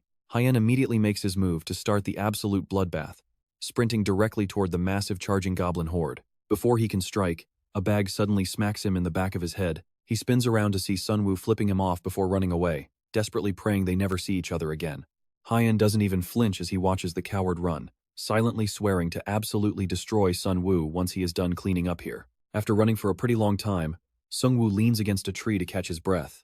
No matter how strong Han is, Sungwoo is absolutely sure he cannot survive against that massive horde of monsters. But then, a sudden system notification pops up. The dungeon main core is destroyed and the exit portal is now open. Against all those crazy odds, Han actually cleared the entire goblin village and claimed the main core completely alone. Staring blankly at the two system windows, Sungwoo can only pinch himself to see if this is all some dream. See, an E-rank goblin village doesn't have normal cores. Every single monster protects that one main core. Yet Han wiped out every last monster in this massive dungeon and took the core all for himself. As Sungwoo stares at the screen in pure shock, You've got to wonder what kind of absolute monster is our main character. What kind of insane strength does it take to crush an entire army alone? Is it raw, destructive firepower to wipe them out, or just insane physical strength and endless stamina? While Han definitely has those traits, that is not really how he gets things done in a fight. The real secret is his impenetrable defense, and his absolute decisiveness when dealing with endless waves of enemies. By tanking every blow and rushing the most direct path straight to the Goblin commander, it is actually possible Han pulled this off alone. It is a high-stakes gamble where a single second of hesitation means instant death, but for a complete psycho like Han, it works. Sung-woo thought this guy was just a brainless brawler, but it turns out he crossed a literal boss monster who might actually be a terrifying genius strategist. Now Sung-woo is shivering in pure terror. Meanwhile, Han, having crushed the great goblin shaman, he collects the boss's magic stone along with a shiny D+ rank ring. This boosts his magic power by 4 and speeds up mana regeneration by 10%. With his goal met, Han is ready for his next mission, teaching his dear Sung-woo a very painful lesson. The second he exits the dungeon, he runs straight into a massive crowd of players, almost certainly goons from the Bait Guild. Since they could not take him down alone, they brought their entire roster to jump him with the whole squad. This mob of extras does not interest him at all, so his eyes scan the crowd until he spots his favorite target, Sung-woo, hiding in the back. Han rolls his shoulders as he strides toward his target. He plans to dish out 30 quick punches and save the rest for later. But before he can strike, a suit-clad guy cuts him off, saying this is all just a huge misunderstanding. A well-dressed man in a suit calmly walks right up to him. The suit politely assures Han that they are not looking for a fight and only want to talk. Introducing himself as Yui Hyun from the Bait Guild, he asks for Han's name, but our main character rejects the handshake and leaves him hanging completely. He has zero interest in small talk, telling the suit to stop beating around the bush and spit it out before things get ugly. Yui Hyun slowly drops his hand and decides to lay his cards on the table. An official invitation is on the table to join the Bait Guild. If he signs up, he gets wealth, massive fame, and anything he wants for his career. They will even make him an executive right off the bat. Yui Hyun really wants to recruit this hidden beast before the public catches wind. With him as their new star, the Bait Guild would easily rise to become one of the absolute strongest guilds in the world. Han hears him out, and then gives a flat-out rejection. Yui Hyun did not expect an instant yes anyway, so he passes over a sleek golden card, asking our main character to think it over carefully, glancing at the card for a second, and then tearing it right down the middle in front of everyone. Han might have a pretty wild personality himself, but even he has standards. He does not run with trash from the Bait Guild. Yui Hyun stares at the ripped pieces in utter disbelief, his polite face twisting into a furious grin. Look at that grin. Han instantly gets right in his face with a psycho smile of his own, asking if he actually wants to throw down. Yui Hyun quickly backs down, sweating as he stammers that he only wanted a peaceful chat, hoping they can schedule a proper meeting under better circumstances. Han merely shoves past the man, literally spitting on the floor at the mere idea of ever talking to him again. And just like that, he starts walking right through the silent, parting crowd of Bait Guild members. Left fuming with nobody to lash out at, Yui Hyun turns his deadly gaze toward the guy who started this entire mess, Sung-woo. Walking home, Han silently admits to himself that things almost went completely sideways back there. There were easily 300 guys waiting, and his mana reserves were totally empty. If they had actually attacked him, he would have been dead meat. With all that chaos breaking out, Hyun totally forgot to thrash Sung-woo, all thanks to that annoying Bait Guild master, Yui Hyun. Hyun tries not to let the mischance bug him too much, knowing his moment will come sooner or later. He will make absolutely sure Sung-woo suffers during their next encounter. Meanwhile, that miserable punk is currently catching heat from his own guildmates, who accuse him of willingly guiding Hyun. Groveling right in front of a deeply insulted Yui Hyun, the furious master clears his throat and demands to know if the rumors are actually true. Sung-woo can barely squeak out an answer, making Yui Hyun call for a blade. The terrified coward begs for his life, promising to do absolutely anything. The cold-hearted guildmaster doesn't even hesitate as he drives the blade straight through the chest of Sung-woo. He cannot stand the thought of a dirty traitor breathing his air. With a brutal kick, he shoves bleeding Sung-woo into the closing dungeon portal. Now that the trash is officially cleared out, Yui Hyun summons his vice guildmaster for a quick chat. He orders a complete investigation on Hyun, but his second-in-command reveals that a shadow has already been dispatched to tail him. How dare that insolent brat reject the Bait Guild in such a disrespectful, cocky way? Yui Hyun knows the kid is arrogant because he has real power, but that legendary strength does not extend to the weaklings around him. If he wants to break and tame a monster like Hyun, he just needs to grab him by his weak points. And honestly, we all know his tough guy attitude will shatter the second they touch his family. The very next evening, Hyun and An grab a table at an upscale Korean barbecue spot. An starts teasing him, joking about how a formerly unemployed, lazy college grad can suddenly buy her expensive beef. Clearly, the guy hit the jackpot. But honestly, there is no better way to spend his hard-earned cash than on some mouth-watering premium food. While he flips the sizzling meat, his sweet sister offers to take over the grilling duties as they catch up on their parents and recent hospital visits. During An's last visit, the head doctor confirmed that their mom is stable, and she might even wake up from her coma soon. Hyun can't help but smile at the amazing news, and An immediately teases him because it's been ages since he last showed any joy. Ever since their parents' tragedy and his own terrifying first death, he's been super gloomy and serious, completely unlike his former self. Hyun objects to that, claiming he is always smiling like a normal guy, but she fires back that his creepy, criminal-looking grin definitely does not count. Suddenly, Hyun's stomach does a violent flip, signaling a major, code-red bathroom emergency. He bolts instantly, completely ignoring his sister, yelling that the prime beef is ready. But honestly, you can't blame him. Trying to take a dump inside a dangerous dungeon is incredibly awkward. Having successfully won his desperate war against the toilet, Hyun washes his hands and walks out of the restroom to head back. That had to be at least 2 whole days of heavy buildup, but it is finally cleared out. Unfortunately, another kind of garbage is waiting for him. He spots a mysterious stranger talking to An at their table, who quickly bows and flees the moment he spots Hyun. Hyun smirks playfully, teasing his sister about whether some random guy just tried to hit on her, but she looks completely baffled, asking if the guy isn't actually his friend. The stranger left a small, folded note for Hyun before taking off, leaving our main character totally clueless. If they were actually acquaintances, there's no way the guy would have run off like that. He would have at least stayed to say hello. Now get ready for this. The second Hyun unfolds that paper, the truth hits him. It's a warning from the Bait Guild master himself. Despite the creepy warning, the siblings head straight home. The moment they step into the apartment, An starts whining about forgetting to stop by the local convenience store. She asks Hyun if he wants a cold beer, and when he says no, she sighs and gets ready to head out alone. Hyun tells her to head inside while he runs the errand. She is pretty surprised by his sudden nice behavior, but she is not going to turn down free alcohol. Walking out of the shop clutching a fresh, ice-cold can of beer, Hyun quietly fumes, wondering what those trashy Bait Guild members are plotting. Approaching his sister is a pretty cheap, tasteless move, even for them. He weighs his limited options, debating whether he should skip the dungeons and guard the house, though that might not be enough to keep her safe. An still has her regular job to attend to every single day. While lost in these dark thoughts as he walks down the street, his phone suddenly starts ringing. Seeing his dad calling, he answers the phone without a second thought. The old man first checks to see if he is back home, before dropping some massive news their mother has finally opened her eyes. Overjoyed, Hyun immediately floods him with frantic questions about her condition, though for now, all they can really do is wait for the doctors. The doctor says she will be perfectly fine, bringing some massive relief to Hyun. But that peaceful moment instantly vanishes when his father mentions that some guy claiming to be a close friend dropped by earlier. Hyun does not have any friends close enough to visit his parents, and his mind goes completely blank. Then his father reveals this visitor is named Yong Yui Hyun, who specifically asked to pass along a very friendly greeting. His father asks Hyun if they grew up in the same neighborhood, since the old man has never seen this guy before. Through all of this, Hyun stays dead silent, his rage slowly boiling hot from deep within. The next morning, that school employee who literally cried just looking at our handsome main character heads out to work. Along the way, she spots one of her female coworkers doing the exact same. Her coworker is running late, admitting she accidentally overslept. But both of them suddenly freeze when a familiar voice calls out to greet them from nearby. It is a talented named Shin Suna, and she brought them some warm coffee to start the day. They tell her she really did not have to go out of her way, but happily accept the drinks anyway. She insists they do not have to thank her, since she is only doing this because she genuinely wants to.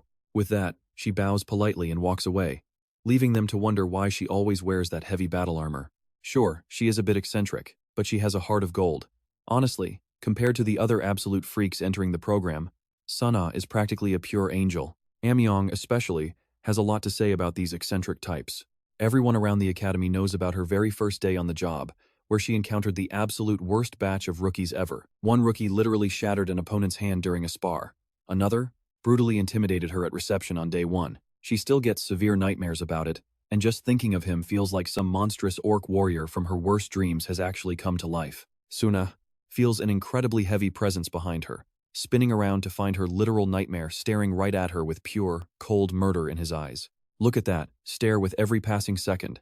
The absolute rage in his eyes just keeps building up. Before long, she and her terrified coworker cannot even hold back their blood-curdling screams of horror. They weakly threaten to call the cops, while Hyun reaches a hand toward them. As they scramble for their phones, Hyun ignores his scary expression and asks about Kim Lee-hyun. The desperate panic in his eyes as he explains he needs to protect his family makes them stop screaming and quiet down. Shaking, Suna manages to tell Hyeon that instructor Kim Lee-hyun was only temporary, and he does not work at their academy anymore. Elsewhere, inside a sleek meeting room, Kim Lee-hyun is busy giving a detailed presentation on his team's latest dungeon research. From their findings, the ranks of these sudden dungeons appearing all over the place are only going to keep going straight up. They urgently need elite fighters for this. But his presentation gets cut short loud, frantic knocks slam against the door. He swings it open and snaps at the guy that they are currently in a crucial meeting, but the panicked messenger insists this cannot wait if they want their headquarters to stay standing. A guy with monster-like strength is absolutely trashing their lobby, claiming he knows the Vice Guild Master. That catches Kim Lee-hyun's attention instantly. The Vice Guild Master rushes down to the reception area to meet with an incredibly anxious Hyun. When the former instructor told him they would cross paths again, he definitely did not expect it to happen like this. Cutting straight to the chase, he asks Hyun what is wrong, and our main character replies that he wants to hire him. The Vice Guild Master is perfectly fine with that, but wants to know the exact details of the job. The reason is simple: the notorious Bait Guild threatened his family, and now they are actively taunting him. Hyun just needs a reliable guard to protect his family while he goes out to wipe them off the map. Kim Lee-hyun nervously wonders what on earth Hyun has been doing lately to get into such a massive mess. He slowly sets down his cup of coffee and sighs. The Bait Guild is incredibly infamous, and his own faction is well aware of their toxic, troublemaking habits. But they could never make a move without a solid reason to strike. Not that Hyun cares about tedious guild politics, though. All he knows is he wants to destroy them himself, which is a major win for Kim Lee-hyun. The Vice Guild Master is not even shocked by Hyun's brutality, but he is surprised the main character chose him. The reason is actually pretty simple: Kim Lee-hyun is the single strongest powerhouse that Hyun currently knows. Well, there is Yusung. But no way Hyun leaves his family in the care of that complete psychopath. Hyun promises he only needs 1 week of his time, and in return, he is willing to pay some absolute top-tier money. But for an elite hunter as famous as Lee-hyun, cash is at the very bottom of his priority list. The Donggun Guild already takes care of all his financial needs. If Hyun expects to recruit a big shot like Lee-hyun, he has to offer something far better than mere cash. Hyun pauses, genuinely wondering if Lee-hyun is actually hitting on him. The sheer absurdity of it almost ruins their deal on the spot. Realizing he might actually lose his mind if this goes on, Lee-hyun wisely decides to pitch his real demand first. If this job wraps up smoothly, Lee-hyun wants Hyun to meet directly with Han Seon, the Donggun Guild Master. Hyun still has to pay a standard fee, but if he accepts this single condition, the powerhouse Donggun Guild will back him up completely. For Hyun, agreeing to this deal is an absolute no-brainer. Just like that, the Donggun Guild mobilizes to give Hyun all the backing he requested.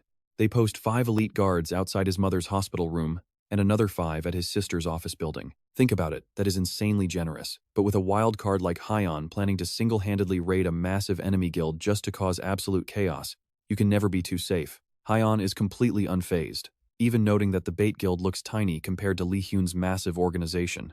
But Lee-hyun warns him that a guild's true strength is never measured by the size of their headquarters. The Bait Guild controls a ridiculous number of dungeons, meaning they definitely have some powerful shadow players backing them. Hyun actually called them to schedule a meeting the very day he got that threatening message, so they have undoubtedly gathered all their heaviest hitters. A surprise ambush would have been smarter, but the moment he read that threat, he panicked and called them, begging to do whatever they wanted. His hands were tied with his family's lives on the line, but playing along bought him enough time to coordinate with Lee-hyun.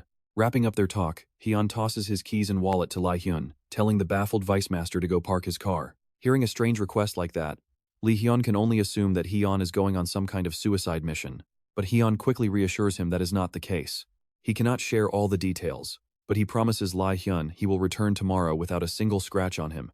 Hyun marches straight over to the Bait Guild, where a smug Hyun waits for him alongside a squad of heavily armed elite hunters. Cutting right to the chase, he sees this massive welcoming committee and immediately challenges the entire room to a brutal fight. But Hyun just smiles, calmly claiming that his Bait Guild family only gathered to show him some warm hospitality. Hearing a snake talk about family is so ridiculous it makes Hyun burst into hysterical laughter. This fake sincerity is the final straw, sending Hyun into a pure rage as he triggers his mana explosion to tear the entire lobby apart. The surrounding hunters panic as the concrete ruptures beneath their feet, but Hyun just sneers at the desperate attempt. The floor is reinforced with heavy steel plate, a detail Hyun already knew as he slowly unsheathes his blade. A simple blast won't cut it, so he stacks his skills: Wayne's secret technique, Titan strength, and swift strike, all at once. Watch this, he slices through the steel floor, sending the entire squad plummeting straight into the ground. Climbing out of the wreckage, Hyun smiles, thanking his lucky stars for his new passive skill, Entrea's Integument, which turns his skin to solid armor. Behind him, Yui Hyun casually floats down to confront the kid who just wrecked his headquarters. He calmly tells Hyeon to play nice, still hoping he can recruit him as an ally instead of an enemy. But Hyeon spits back that this greasy guildmaster crossed the line long ago, throwing away any chance of a peaceful partnership. Yui Hyun actually apologizes for threatening his family before laying out an insane offer. Join the Bait Guild, and together they can crush the legendary Dangun Guild once and for all. They will drag that arrogant guildmaster Han Seon to her knees, tearing her massive empire down from the roots. Yui Hyun asks if he truly understands the massive scale of the power they are talking about, but Hyun couldn't care less about the sales pitch and just wants blood. Yui Hyun laughs, stunned by his sheer audacity. There are over 200 hunters in this facility right now, and thousands more stationed across the country. Even with all that military might, the Bait Guild still lacks a powerful figurehead. They need an unstoppable champion to lead their forces and stand at the absolute vanguard. With Hyeon leading the charge, the Bait Guild will easily rise above Korea and conquer the entire global stage. Hyun's brilliant response?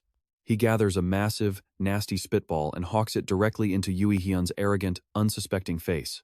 To Kang Hyeon, this entire speech sounds like a kid's school presentation. He tells the man to go become an ex-tuber instead of coming around and spouting nonsense. Yui Hyun takes a slow moment to wipe the spit off his face, staring at it on his hand.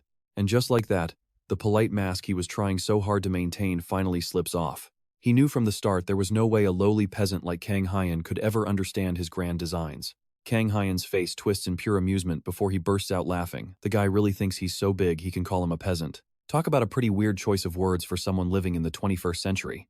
Kang Hyeon keeps poking fun at the guy who is already totally out of patience. And soon enough, Yui Hyun just completely snaps. The rest of the guild gathers around as their leader barks out the order to kill Kang Hyeon. Several mages start things off by casting a flurry of mind and status debuffs to weaken Kang Hyeon.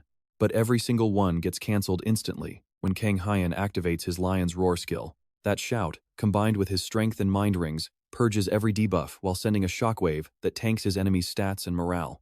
Yui Hyun remains unaffected because of his absolute blind rage, yelling at his men to stop trying to capture him and just kill him. Hearing that, the mages shift tactics and rain a barrage of offensive magic down on Kang Hyeon. He is actually pretty excited to finally test his Entrea's Integument skill against elemental magic. The magic hits him, triggering a massive blast while a crowd of guild members rush him from all sides. Within seconds, dozens of elite fighters surround him while mages rain absolute hell on his position.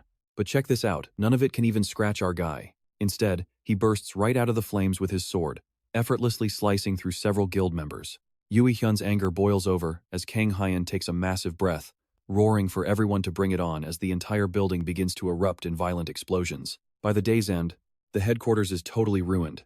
Smoke pouring from the windows as a bloody, exhausted Kang Hyeon stands among the lower ruins. He is completely surrounded by the bodies of dead hunters and the shattered remains of the facility. But even after all that carnage, a good number of fighters are still standing, including Yui Hyun himself.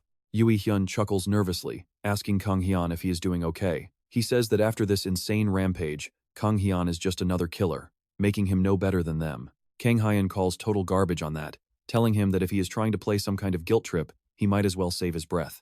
After all, he knows that if you step up to take a life, you have to be fully prepared to lose yours.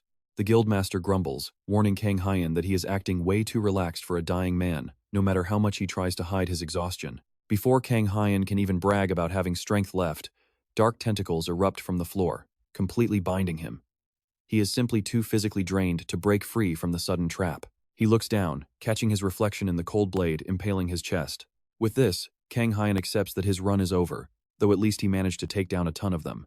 Yui Hyun praises his deputy for pinning Kang Hyeon down, ordering him to step aside so he can deliver the final blow himself. Even though they managed to win this time, Yui Hyun cannot help but feel a deep respect for Kang Hyeon. The guy fought off hundreds of elite hunters, and despite bleeding out, he is somehow still breathing. This level of power is so insane that Yui Hyun honestly wishes he could trade his entire useless guild just to have him. Still, he walks up and mocks Kang Hyeon, asking if he has any famous last words. Kang Hyeon just grins, promising the man that he will find a gross hair in every single stew he ever eats. It is pretty clear our main character is going to stay cocky until the end, so there is no point in talking. Yui Hyun grips Kang Hyeon by the face, channeling a brutal wave of mana that incinerates him from the inside out into a screaming ball of fire. Having finally cleaned up the biggest disaster in his guild's history, Yui Hyun lights up a fresh cigarette to celebrate the victory. He gestures to a nearby survivor to give him a full report on the damages. Over 30 fighters are dead and another 50 are severely injured. All of this ruin, caused by just one single guy. Walking away to shake off the stress, Yu Hyun orders his men to harvest whatever high-grade gear Kang Hyun dropped upon death. With any luck, stripping his dead body of valuable loot will help cover the massive losses they just took. But get a load of this when they turn around. His body is completely gone, leaving nothing behind but that bloody sword. The very next day, Kang Hyun wakes up in his sister's apartment, down one level, and with his stats slashed by 50% for 24 hours. Walking out of his room, Hyun finds his sister waiting. She is not even shocked to see her brother suddenly reappear. It is pretty obvious he just died again, despite his big promise that he would stay out of trouble. Hyun dodges the question completely, only asking if there is any food around because he is absolutely starving. They fall into their usual bickering as Ayoung yells at him for wearing dirty armor and boots inside. Just like that, Hyun survived another deadly run and made it back home in one piece. 2 days later, at a bait guild dungeon called Kaz Gorge, 2 guard lookouts are standing around and chatting to pass the time. They are both completely bored out of their minds, wondering why nobody has even shown up at their post lately. Honestly, over the last few days, some really nasty rumors have been spreading about their guild, so it makes total sense why people are staying far away from any dungeons they control. One guard calls these avoiding hunters a bunch of cowards who only worry about losing gear, but his partner quickly reminds him that the guild also takes their lives. As they chat, they finally spot a figure walking right up to the dungeon. The guy is literally dressed like a cartoonish robber, and the guards are so utterly stunned that they just stand there staring at this absolute weirdo. But check this out, Hyun actually learned from his last reckless attack. Throwing himself at the guild head-on is just like smashing eggs against a massive boulder, even with endless tries. Sure, Hyun actually has an infinite supply of lives to throw away, but those brutal resurrection penalties from dying over and over are getting way too heavy to handle. If he wants to destroy the bait guild, he has to pick them off one by one. His new strategy is to systematically infiltrate their private dungeons, clearing out every single guard inside until they have nothing left. Pinning down the absolute last guard left standing inside the blood-soaked dungeon, the terrified guard wheezes out an apology, but Hyun just asks what exactly he is sorry for. Honestly, the poor guy has no clue as he dangles helplessly in the air. Hyun tosses him aside like a piece of absolute trash, and drops a blank paper and pen in front of him. He orders the guard to write down every single dungeon the bait guild owns, promising to let him live if he cooperates. Grabbing the pen with shaking hands, the guard frantically starts listing every location he can possibly remember. While he writes, Hyun asks how their guild manages to get away with murdering so many innocent hunters without getting caught. No matter how well they cover their tracks, someone should have noticed the body count by now. Hyun wonders if they are just bribing the local authorities, but the guy explains it is actually simpler. They purposely target remote dungeons with absolutely zero security cameras around. Once the guard finishes writing out every location he knows, the guard nervously hands the list over. Hyun reads it, confirms the details, and immediately grabs the man's face, triggering a violent mana explosion that completely blows him apart. Since the bait guild loves camera-free spots, it means nobody is going to catch Hyun doing this either. With that, he leaves a silent threat for the villains, proving an even worse monster is coming for them. Honestly, the bait guild is having the absolute worst week of their lives. News headlines are guessing a captured monster got loose, since that is the only way they can explain the brutal slaughter outside the bait guild office. Yu Hyun slams his fist on the desk in absolute fury. You feel that too, right? Even though Hyun died, his presence is still tormenting these guys. The guildmaster had to burn a top-tier emergency cover story just to hide the embarrassing truth that it took an entire building of hunters to stop one lunatic. Suddenly, the office door slams wide open as a panicked underling bursts inside, screaming that they have a major crisis. His panic instantly stops as a bottle cap smacks his forehead. Yu Hyun, who threw the projectile, demands to know how the subordinate dares to slam his door and barge in with zero respect. Yu Hyun is already completely furious from cleaning up all of Hyun's massive messes over the last few days, and now, this idiot shows up to make his terrible day even worse. The messenger quickly bows and apologizes, stammering that the real reason he rushed in is because their target has shown up again. That psycho who's been raiding their territory is back, and 7 bait guild dungeons have already been completely wiped out, leaving more than 100 guild members dead. Yu Hyun grits his teeth in absolute rage. Who is this mystery ghost? Their world is in total chaos, and right now, there is absolutely zero hope left. Nothing works. The more elite hunters he sends to take down this psychopath, the more bodies pile up. With zero time left to overthink, Yu Hyun is forced to make a brutal, immediate decision. Scrap the shift rotation. From this point on, they enter the dungeons together, sleeping in shifts while the rest keep watch. With that, Yu Hyun snaps at his secretary, ordering him to get lost and shut the door behind him. The guildmaster sits down to think things through. 5 days ago, Kang Hyun trashed their building and then his corpse just vanished after the clash. Then, chaos. Just 2 days later, a psycho starts raiding Bait Guild's dungeons. Yui Hyun has had a certain theory rolling around in his mind for a while, but after these latest raids, everything becomes blindingly obvious. He figures Kang Hyun has an accomplice helping him. It sounds like a solid theory, but he is completely dead wrong. Stealth.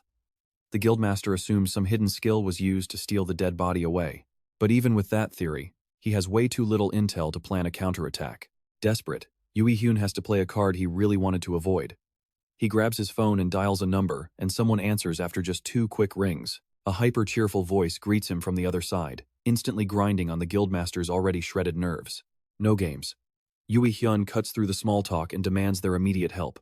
The caller chuckles and asks why the mighty Bait Guild would ever need him, though they both already know the answer. Word about the Bait Guild getting totally wrecked has already spread everywhere, and the guy on the line easily connects the dots. He does not even need to ask about Yui Hyun's true motives, but he still asks what is in it for him, since Yui Hyun's guild has way more cash than he does. The prize? Yui Hyun offers him a real, high-stakes battle in exchange. If he takes the job, he gets to throw down with a monster, who is definitely not your average fighter, and you know this is going to be epic. This target should give him the thrilling, blood-pumping challenge he has been craving. A hooded blonde guy named Young grins at the offer, wondering if he should trust the guildmaster and take a gamble on this potentially massive brawl. Later that night, the routine continues as 2 guards stand watch at the entrance of yet another Bait Guild dungeon. Our blonde guard Young casually looks over and asks his partner for his name. The poor guy introduces himself as Kim Il-woo, but Young does not care and immediately renames him as Yui Hyun's grunt. Young asks Yui Hyun's grunt when this big, powerful player is actually going to show up. He wants to be absolutely sure the guy is coming, because if Young is left waiting for nothing, things are going to get extremely messy the second he gets bored. Too late. Our main character, Kang Hyun, makes his grand entrance to the scene. Young's smile widens as a sensation he hasn't felt in a long, long time washed over him. His unique sixth sense ability starts acting up like crazy. It used to be just a vague gut feeling, but this time, it is screaming inside his head at full blast that if he doesn't want to die, he needs to run. Talk about terrifying. The monster, Kang Hyun, pauses as he suddenly realizes that one of the guards he is about to slaughter is actually Young. Hearing that voice, our blonde psycho instantly recognizes his favorite big bro, Kang Hyun. Young immediately drops his hostile stance, realizing the guy running around destroying the Bait Guild this entire time is actually his buddy Kang Hyun. No surprise. He's not even shocked his buddy is out here seeking thrills too. Meanwhile, Kang Hyun keeps his guard up. He clearly remembers Yui Hyun mentioning that the Bait Guild actually had some extremely dangerous backing in the shadows. Now that he thinks about it, Young is incredibly loaded, meaning he could very well be the shadow sponsor backing them. Whether he is the main sponsor or not, the fact remains that Young is currently working with the enemy. Kang Hyun cranks up the hostility, pressing a sharp sword right against his throat, but Young calmly laughs it off, saying he is nothing like those trashy thugs. Kang Hyun chuckles, asking what he is even doing hanging around here if he is not with them. Young explains that the guildmaster, Yui Hyun, literally begged him to save them from some rogue terrorist who has been wrecking their operation. Kang Hyun can totally see this literal lunatic accepting a wild request like that just to satisfy his endless craving for a good fight. He straight up tells Young that they have no real beef, so the blonde should just stay out of his way. Kang Hyun even offers to grab some food together once he finishes wiping the floor with this guild, even though he does not even have Young's number. Then, out of nowhere, the blonde lunatic lunges forward from behind for a sudden ambush. The strike connects, but Kang Hyun easily blocks it without even turning his head. He snaps at Young, asking what he thinks he is doing with a cheap shot like that, but the psycho just laughs hysterically. Young complains that he will be incredibly disappointed if Kang Hyun just walks away, so they might as well have a quick clash before he moves on. Game on! The 2 friends clash weapons with massive, maniacal grins on their faces. Kang Hyun warns the blonde that he will not hold back just because they are friends. This fight is strictly to the death. That is exactly what Young wants, and he dares Hyeon to bring it on.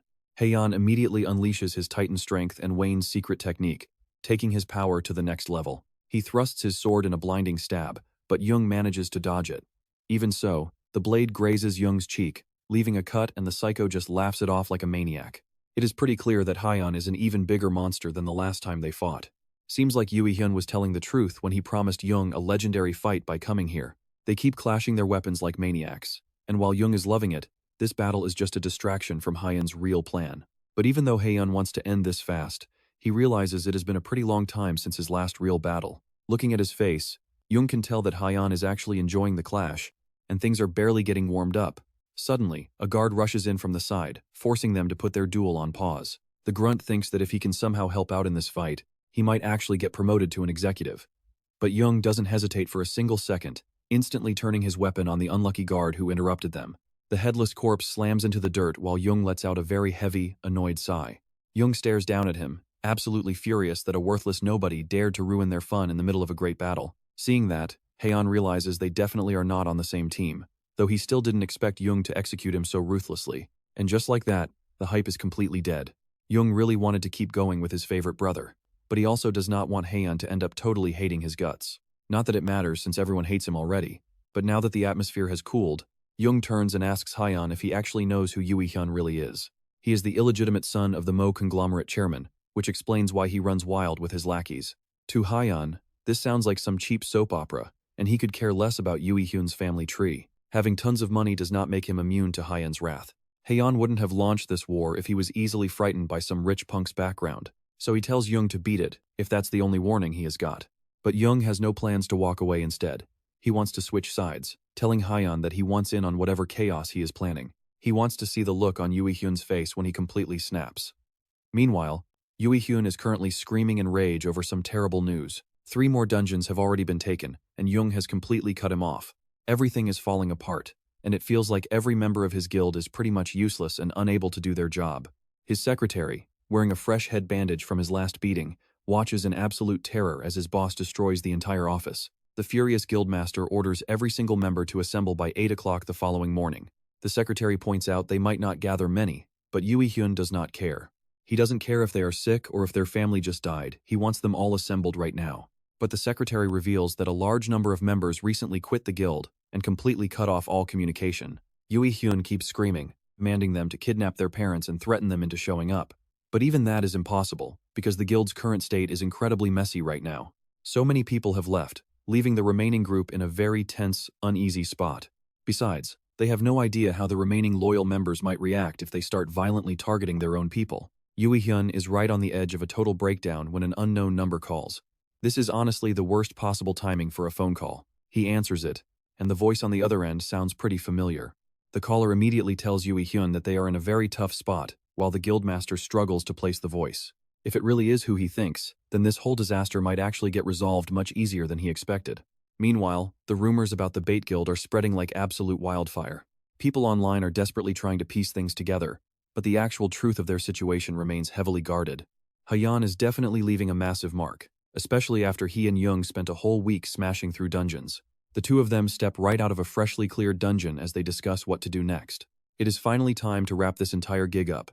Even though Jung had a blast causing all this chaos, they need to formulate a plan for the grand finale. Having Jung on his side makes things much easier, so Haeyeon decides to lay out his ultimate plan to the psycho. He calls the kid over and quietly whispers the plan in his ear. And whatever he says is so incredibly twisted that even Jung asks if Ha-hyun is actually sane. Soon, Hyun receives a letter ordering him to show up tomorrow evening at 6 o'clock in the Dupin Forest dungeon on Seosan Mountain in Anyang City. To protect his guild, Hyun has to go there. Furious, the guildmaster crumbles the paper, absolutely fuming at how arrogant this phantom thief is. He wants to settle this face to face, and today, right on his own turf, it's finally time to put an end to this. Before long, he arrives at the exact dungeon the phantom thief specified, bringing along dozens of guild members who are fully armed to end this nightmare. The guild members are way more hesitant than during their last war against a single, powerful hunter, but they really don't have a choice here. If they did not show up, Hyun would have probably made things way more difficult and painful for them. Honestly, laying low and focusing entirely on survival is their best move right now.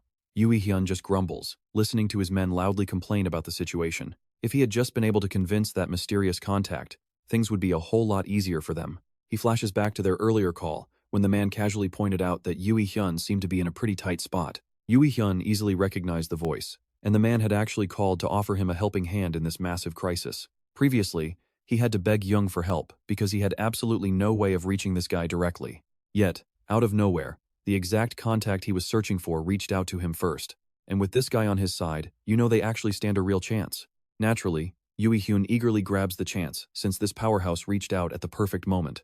He instantly promises that if the man helps, Hyun's wealthy father will reward him handsomely and provide backing from their massive family name. But that arrogant offer completely backfires. Hearing Hyun talk about his father's backing like it's some grand prize proves that the kid still doesn't know his place. Disgusted by the attitude, the contact immediately changes his mind and refuses to step in. He hangs up right after telling Yui Hyun to go crawl back and cling to his precious, wealthy father. Yui Hyun thinks that guy is acting like a brat, somehow even worse than Young.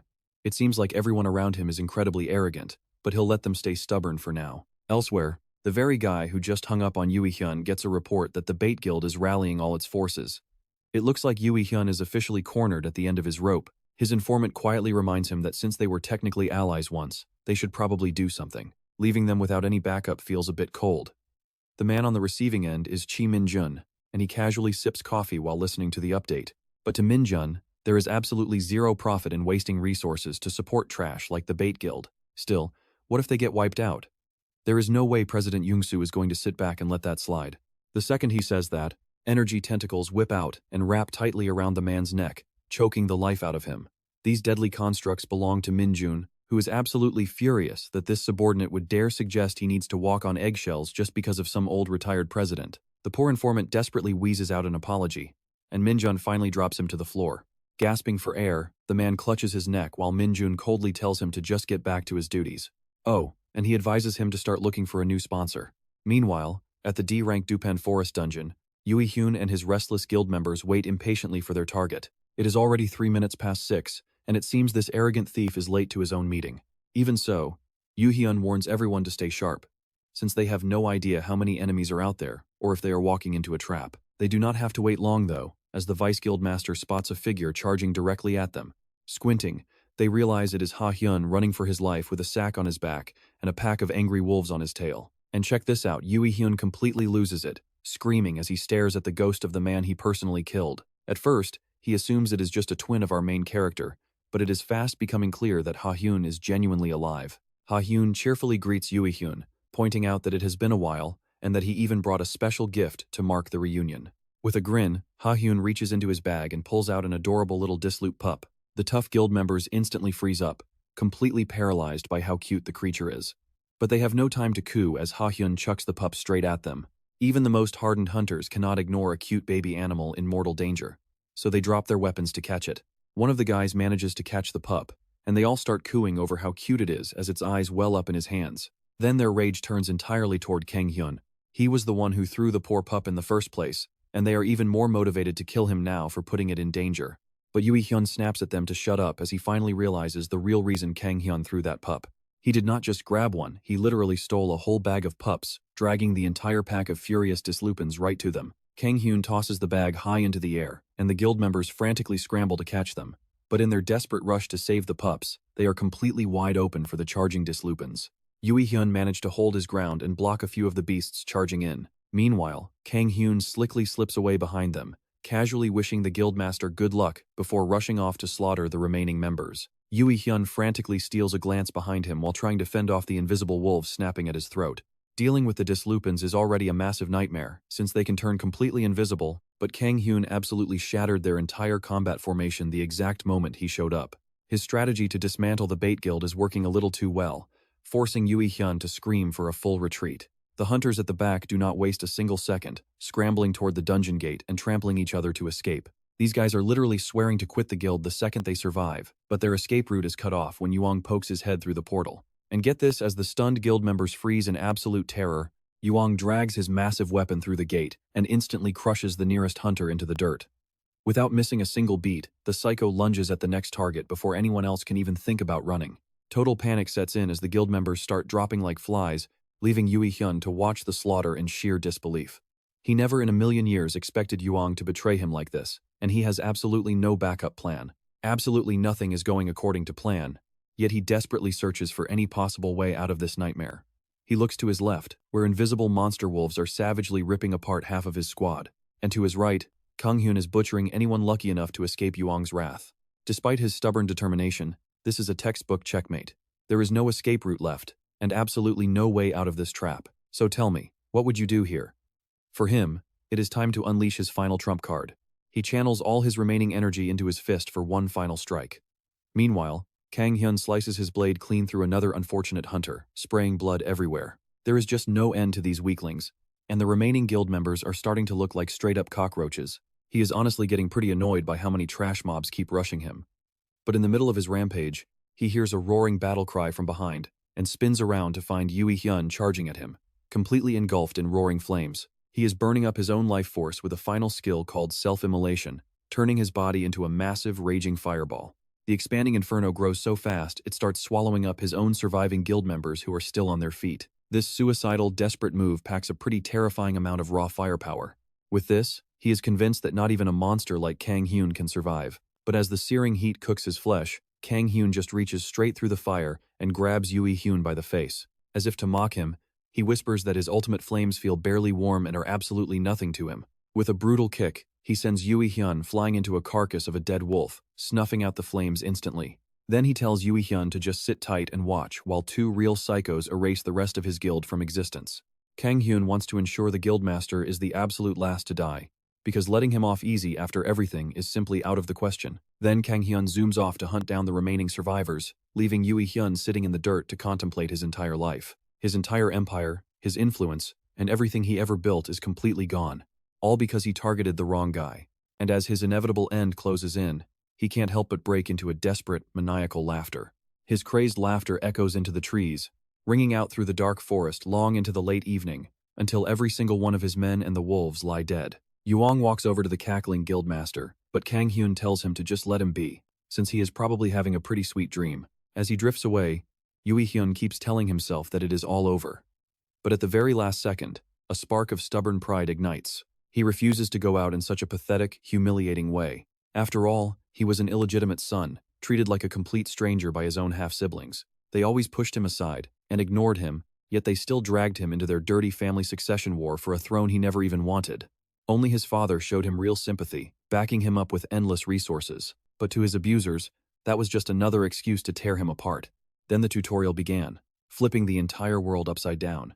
Dungeons and powers suddenly emerged, forcing society to embrace a brutal new rule where only the strong survive. All his yapping gets cut short by a swift, clean slice to the neck, and Kang Hyun just stares down at the lifeless body of the man who tormented him for years, watching as his severed head rolls away. Honestly, he can't help but wonder why villains always feel the need to give such long, useless speeches. An Yuseong laughs, saying they could have at least listened to his final words, but Kang Hyun wasn't having it.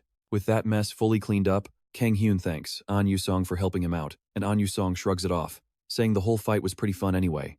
An Yuseong asks him how it feels to finally get his sweet revenge. Kang Hyun isn't quite sure. He's heard that vengeance usually leaves you feeling hollow, but he doesn't agree with that cliché at all. He put down guys who absolutely deserve to die. It might not feel mind-blowing, but it definitely feels pretty refreshing. Now they have to figure out what to do with all the loot left behind by the monsters and fallen hunters. Kang Hyun offers to liquidate everything and split the cash, but An Yuseong doesn't care about the money. Well, if that's how it is, Kang Hyun definitely won't turn down extra cash and prime gear. Truth is, Kang Hyun hasn't really been stressing over money lately. He pulls in a solid amount of cash from his dungeon clears, so his finances are pretty stable. And yet, this recent ambush taught him a harsh lesson. Raw strength and some pocket change won't be enough to protect the things he cares about. To do that, he needs to hoard as much capital as possible and build his very own guild. As the dungeon gate finally vanishes, taking the remnants of the bait guild with it, Kang Hyun ponders his next move. He asks An Yusong how he'd feel about starting a guild together. Before Kang Hyun can even finish the thought, An Yusong eagerly jumps on board without missing a heartbeat. If his big brother is building a guild, then it's bound to be a wild, fun ride for An Yusong. Kang Hyun just laughs, teasingly reminding An Yusong that he hasn't even accepted his application yet. The two keep bantering playfully as they trek down the mountain toward town. And check this out, neither of them had any clue that this little joke of a guild would eventually become the most infamous, highly feared name in all of South Korea. A bit later, the powerful president of Hano Group, Jong Sang-soo, confronts the man he holds responsible for the death of his son, Jong Yui-hyun. See, the president had actually hired Choi Min-jun to raise and protect the boy. Now his son is dead. It's a blatant breach of contract, but Choi Min-jun doesn't seem to care at all. He tells the boss to cut the crap about meaningless contracts, acting like he has absolutely no idea what the president is even talking about. Playing dumb only makes the group president more furious, especially since he hasn't heard from his son or the guild members in over a week. At this point, it doesn't take a genius to realize they are probably all dead. But Choi Min-jun shrugs it off, actually patting himself on the back for transforming a talentless nobody like Jong Yui-hyun into a major guild master. As far as Choi Min-jun is concerned, his job was already finished. The president turns bright red at such sheer audacity.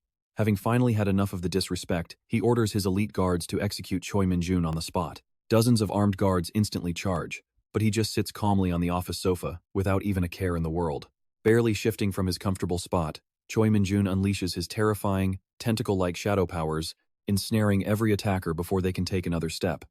As they slowly choke, Choi Min-jun casually stands up to address President Jong Song-soo directly. They had a clear deal, and Choi Min-jun held up his end of the bargain, so the president really doesn't need to try these cheap tricks. Jong Song-soo cowers in absolute terror as the killer looms over him. Choi Min-jun warns him that if he ever tries anything like this again, there won't be any mercy next time.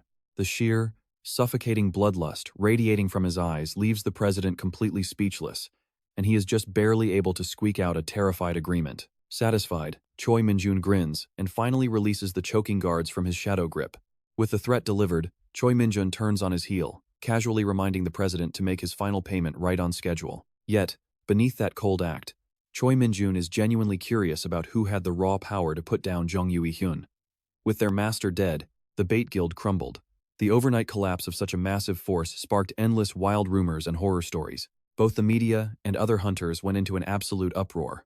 But eventually, the Bait Guild name faded away as newer groups took the spotlight. Meanwhile, Kang Hyun and An Yu-song meet up to grab a bite. They got off scot-free after wiping out that guild, mostly because An Yu-seong left absolutely zero survivors behind. They got a massive level boost from the clash and quietly liquidated all the stolen gear through black market contacts. To make things even better, Hyun is currently enjoying some high-end food completely paid for by someone else. Everything worked out beautifully for both of them, but Hyun is still dealing with one massive headache. He unlocked a new title called the Ruthless Household Destroyer, giving him 2 strength points and making others feel instinctive terror. Even unequipped titles still grant half of their passive effects. So even without equipping it, the Household Destroyer title remains active, giving Hyun another major stress on top of his already terrifying face. Now, he is bound to trigger even more hilarious misunderstandings. Honestly, though, there is no denying he actually is pretty terrifying, so it might not even make a difference. But as the two chat, Hyun's phone suddenly rings with a call from Lee Hyun, checking in to remind him of the promise made for securing his family. He completely forgot about that promise, and Lee Hyun is not even shocked by the lapse, but reminds Hyun that the guildmaster wants to meet up as soon as possible. Hyun heads to the Dangun Guild headquarters during his next free slot, unexpectedly bringing Yuang along for the ride. The guildmaster does not mind the extra guest, especially since Yuang already knows her from way back. Apparently, they met at a high-end party back when Yuang looked like an entirely different person. Rubbing elbows at an elite event means this guildmaster was clearly born filthy rich, and to top it off, she is also a tutorial graduate. Honestly, that kind of luck is just ridiculous. But moving on, they reach her office door and knock. Waiting for them with a warm, welcoming expression is Hansai herself, sitting right at her desk. She is the master of the Dangun Guild, shaking hands with Hyun and looking relieved since she heard so much about him from Lee Hyun. With their actual meeting officially starting, Lee Hyun slips out of the room while they swap brief pleasantries. Offering them a couple of seats, she sits back as Hyun gets straight to business, thanking her for safeguarding his family and offering to do absolutely anything to pay her back. Hansai casually waves it off as nothing, but Hyun insists, admitting that he hates carrying any kind of debt, and goes straight to the point by asking why she wanted to see him. Hansai sighs, having hoped to at least share a nice cup of tea first. However, there is clearly no time for pleasantries. She formally invites Hyun to join her guild, but he rejects the offer without a single second of hesitation. The silence in the room is heavy, but Hansai calmly accepts his flat refusal. It was an incredibly blunt answer, but being so firm actually makes it easier for her to just drop the idea entirely. Still, Hyun wants to repay his debt. Since joining the guild is a hard pass, he proposes they can call him whenever they need a hand with something difficult. Hansai definitely cannot pass up having a top-tier awakener owing her a favor, so she agrees to keep him on speed dial for future emergencies. Hyun doubts the top guild in the country would ever need his help, but he happily leaves the door open for them anyway. Hansai transitions to a much heavier topic, asking Hyun how much longer he thinks this current era of global peace is going to last. Hyun would hardly call this peace, especially since monsters and criminals have run completely wild ever since dungeons first popped up. Since she is a fellow tutorial graduate, she likely met the administrator herself, meaning she also witnessed the horrific scene of pure chaos back in the 8th stage. Compared to that absolute nightmare, their current world does seem pretty peaceful by comparison. Deciding to play dumb, he claims he has no idea, adding that worrying about the future will not solve any of their upcoming problems. Right now, the only real way to prepare is to just keep leveling up. On top of that, the Hoenn dimension that triggered this mess still has a full 5-year cooldown remaining. Hansai's expression darkens as she warns him that within just 3 years, multiple nations will start fighting for basic survival. In the grand scheme of things, Humanity has very little time left to prepare. He asks how she can be so certain about this timeline, but she admits she cannot share the details. Wait, get this. She reveals there is some godlike entity out there with absolute knowledge of the situation, and the Dangun Guild actually has an awakener capable of communicating directly with this supreme being. That supreme being is almost certainly the administrator, but Hyan had no clue someone could actually chat with that entity. She pushes the topic further. Hansai asks if he noticed how dungeon difficulty has been spiking lately. While the growth rate of average awakeners is completely grinding to a halt, Hyan has not really noticed, but Yuang mentions hearing a few rumors about it, noting that as awakeners grow stronger, they face far more lethal dangers. That is exactly why firearms do not grant any experience points, while ancient weapons like bows and crossbows still let you level up. People have raised plenty of wild theories, but absolutely nobody can actually prove anything. Only those with serious power and insane courage have any hope of solving these latest incidents. Strong fighters like our main character Hyan are exactly the heroes needed to protect the Earth from danger. Honestly, this is not even the first time Hyan has been called the planet's savior, but he tells Sean that he is really not that good of a guy.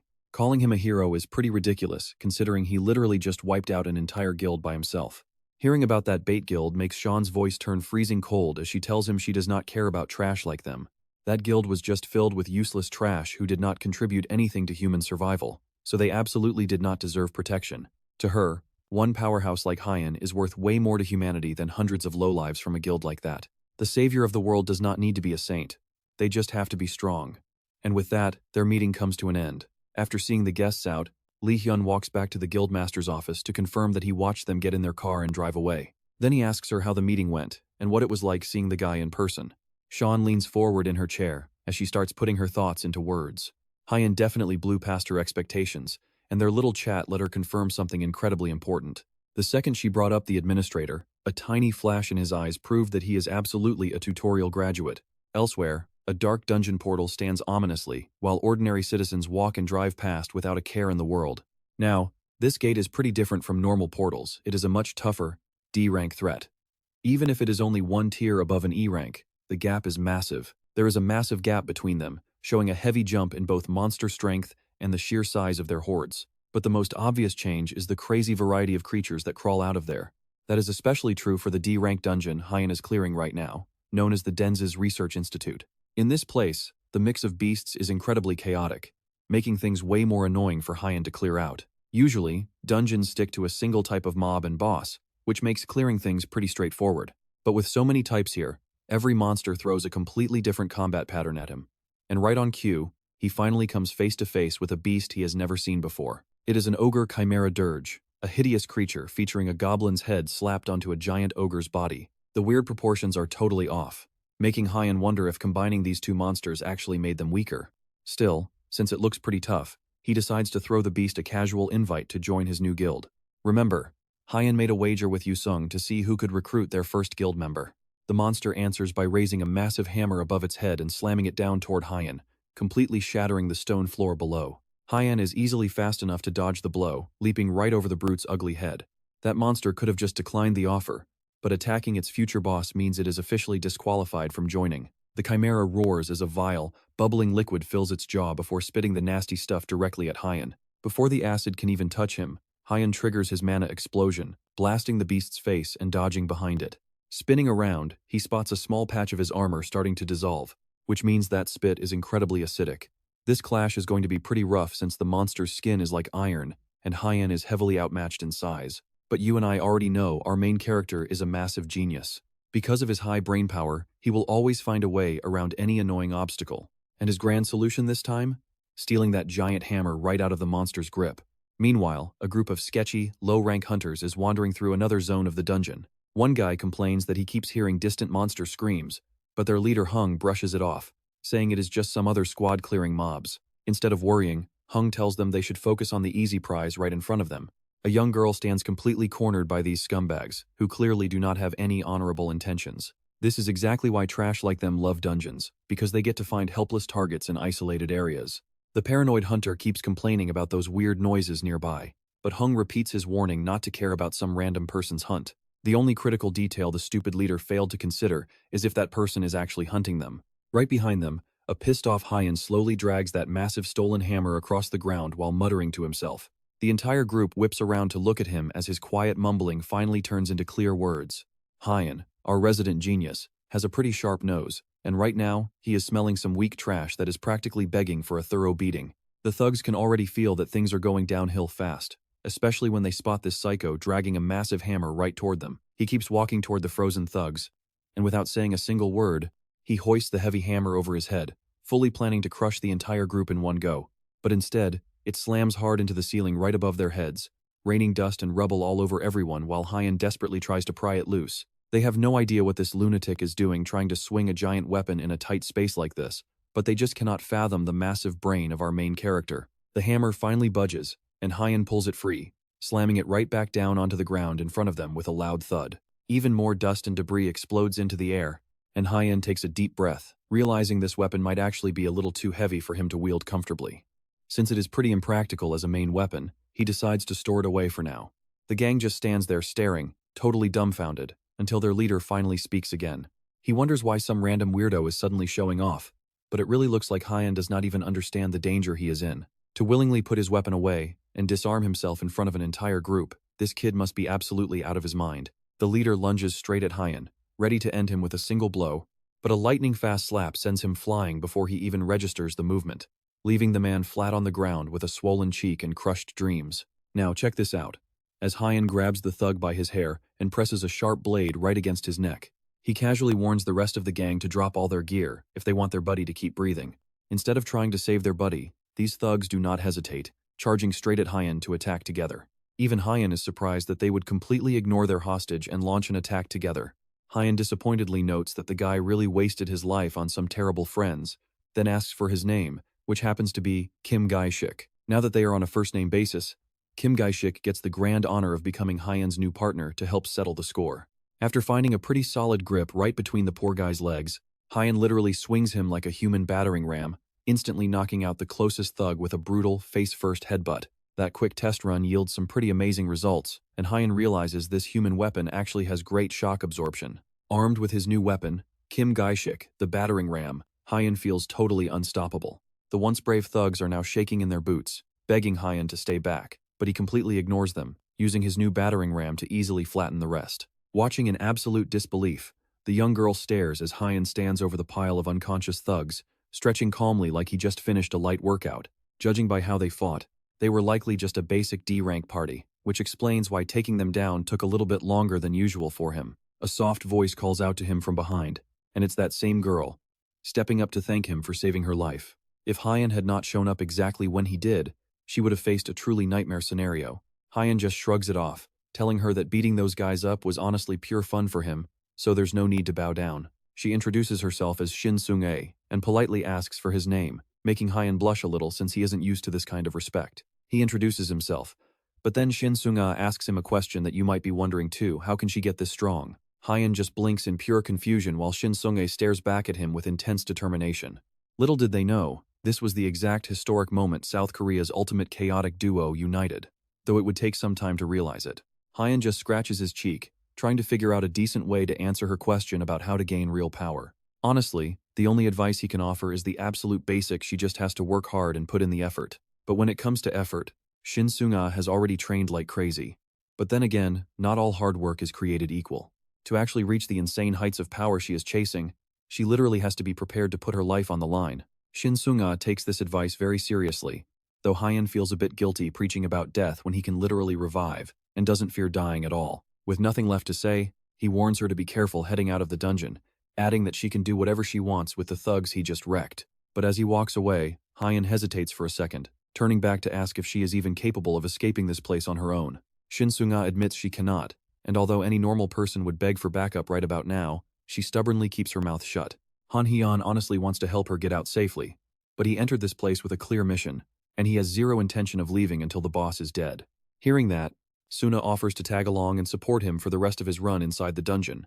Our main character is completely caught off guard, wondering if she is only proposing this because he mentioned earlier that he is prepared to die. He starts to tell her to forget what he said, but she quickly cuts him off and insists that is not the reason. Understanding her position perfectly, she promises to follow him quietly as a shadow, keeping her mouth shut while harvesting mana stones for him. She also guarantees she won't be a drag on his pace, promising that every single mana stone goes straight to him. Besides, even if she is weaker than him, she is still a talented fighter who can easily protect herself. Han Hyeon mulls it over for a brief moment before finally giving in and letting her tag along. Together, they push deeper into the dark cavern toward the main core, leaving a massive trail of slaughtered beasts in their wake.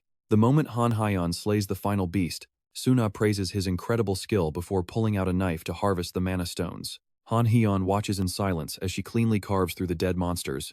Just as promised, she is nimble enough to keep herself safe and never slows him down. In fact, she seems to possess a highly effective stealth skill, slipping into the shadows to support him with her bow while keeping completely out of his line of fire.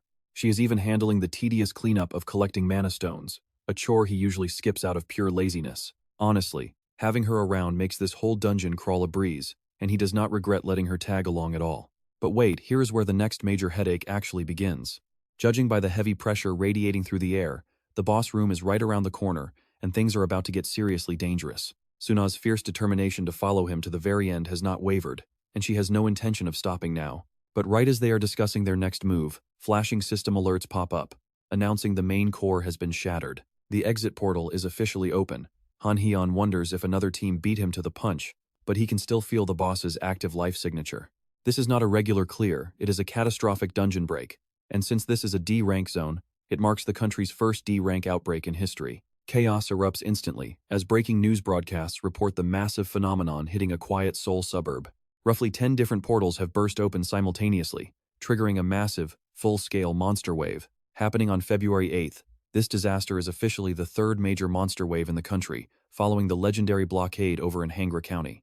But unlike those past two tragedies, this current stampede was intentionally triggered by a coordinated terrorist attack. According to the experts, deep inside a major guild headquarters, a panicked staff member sprints down the corridor toward an office. He bursts through the door, yelling for the association president, only to find the leader already fully armed and prepared. Knowing the panic is about the dungeon break, he has already finished packing his tactical gear to head out. This commander is the highly capable association president, Cho Dong-woo.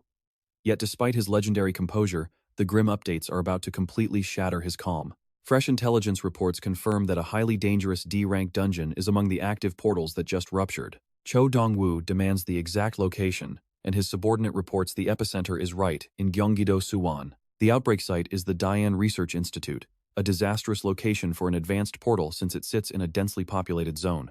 Honestly, a dungeon break is already a nightmare, but this situation is about to get so much worse.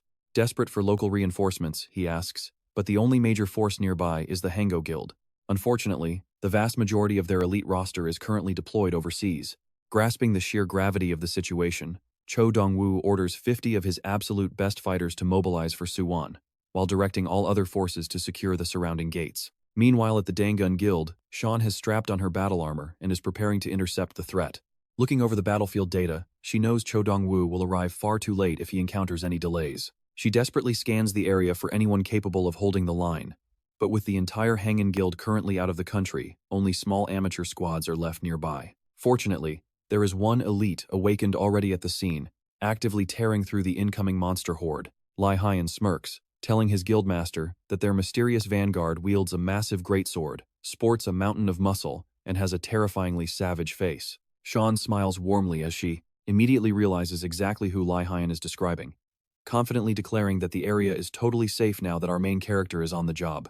Back in Suwon, Han Hyeon catches his breath, standing amidst a mountain of beast carcasses he just barely managed to slaughter. The other talented fighters who came to help watch in total shock. They can't believe a single guy wiped out all these monsters alone. One of them approaches to thank Hyen for saving their lives, knowing they only survived because of his insane strength. Wait, before they can even ask how to repay him, Hyen roars at them to clear out of the area immediately if they want to live. The hunters stand there, completely confused by his sudden warning. But Hyen knows the danger is far from over. The dungeon gate is still wide open, which means the boss is still waiting inside. He warns them the boss hasn't emerged yet. Linger here, and they'll all die. They will die like dogs. The brave hunter gulps in absolute terror, but he pushes past his fear and steps right forward, reminding Hyen that despite how weak they might seem, they are still awakened fighters who want to lend a hand. Hyen cuts him off. How many chimeras have you actually killed so far? He is totally speechless. Hyen presses him harder, asking if he has even killed a single one. If they all stay and fight, they will only get in his way. Focus on saving the civilians instead. The surrounding hunters start whispering among themselves, highly confused about why this guy wants to take on the entire horde alone. Sure, he's strong, but he is still just one man. There is no way his solo power surpasses their combined strength. But wait, just one look at Hyen's desperate, terrifying face makes it completely and totally obvious that there is zero room for discussion, so they immediately back off. As the crowd retreats, the only one remaining is Sune, who looks pretty reluctant to abandon him like the others did. To her surprise, Hyen asks if she can provide long-range sniper cover with her bow. He is counting on her support, telling her to find a safe hiding spot to shoot from. Startled, but she quickly nods and agrees to do it.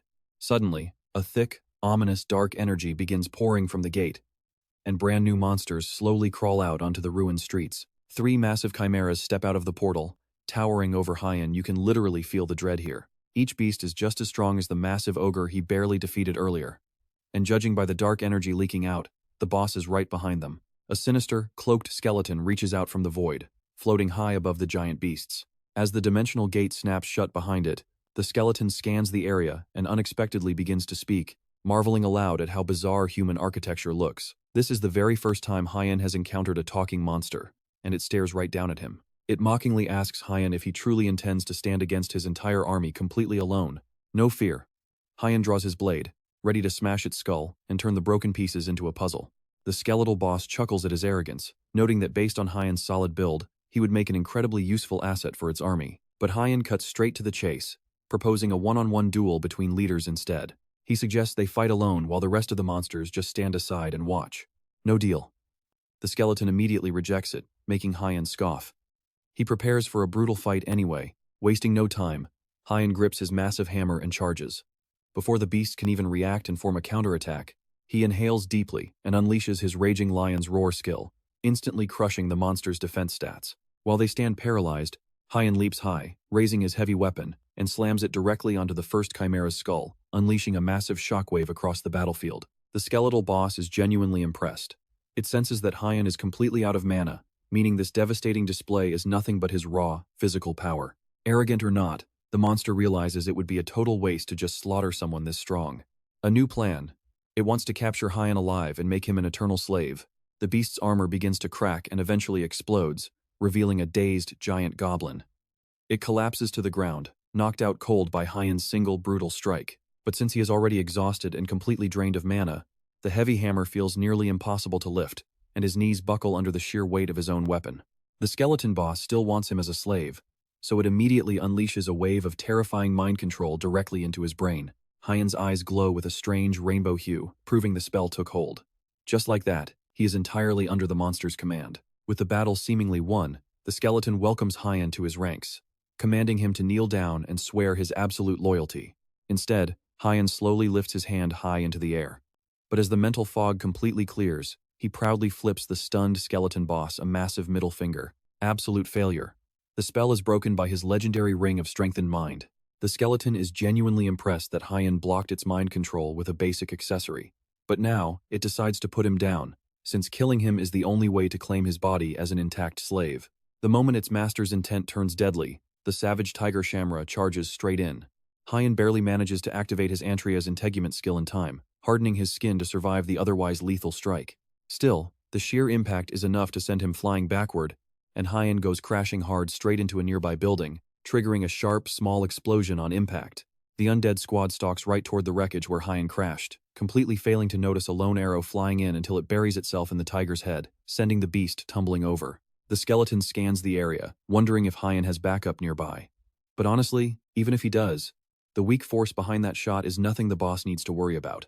For Hyen though, and here is the twist, that stray arrow is the exact opening he needs to reclaim the advantage. He snatches his hammer, leaps from the ruined structure, and swings with everything he has, driving that arrow deeper into the tiger's head like a nail. The shaft punches all the way through, piercing right into the beast's brain. The monster drops dead, slain by Hyen's quick thinking and Sun's flawless timing. But the last remaining chimera beast is already moving, its razor-sharp tail whipping straight toward Hyen. It pierces clean through his chest, forcing him to cough up blood and drop his hammer.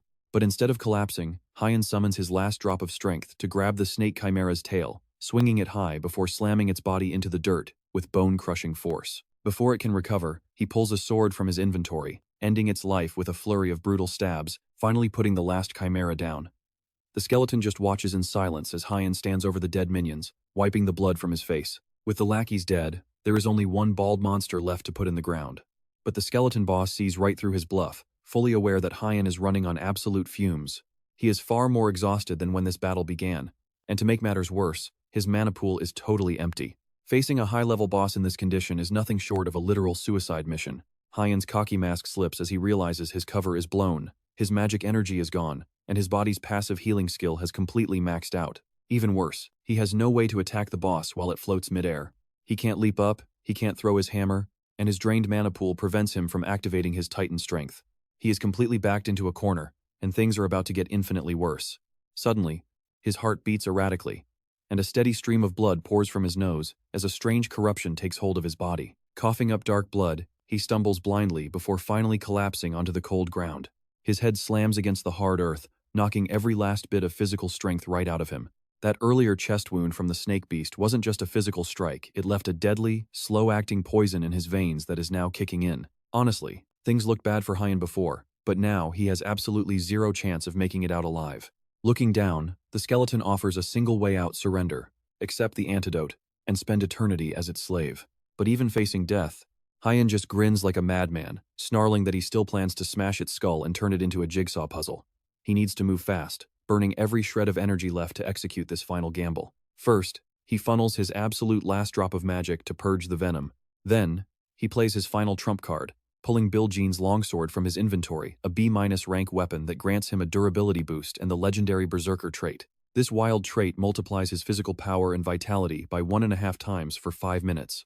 But during this state, his cognitive judgment is severely clouded, and the eventual physical backlash afterward is going to be brutal. Crimson energy flares as the trait activates, and Hyan goads the boss into a final clash, snarling that if he is heading to the grave today, he is dragging this bone bag down with him. But before they can clash, a calm voice from behind calls out that he has done more than enough. Hyan turns, spotting Dongwu walking up with a reassuring smile. Stepping in front, Dongwu admits they are total strangers, but tells Hyan he has already pulled off an absolute miracle here. He tells him to stand down and rest, because the Talented Association is taking over the fight. Hyan immediately recognizes Dongwu, the legendary tutorial graduate and president of the Talented Association. Dongwu tells Kang Hyan that he is seriously injured and needs to rest. Kang Hyan tries to push through it anyway, but his body immediately gives out as his massive wounds take over. He was so close. But now, there is absolutely no way he can keep fighting. With zero strength left, Kang Hyan collapses. His eyes slowly slip shut as darkness takes over. Dongwu showed up looking incredibly cool, so Kang Hyan has no reason not to trust the president to finish this battle. And that's when we fast forward to a quiet hospital room, where Kang Hyan suddenly snaps awake to find his sister An playing on her phone. He sits up feeling groggy, immediately complaining about having to look at her annoying face the second he wakes up. An fires right back. He is already spewing garbage the second he opens his mouth. She even asks why he did not just die, since these hospital bills are a massive waste. Kang Hyan wants to snap back, but then he suddenly remembers the dungeon break and demands to know how it ended. An does not know all the details, but she heard everything turned out fine. She just got a random call about her older brother being hospitalized, only to find the high-ranking association president himself watching over him. Hearing about the association reminds Kang Hyan of the scout who handed him a business card after he cleared that local dungeon. Kang Hyan is fine with accepting the help, but he does not feel like he owes the guy anything. An notices him spacing out. She gently warns him that he really needs to stop overdoing things. She is truly terrified of his strange ability, knowing there is a very real chance he might not wake up next time.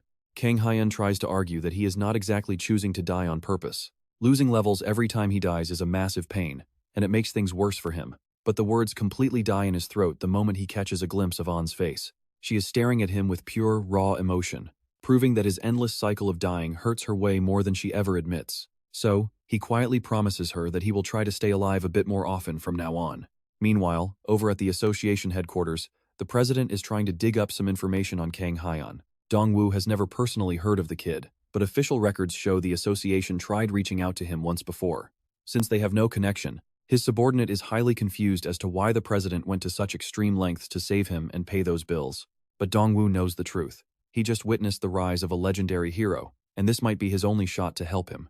In Dongwu's mind, Kang Hyan looked like a true savior when he bravely vowed to sacrifice his life to slay the boss. Naturally, those memories are wildly exaggerated, and Kang Hyan's actual words back then were far less classy than the president remembers. But hold on, Because there's a much bigger problem here. What the heck happened to that terrifying lich boss who just escaped? A few days later, Kang Hyan finally goes in for his final checkup with his doctor. The medical scans show he is completely fine, leaving the doctor in absolute shock that an awakened hunter could heal this incredibly fast. And just like that, Kang Hyan is officially discharged. As he and Anne head toward the exit, Kang Hyan grumbles that he was ready to leave days ago, but they forced him to stay an extra night anyway.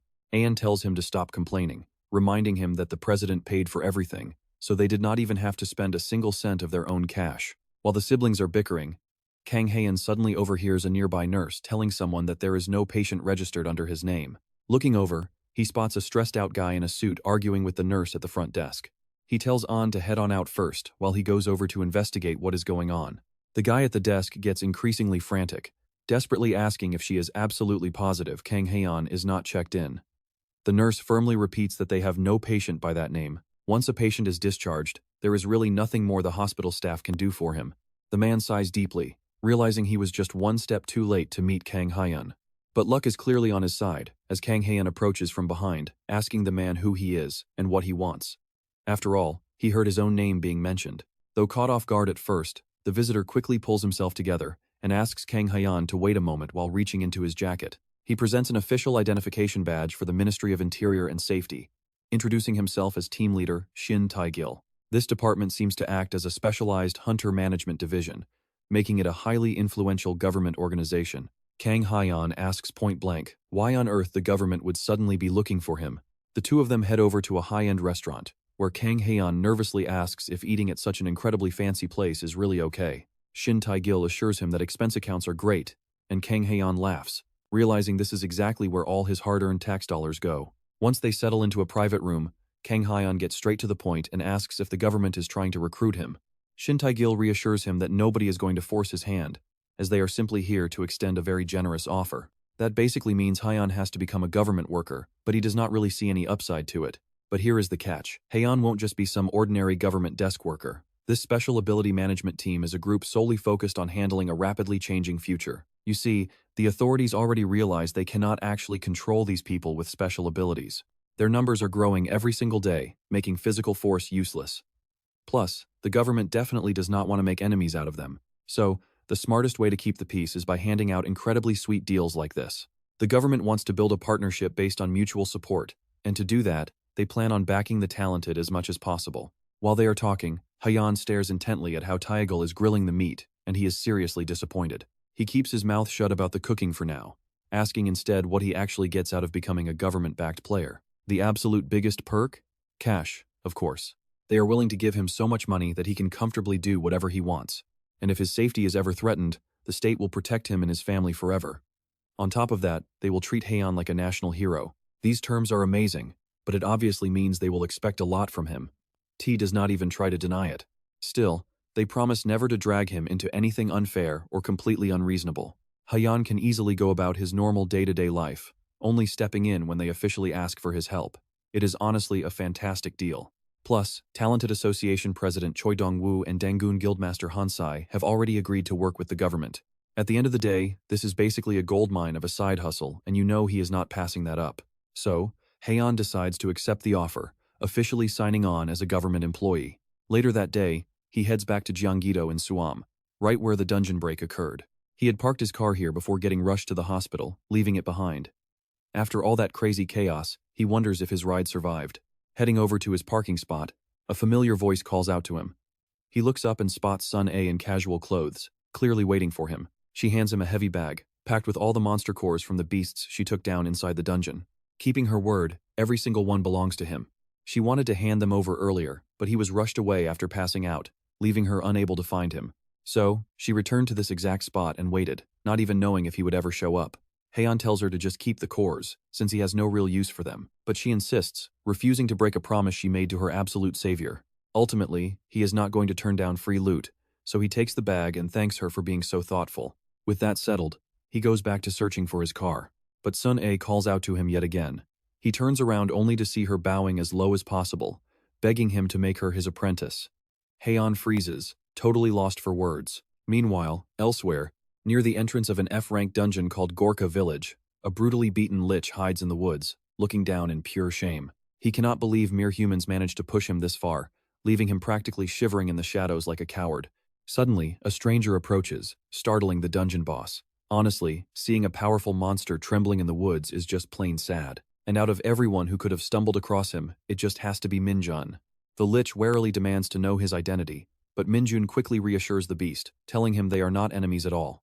In fact, Minjun is the very person who freed him from his dungeon.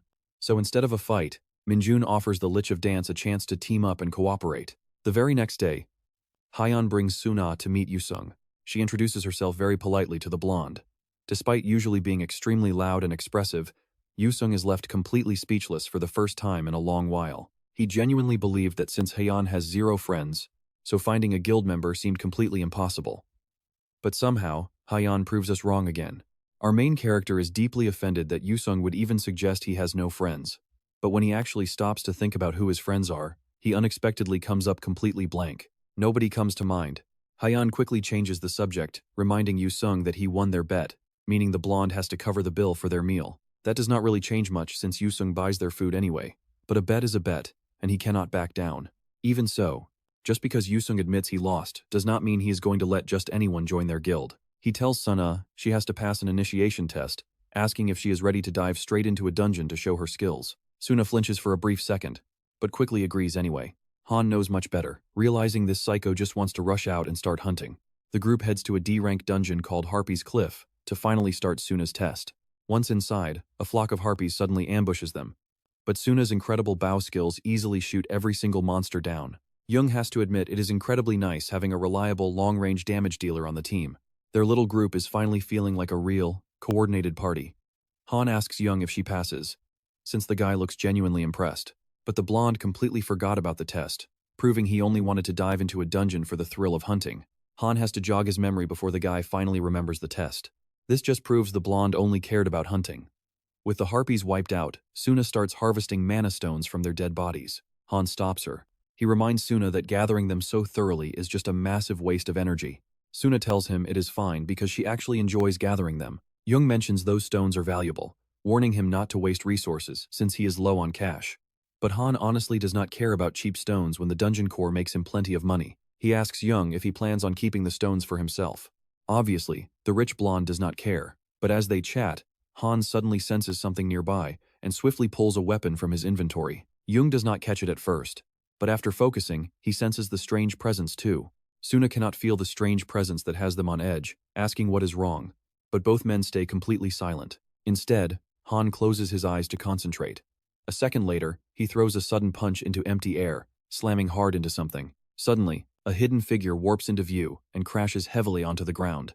The intruder is knocked out cold from Han's punch. This guy's stealth must be high tier for them to barely detect him, especially since he carried 0 killing intent. He wasn't trying to kill them, that's clear. Still, nobody sneaks around a dangerous dungeon with pure motives. Han's sharp instincts warn him that something very shady is going down. Young guesses it could just be another awakened hunter who happened to pass by. If that is the case, then Han basically just committed a random act of violence. Still, sneaking up on hunters in a dangerous dungeon is terrible etiquette, so he definitely deserved that beatdown. And honestly, we already know Han is cooking up a crazy plan. He recalls the conversation he had with Taegil right after signing his official government contract. The second the ink dried, Taegil handed him direct orders, along with classified files regarding recent dungeon terrorism attacks. Apparently, rogue actors were deliberately triggering catastrophic dungeon breaks. Thankfully, the government managed to catch the tail end of this dangerous shadow organization. Right now, investigators are focus tracking their leader, preparing a massive, government-led sting operation that'll happen very soon. When the raid goes down, they are definitely going to need Han's lethal skills to help crush them. Back in the present, a foul, disgusting liquid is splashed right onto the stalker's face, waking him instantly with a terrified shout. The very first thing he sees when his eyes flutter open is Han's smug grin, followed quickly by the realization that he is tightly bound. "Who are you?" He panics, demanding to know what Han is doing to him.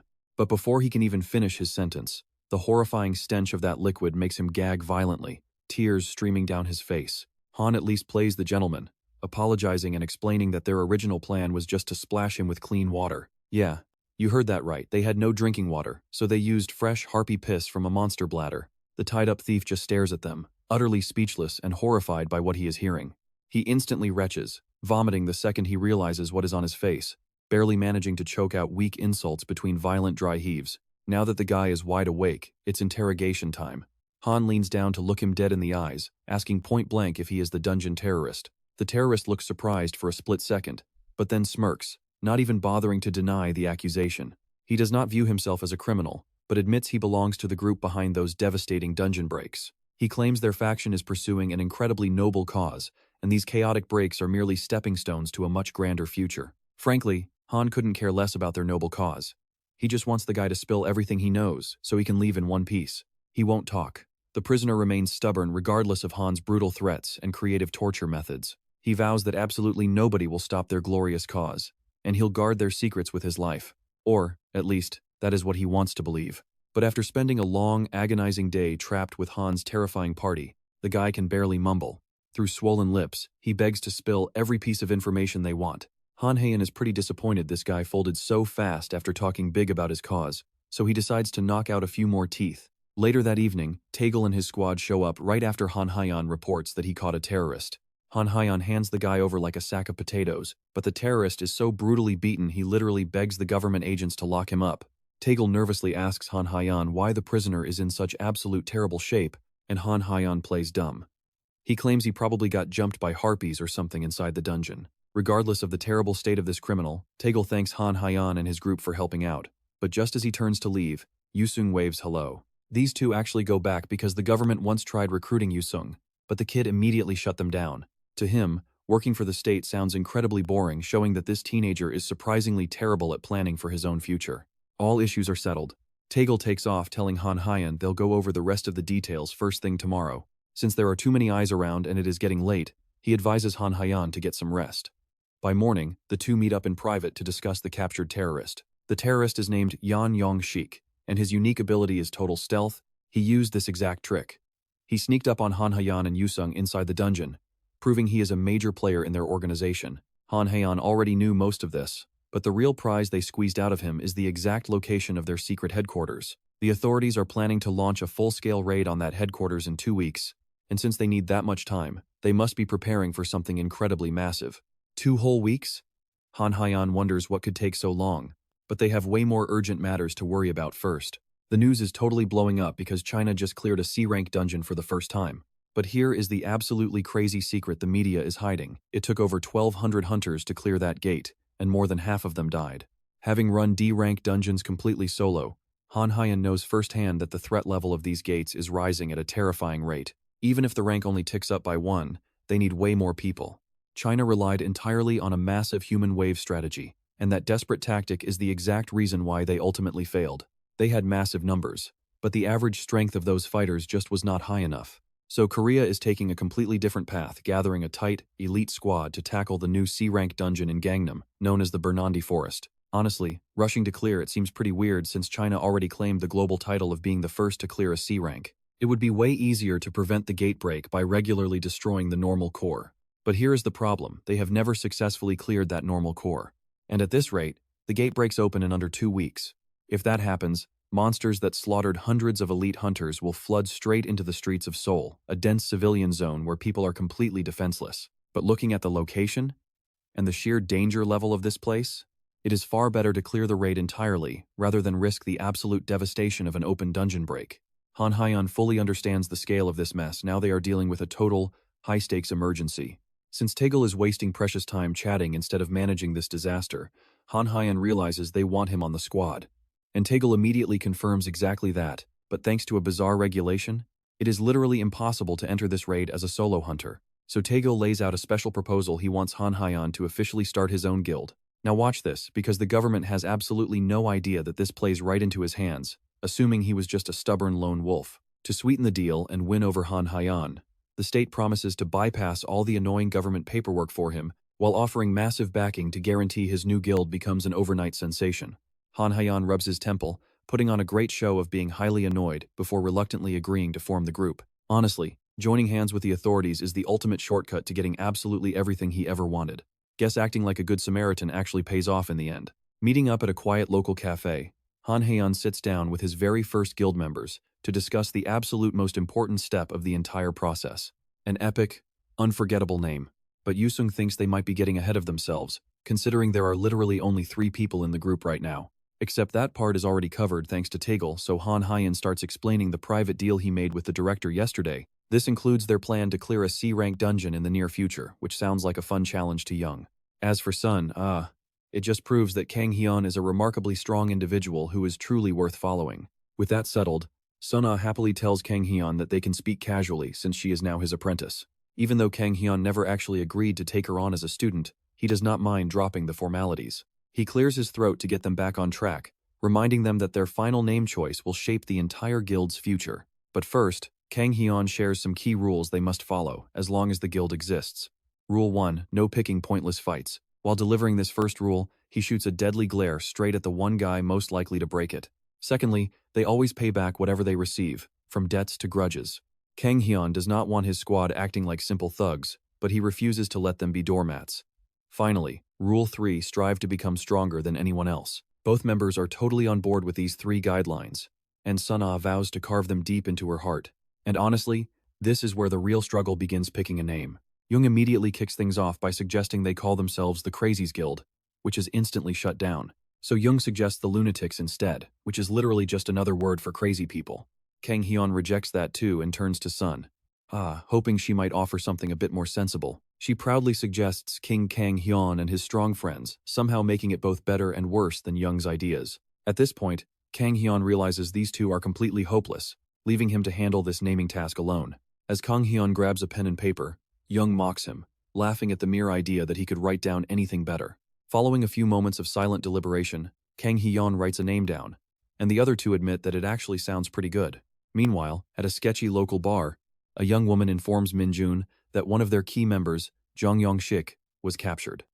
Swirling his drink, the boss quietly contemplates what this massive blow means for their entire operation. He was not much of a fighter, but his incredible stealth made him totally irreplaceable to the group. It looks like their plan to trigger a sudden dungeon break in the Plains dungeon must be completely cancelled, and Min-jun definitely needs a target to take out his anger on. So he demands to know who captured Jong Yong-shik, and she reveals their investigation points to a talented fighter named Kang Hyun. That is a name Min-jun has been hearing constantly. Just 4 months ago, this kid fought off a mutant at the academy. Then, he went and stopped a massive dungeon break completely on his own. On top of that, he defended Dion's research lab. Everything about him is a headache, and Min-jun has officially had enough. Shifting the subject to avoid getting more annoyed, he asks about the progress of the dark drug they are currently promoting. She explains that production takes time, especially since they are having serious trouble finding test subjects to speed up the process. He coldly orders her to speed up the schedule immediately, unless she wants to volunteer as a test subject herself. Meanwhile, look at this, the entire internet is absolutely exploding over rumors of a brand new elite team targeting a C-rank dungeon. A leaked list of participating guilds is officially released, and online forums are completely lighting up with insane discussions. The big-name groups on this list are honestly not that surprising to see.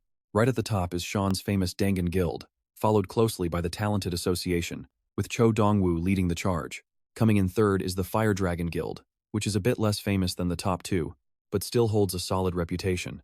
Next up is the Immortality Guild, followed by a massive lineup of elite squads, led by extremely powerful talents. Then you have the legendary Guardian Guild, the Black Knights Order, and many others. It is an epic lineup, but the real mystery begins with Guild number 7. This group seems to be a very young, newly formed guild with almost zero reputation or members to speak of. They clearly do not belong with these massive powerhouses. The next day, inside a formal meeting room at the Ministry of Safety, Kang Hyun casually walks in, tossing a quick wave to the entire room while giving a breezy apology for being late. He proudly introduces himself as the official master of their brand new squad, the Basad Guild. Showing up late to a massive meeting is a bold move, and people would later call this the Basad Guild's very first eccentric stunt. Of course, this little incident is only noteworthy because it is their very first.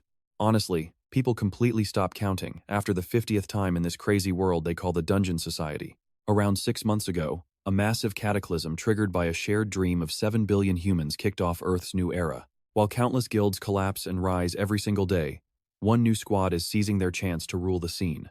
And that would be the Badass Guild, led by Kang Hyun. Special Awakener Management Team Leader Shin Tae-gil is pretty skeptical about the name, asking Kang Hyun if he really wants to go with this. Since it is an English word, Shin Tae-gil clearly has no clue. It just means something is super cool or awesome. Shin Tae-gil is still quite wary of the weird name, asking Kang Hyun one more time if he is absolutely sure. Kang Hyun is already dead set on the name, and Shin Tae-gil hesitantly gives him the green light. With the guild officially registered, Shin Tae-gil tells Kang Hyan about an upcoming strategy meeting for the C-rank Vananda's Forest Dungeon. Shin Tae-gil will send over the exact details later, warning Kang Hyan not to be late. In the middle of all this chaotic dungeon madness, hundreds of people are still dying every single day. 4 days later, on the Monday of their meeting, Young and Sun A wait outside the office building where it is supposed to happen. Young asks his guildmate if she has any clue where their leader is. He calls her his big sister, which throws Sun A off. Despite his looks, Young is only 20 years old, making him the younger one. Sun A hesitantly rolls with the nickname, right before the heavy, loud footsteps of their leader echo down the hall. Kang Hyan strolls up and apologizes for being so late, casually admitting he had to take a massive dump. Young completely ignores the lazy excuse, his eyes locked onto the bizarre, ugly shirt Kang Hyan is wearing. The shirt has some stretched-out face printed on it that is way too tight on Kang Hyan. Kang Hyan immediately tries to defend his terrible fashion taste.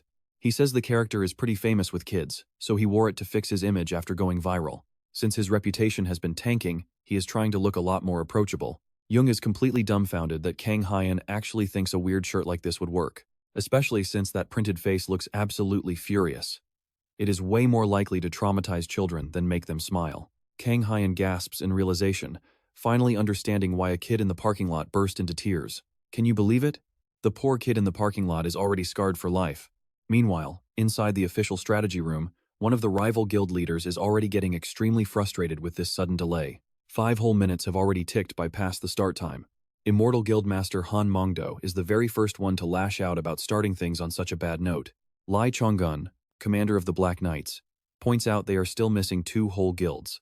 Guardian Guild leader Park Se-yoon knows the Flame Dragon Guild is always chronically late, but it looks like they have got even more troublemakers today. Choi Dong-woo, president of the Talent Association, just hums quietly to himself, while Daenon Guild leader Han Sai-yan also stays dead silent. Standing at the front podium, Shin Tae-gil lets out a heavy sigh, clearly having expected this exact mess. He politely excuses himself from the chaotic room, saying he needs to step out and make a quick call. Once outside, Shin Tae-gil immediately dials a specific number, but after several attempts, he gets absolutely nothing. Nobody picks up, leaving him with the voicemail, so he decides to call Young instead. After one single ring, the blonde answers, but he seems completely unimpressed when Shin Tae-gil introduces himself. Young tells Shin Tae-gil not to live his life like this, totally convinced he is talking to a scammer. He flatly says he is hanging up because he is busy doing something fun and hates being bothered. Shin Tae-gil desperately begs him to stay on, yelling that he is the Special Awakener management leader. That finally jogs Young's memory, convincing him that this is actually a government official, not a cheap scam. Having secured his attention, Shin Tae-gil asks Young if he even remembers they have a massive meeting today. He demands to know when Kang Hyan is actually going to show up, since everyone is waiting. Young just grins widely on the other end. You can hear Young grinning as he promises that things are about to get pretty wild very soon. Shin Tae-gil has no clue what Young means by fun, so he tells the team leader Tae-il that he should come downstairs and watch for himself since Kang Hyan just got into a fight. While Tae-il yells into his phone in absolute shock in front of Yu Sung, Kang Hyan grabs a man by his shirt, nearly lifting him off the ground and looking completely ready to fight. And the guy he is picking a fight with is actually the Flame Dragon Guild Master, Park Ho-yeon, who looks totally stunned by what is happening right now. He can barely believe that some random crazy bastard is actually trying to pick a fight with him. We are talking about the leader of Korea's second strongest guild. Even his elite bodyguards are just standing there, frozen in utter shock as they watch their powerful guild leader get stared down by a deeply enraged Kang Hyan. Let's rewind a bit to before this whole chaos actually started. Back then, Kang Hyan and his crew were not quite as late as they are now, just trying to remember which floor they needed to head to. Shin Sun-ah reminded Kang Hyan that they were headed to the 11th floor, so he casually pressed the button in the elevator. As the metal doors began to close, everything seemed pretty peaceful, and they were on track to be just slightly late but still mostly on schedule. But check this out suddenly. A hand jams itself right between the closing elevator doors. The heavy doors slide open to reveal Park Ho-yeon and his entourage, who give a polite excuse as they try to squeeze inside with them. The guild leader notices their button is for the 11th floor and correctly guesses they must be heading to the raid strategy meeting too. The two bosses shake hands politely as they introduce themselves. But this whole polite routine is already starting to annoy Kang Hyan, especially since he made them late in the first place by taking a massive dump. So, chatting with some random guild leader in a cramped elevator is definitely not helping, especially as the rest of the Flame Dragon Guild piles in. Suddenly, the elevator lets out a loud groan and beeps to signal they are over the weight limit, warning the last person to step off. The culprit here is clearly all that heavy, bulky armor the Flame Dragon Guild members are wearing, completely overloading the elevator. Kang Hyun wonders why they even wore heavy gear when the raid is not starting yet, but with no other choice, someone has to make the sacrifice and step out. Park Ho-yeon offers a polite apology, and Kang Hyun casually tells him there is absolutely nothing to apologize for. But because Kang Hyun was nice about it, Park Ho-yeon makes the exact suggestion that triggers this entire disaster. He tells Kang Hyun that his small team should get off the elevator so the bigger guild can go up first. Yoo-sung and Shin Sun-ah freeze at the sheer audacity of this guy, but Kang Hyun is instantly livid while Park Ho-yeon totally fails to read the room. He keeps talking, reminding Kang Hyun that since his guild is quite large, they will surely be doing all the heavy lifting in this raid. Because of that, he claims it is just more efficient for them to go first, while Kang Hyun and his crew wait for the next lift. Kang Hyun, being our brilliant peaceful diplomat, wants to make absolutely sure he heard right, asking Park Ho-yeon if he basically just called them a second-rate guild that needs to get out of his way. Park Ho-yeon says he wouldn't put it so bluntly, but deep down, he definitely does not think Kang Hyun is wrong. At this point, even Yoo-sung and Shin Sun-ah are losing their patience and gearing up to throw hands.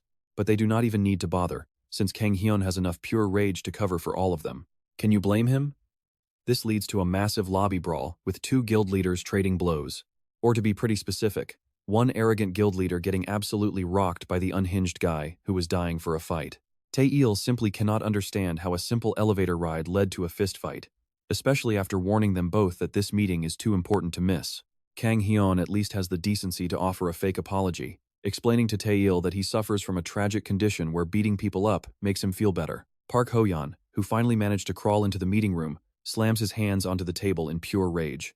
He is already furious at Kang Hyun, while the poor team leader let out a deep sigh, trying to restore order so they can start. But Ham Yong-do cuts in before anyone can speak. He suggests that since there are some fresh faces here, they should all introduce themselves before they step into a dangerous dungeon together. Tae-il agrees, asking Kang Hyun to step up and introduce himself and his brand new team. Kang Hyun feels like they are just treating him like a charity case, but it is clear the veteran leader has already seen right through him. Brushing it off, Kang Hyun stands up and clears his throat, proudly declaring himself the leader of the Badass Guild, founded just a couple of days ago. And as of right now, their roster consists of exactly 3 members. Park Ho-yeon cuts him off, utterly appalled, yelling that this meeting is not a joke and demanding to know how a tiny 3-man team expects to raid a dungeon. But as the annoying guild leader keeps whining, Haeyeon cuts him off, telling him he is really starting to get on his nerves, especially after everything that went down earlier. Haeyeon only showed up because they called him, so he is not planning to get involved in their drama. That just makes Park Ho-yeon even angrier as he stands up in pure outrage, while Hanayong Dodo just sits back and laughs at the drama. He tells the main character he is exactly the kind of guy he likes, praising him for having the guts to speak his mind without apologizing. The association president, Dong Woo, steps in to tell Park Ho-yeon that this is definitely not the right place to start a fight, especially since this meeting is already running way behind. That completely shuts Park Ho-yeon up, leaving him with no choice but to sit back down in silence with everyone staring at him. Out nowhere, Yoo-sung nudges Haeyeon and tells our main character to take a look at the seat right next to them. Sitting there is the master of the Guardian Guild, Park Seo-hoo. Haeyeon asks what is up with him, making Yoo-sung flash a wicked smirk. He tells Haeyeon to just wait and watch, because he is about to murder him. Look at his face here. Yoo-sung pulls a massive mace from his inventory, looking completely ready to slaughter him right now. But Haeyeon quickly grabs him, panicking as he stares at the absolute psycho and asks him what on earth he is doing. No matter how insane the guy is, there is no way he actually thinks starting a fight here is smart. After spending the last few days together, Haeyeon almost forgot that this dude has been a loose cannon since day one. Tail spots Yoo-sung standing up with his weapon and barks at him to put it away, while other members tense up as chaos starts to brew. Park Ho-yeon wastes no time, pointing a finger at them and accusing their guild of showing up just to ruin things for everyone. A member of the Guardian Guild instantly draws his sword to block Yoo-sung, confronting him head-on. He demands to know if they are really trying to start a brawl right inside the conference room. He asks his leader for the green light to fight.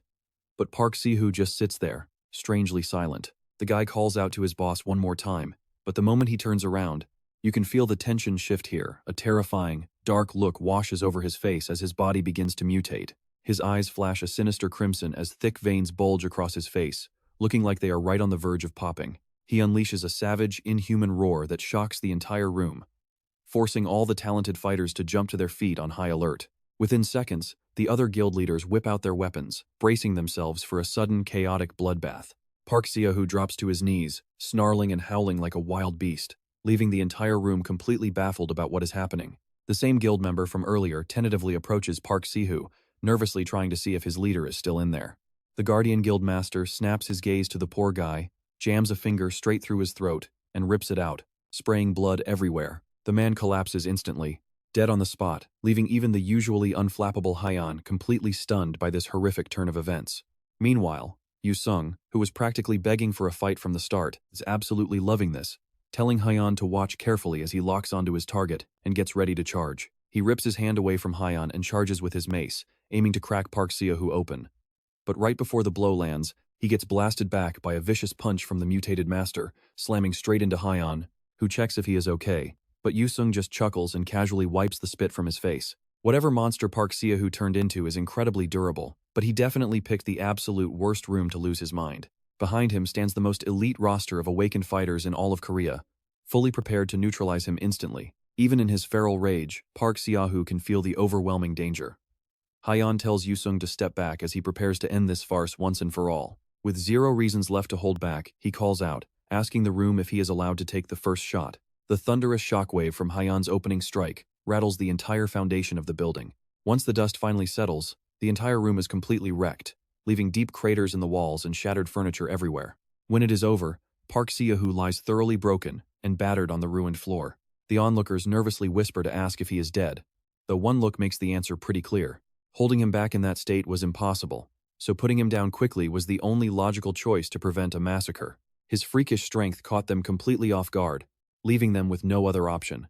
Still, none of this explains what just happened to the guy, and absolutely nobody saw this coming except for Yu Sung. Tae-il wonders how on earth Hyan knew something was wrong with Park Seo-woo before anyone else did.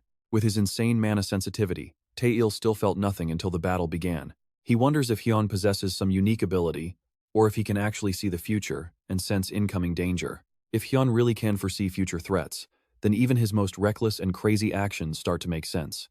Maybe during that sparring match back at school, Hyan had a very specific reason to violently attack that girl. Suddenly, Yu Sung laughs while wiping the blood off his face. With a creepy smile on his face, Yu Sung thoroughly relishes how fun this intense fight became after a long era of peace, and Tae-il cringes hard at his friend's incredibly weird expression. Seriously, there is no point overthinking things when it comes to Yu Sung.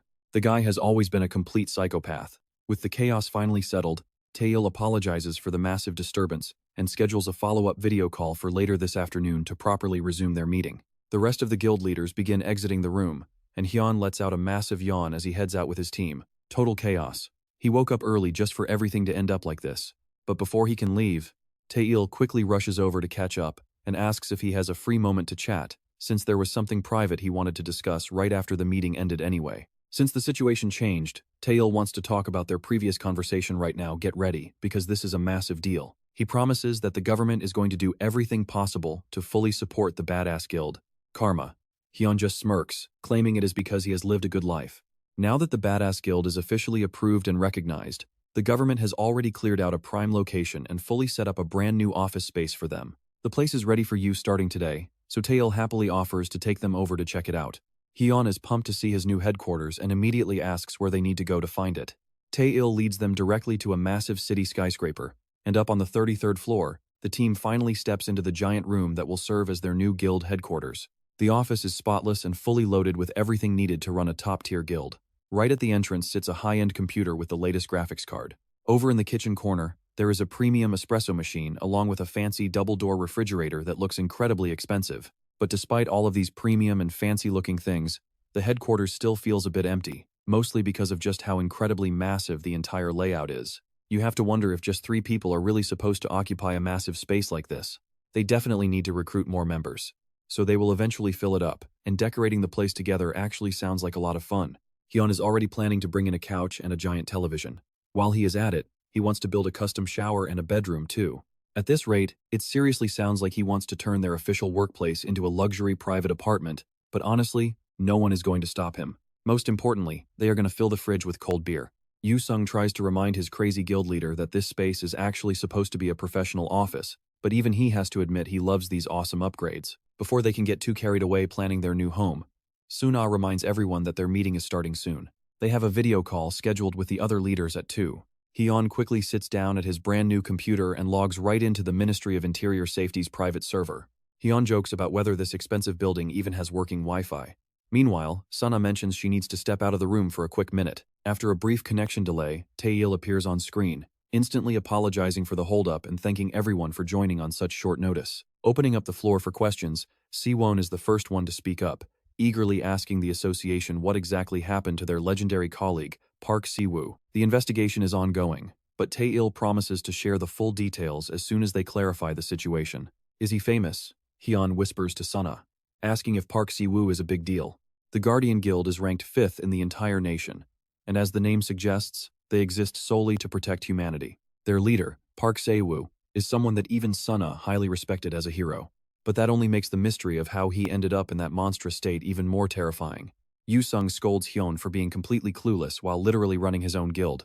Taeil's warning voice suddenly cuts through the speaker, telling Hyun to turn off his microphone if he wants to have a casual chat with his team. Taeil sighs, feeling like the stress of managing Hyun might outweigh the benefits. With the last of the annoying distractions finally cleared up, Taeil begins the meeting properly. In 5 days, they are scheduled to raid a C-tier dungeon called Venande's Forest, a massive forest filled with rugged mountain terrain. According to their scout team's initial report from the area, the monsters range from goblins to basic orcs, and even massive ogres are expected to appear. But Han Mongdu casually asks if these standard monsters are really the only threats they will face. If so, what does Venande actually mean?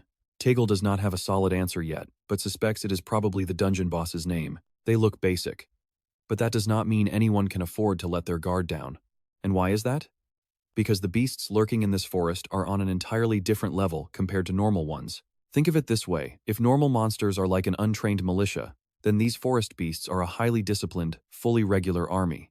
Every single creature has incredible individual combat skills, and worst of all, they move in a highly organized, tactical system. Clearing them out will be a nightmare. So Taegil strongly advises everyone to fight as a tight unit, rather than going solo to survive. But that will be pretty tough, since these guilds are incredibly independent and always prefer to handle things entirely on their own. And check this out. Taegil notices Han Mongdu sipping a drink and snaps to ask what it is. Han Mongdu panicked, confusedly asking when the cup even got into his hand. Even Young has absolutely no idea when the guy slipped out to buy it, or how it suddenly materialized in his hand. Just then, the real culprit, Suna, pops up and admits she bought some beer because Han Mongdu mentioned wanting to stock up the office fridge. She casually hands him some dried squid to snack on, leaving the other guildmasters completely stunned by his ridiculously relaxed, unprofessional attitude. Then, acting totally oblivious, he asks Taegil what exactly a Venandi is, proving he has not been paying any attention to their actual conversation. Taegil slumps back. Exhausted, he silently prays this upcoming dungeon raid does not turn into a total disaster. A lot more chaos follows, but the meeting somehow ends safely. The very next day, an incredibly loud, excited voice bursts into the Badass Guild office, loudly declaring his first day on the job. He introduces himself as Han Jaman. Kang Hyun stares at the guy in absolute confusion, completely forgetting that Taegil had mentioned hiring an extra hand to handle all the guild administrative paperwork. Suna had already printed out the newcomer's resume from their email inbox for him. The new hire is Han Jaman, a 27-year-old with a very average build. He graduated from a pretty decent university and seems to have some genuinely solid qualifications to work for them. Reviewing the resume, Kang Hyun remains calm, while Han Jaman is busy fanboying over standing right in front of him.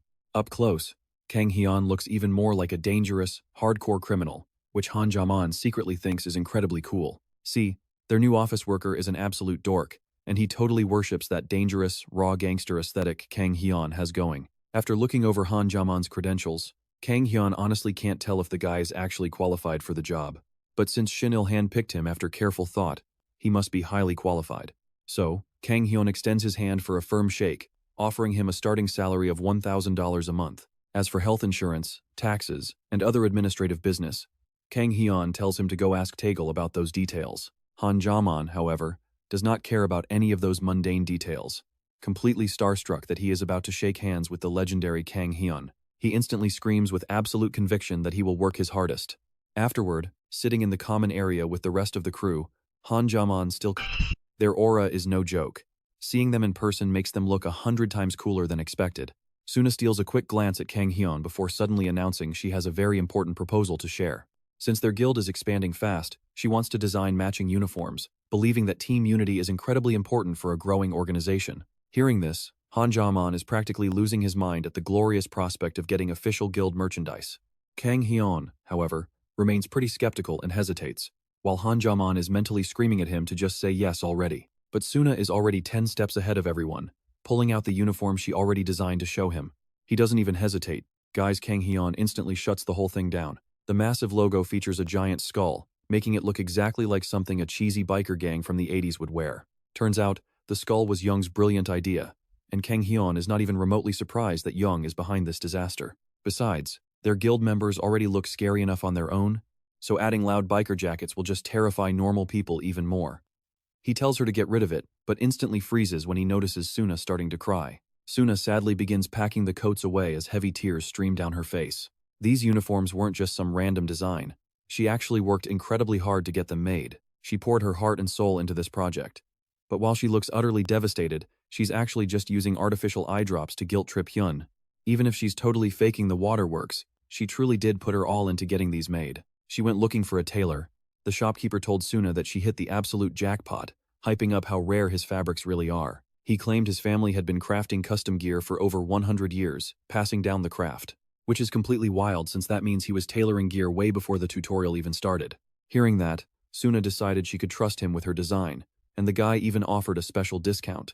Normally it's 500 per piece, but he let her have the whole batch for 1,300. She sent over the cash, he made the coats, and upon picking them up, Suna was positive Hyun would love them too. Right after finishing her sob story, Suna dramatically rushes to the bathroom with tears still streaming down her face.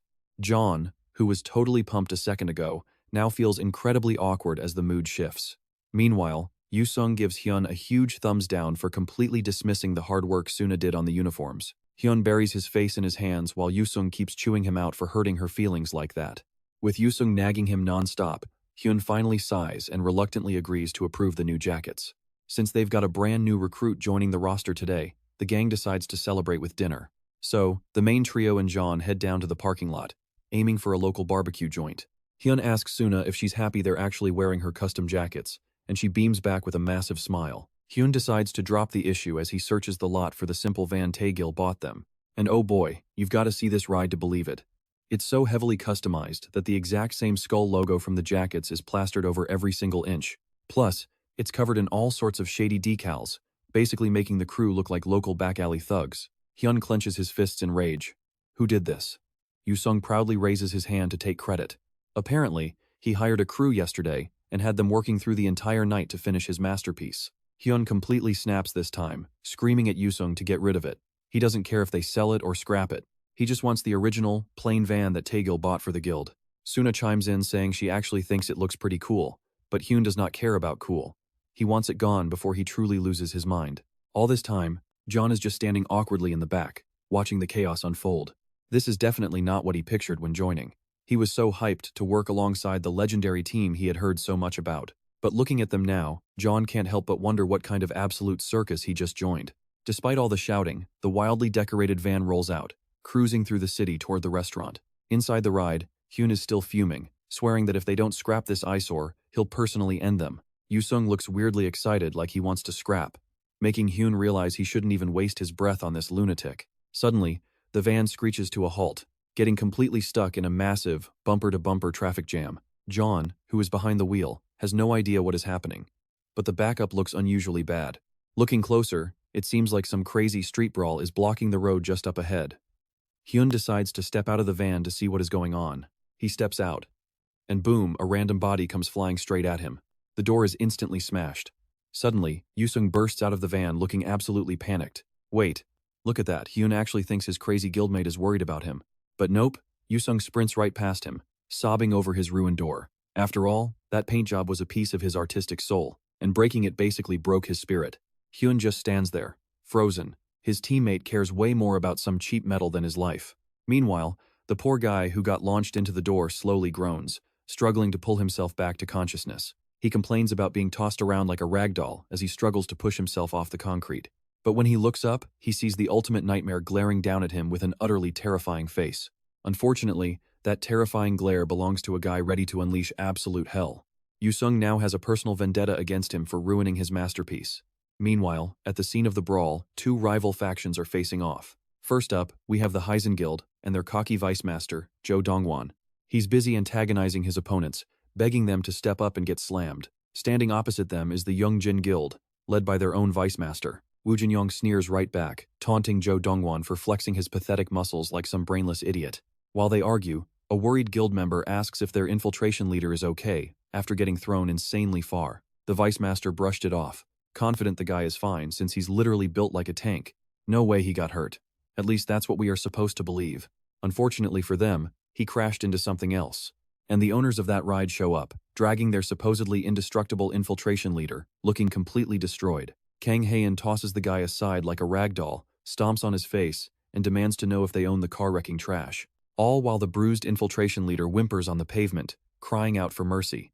The cocky Jungjin guild members immediately start backing away, realizing they are facing an absolute monster.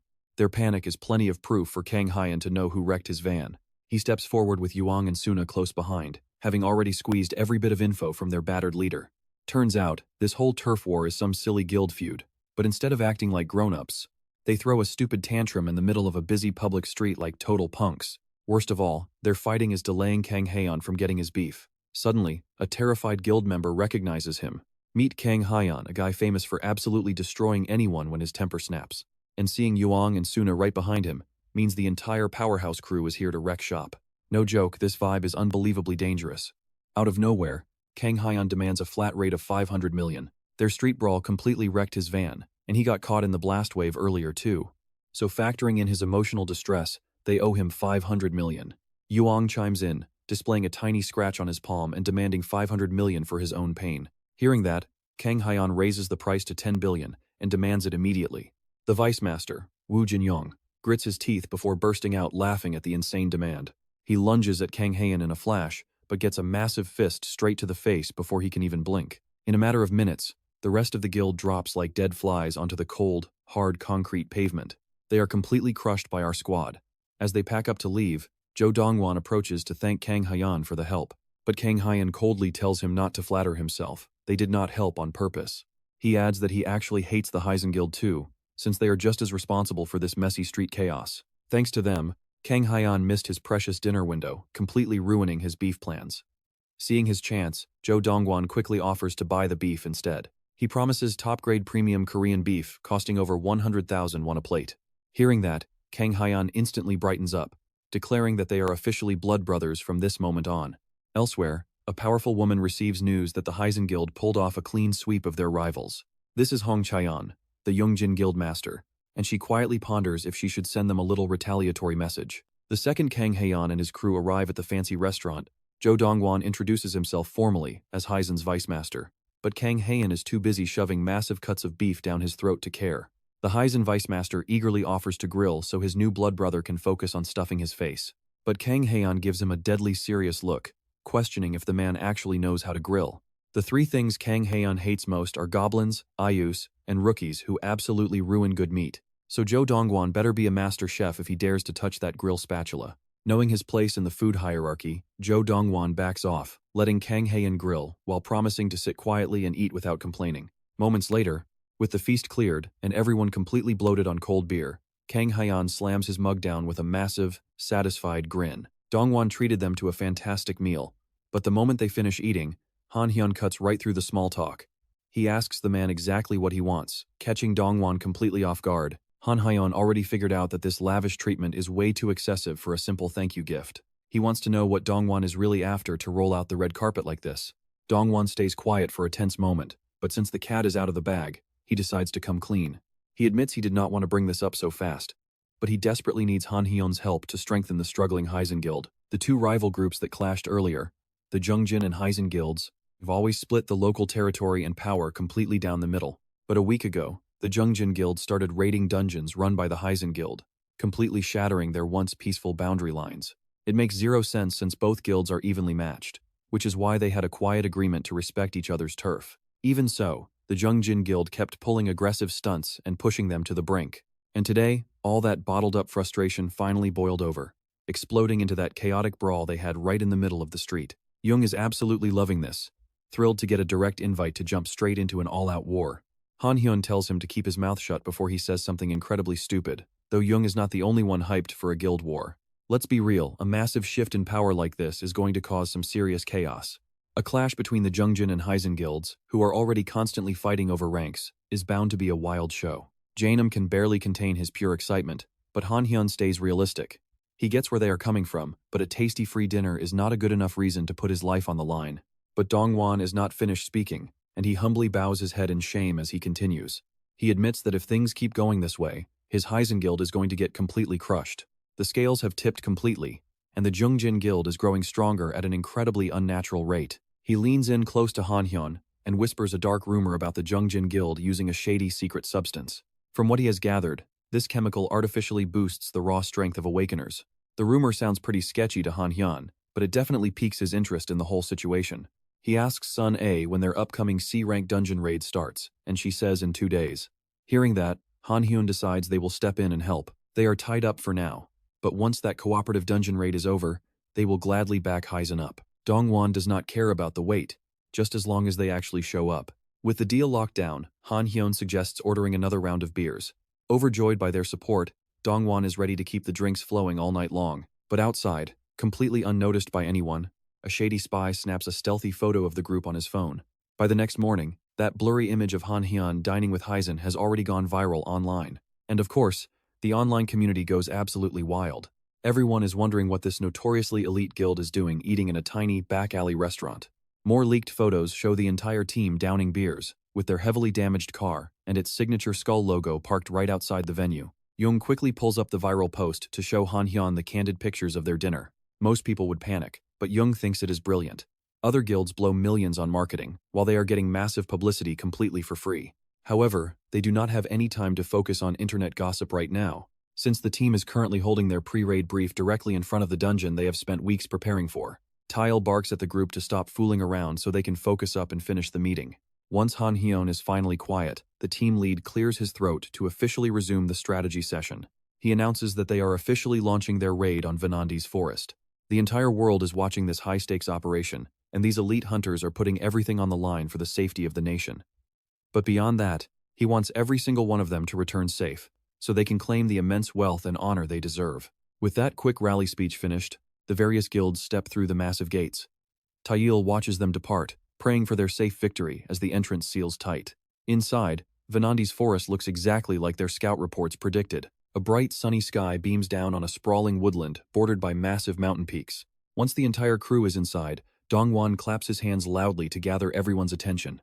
He starts by reminding them that he is not their official raid leader, but he wants to coordinate their formations so everyone is on the exact same page. He explains that each guild will be moving separately, though, as they heard during the briefing about the Thai dungeon. These monsters are smart and they actually fight with real strategy. Because of that, danger can strike at random. Even if these guilds are pretty strong, they have all been handed emergency signal flares to communicate their status, depending on the situation they find themselves in. A red flare indicates danger. Green means they have successfully located the dungeon core, and a purple flare means they have spotted the dungeon boss. Whichever color goes up, the rule is simple. As soon as any nearby guilds see that signal, they have to sprint to that exact spot as fast as possible. This was all laid out during the prep meeting, and while some hunters might find the recap a bit annoying, it is absolutely vital to make sure everyone is fully aware of the danger they are walking into. With all the key details out of the way, the guilds head out to officially begin the raid, wishing each other luck before diving into the trees. Jung and Sung-ae start walking while Tae-hyun follows closely behind, but a sudden voice calls out to him before he can leave with his team. It is Dong-woo, the Elite Association president, and he invites Tae-hyun to tag along with his private squad. Dong-woo knows very well that Tae-hyun and his guild are highly capable hunters, but dungeons are always unpredictable, and this is by far the highest-ranking gate they have ever faced. Tae-hyun ponders the offer for a second as Dong-woo gives a friendly smile. Looking at things logically, the president is actually a pretty nice guy, so there is no good reason to say no. Losing kills would suck, but Tae-hyun reluctantly agrees to go with them anyway. Plus, he still owes the president a favor for stepping in earlier today. He agrees to partner up with them for just 1 day. Dong-woo eagerly shakes his hand, clearly thrilled to cooperate. With that, the association squad leads the way into the dense forest, with the badass guild bringing up the rear. Unsurprisingly, not everyone is happy about this joint team-up. Jung is totally upfront about his annoyance with having to tag along. After all, the sole reason they even started their own guild was to avoid working with outsiders. He immediately demands to know why they are following these guys instead of just doing their own thing. Well, the simple reason is that this is their very first C-rank dungeon. In high-level gates, anything can happen. Absolutely anything. It is simply much smarter to shadow another squad first to observe how these tactical monsters operate before they eventually split off to tackle the deep unknown completely on their own. Jung absolutely hates that logic. and he literally trembles with rage, asking Taehyun if he is seriously chickening out after talking so big about conquering dungeons and starting a brand new guild. Despite the blatant baiting, Taehyun just smiles. It looks like he might gently tease Young, but instead, he snaps and barks at the kid for trying to start a fight in a deadly zone. Young just shrugs. He is completely disappointed by how boring this is. Meanwhile, a couple of association hunters watch the badass guild bicker like children. They whisper quietly to one another, snidely asking if these loud kids think this dangerous dungeon is some playground. And you just know these trash talkers are begging for a beating, scoffing that Taehyun is a clueless newbie with zero common sense. After all, Taehyun has been desperately trying to show off in the media, completely forgetting that staying low-key is what keeps you alive. They keep talking trash, mocking him for even being compared to their president. Unfortunately for them, their quiet gossip is loud and annoying enough for Taehyun and his crew to hear. As they talk, Taehyun is only mildly annoyed. But Young? He is a rabid dog that has to be held back before he goes feral. He warns Young to behave, but the hothead aggressively shrugs his hand off. After all, Young claims he is not some fight-hungry lunatic who lacks the basic brain cells to know when to pick a fight. Even though his words say one thing, the giant mace he is gripping tightly behind his back proves he was 1 second away from pouncing. Once Taehyun finally calms him down, Young reluctantly tucks the weapon back into his inventory, claiming he pulled it out by accident. And while Taehyun wants to keep things peaceful, he completely understands how Young feels. Honestly, he also thinks beating those gossiping idiots up would feel incredibly satisfying. But there are far more important things to worry about, and right on cue, the hunters tense up as a horde of enemies begins to close in. This initial wave consists of fully armed goblin infantry, sprinting out from behind the trees to launch an immediate assault. Within a matter of seconds, the entire expedition is completely surrounded by a massive swarm of goblins. And just like they warned beforehand, these goblins move with a bizarre, lethal flow, operating on a completely different level than any greenskins they have ever faced before. Dongwoo immediately barks out orders, directing the teams to form defensive lines, maintain perfect coordination, and aggressively cover each other's blind spots. Honestly, this is exactly what Dongwoo was warned about during those strategy briefings. If they fail to coordinate and push back this brutal assault as one, they are all getting completely wiped out. But at the rear, a massive heavy mace mercilessly crushes a green skull without a single shred of remorse. The absolute beast in Young is finally unleashed, giving him the perfect chance to trash the high-tier monsters he has heard about for weeks. Hyun watches, utterly grossed out, as Young gets this weirdly ecstatic look on his face while shattering goblin skulls left and right. Standing in the middle of this chaos and watching Young go wild only confirms what Hyun has always known deep down. His absolute worst enemies in this life are simple first, IU people who fail at grilling meat, and second, these damn goblins. He easily slaps away a sneaky pest trying to jump him, then lunges at another slow target, grabbing the monster right by its ugly face. Flash of a wicked grin, and he triggers his signature mana explosion. The poor beast bursts into a shower of pure gore. Just like Young, Hyun is actually starting to love this chaotic brawl, mostly because he can finally slaughter goblins without holding back. Nearby association hunters who previously looked down on Hyun and Young now watch in sheer terror, realizing these two are complete and total maniacs. Note to self, definitely do not mess with those terrifying monsters. But they freeze, remembering the nasty trash talk they spit earlier. They are dead meat. Let's transition to the quiet after the storm. Under the night sky, the two guild leaders gather around a warm campfire to talk strategy and debrief their wild day. Dongwoo chuckles warmly, thinking back on the crazy skirmish. He knew the rumors about Hyun being a terrifying fighter, of course. Seeing that bloody show in person blew his expectations completely out of the water, while the two rude guild members kneel nearby awaiting punishment. Dongwoo sincerely apologizes for their awful behavior, promising they will face even harsher consequences for their insults. He offers Hyun a hot bowl of soup and casually asks if their groups should team up again for tomorrow's hunt. Hyun is grateful for the meal, but politely declines it is time for his squad to go solo. Dongwoo asks if this is about that high-stakes wager, and Hyun nods as he takes his food, admitting that is definitely part of it. To understand that, we have to go back to the dungeon gates where Taegil was busy briefing everyone before the dive. The arrogant guy who proposed this wager is none other than the master of the Flame Dragon Guild, Park Hoyan, who wanted to compete over who scores the highest contribution and who gets to deliver the final strike to the boss. Hyun might be wild, but even he can spot a completely brainless gamble when he sees one. Besides, Hyun knows this is just Park Hoyan showing off, especially since the Flame Dragon Guild massively outnumbers his badass guild, making the whole setup completely unfair. Park Hoyan gives in and decides to seriously sweeten the pot for Hyun if he wins. He pulls out this weird Easter egg. Wait, here is where things get super interesting. Staring closely at the strange object, Hyun is absolutely positive that this Easter egg is deeply connected to the mysterious administrator. Park Hoyan smugly asks Hyun if he even knows what this trinket is, prompting Hyun to wonder if this young punk actually has any clue about the administrator. But even more crucially, he wonders if the Flame Dragon leader knows that Hyun is actually a legendary tutorial graduate. Hyun decides to act totally clueless, asking with a straight face if it is some kind of monster-catching ball from Pokemon. Park Hoyan scoffs, telling him to stop playing stupid since he already knows Hyun joined the Special Ability Management Division. Seems like high-level intel flows pretty freely inside that circle, making secrets almost impossible to keep. Honestly, Hyun is quite surprised that an arrogant guy like Park Hoyan is somehow connected to the management team too. Recognizing a golden chance to secure a highly valuable relic, Hyun decides to lock in the bet, pondering what he should put on the line. This needs to be a fairly balanced exchange, so simply making Park Hoyan bow down and beg just is not going to cut it. Park Hoyan demands that if Hyun loses, he must join the Flame Dragon Guild for an entire year and obey every single command without question. In exchange, he promises to treat Hyun like a totally normal member.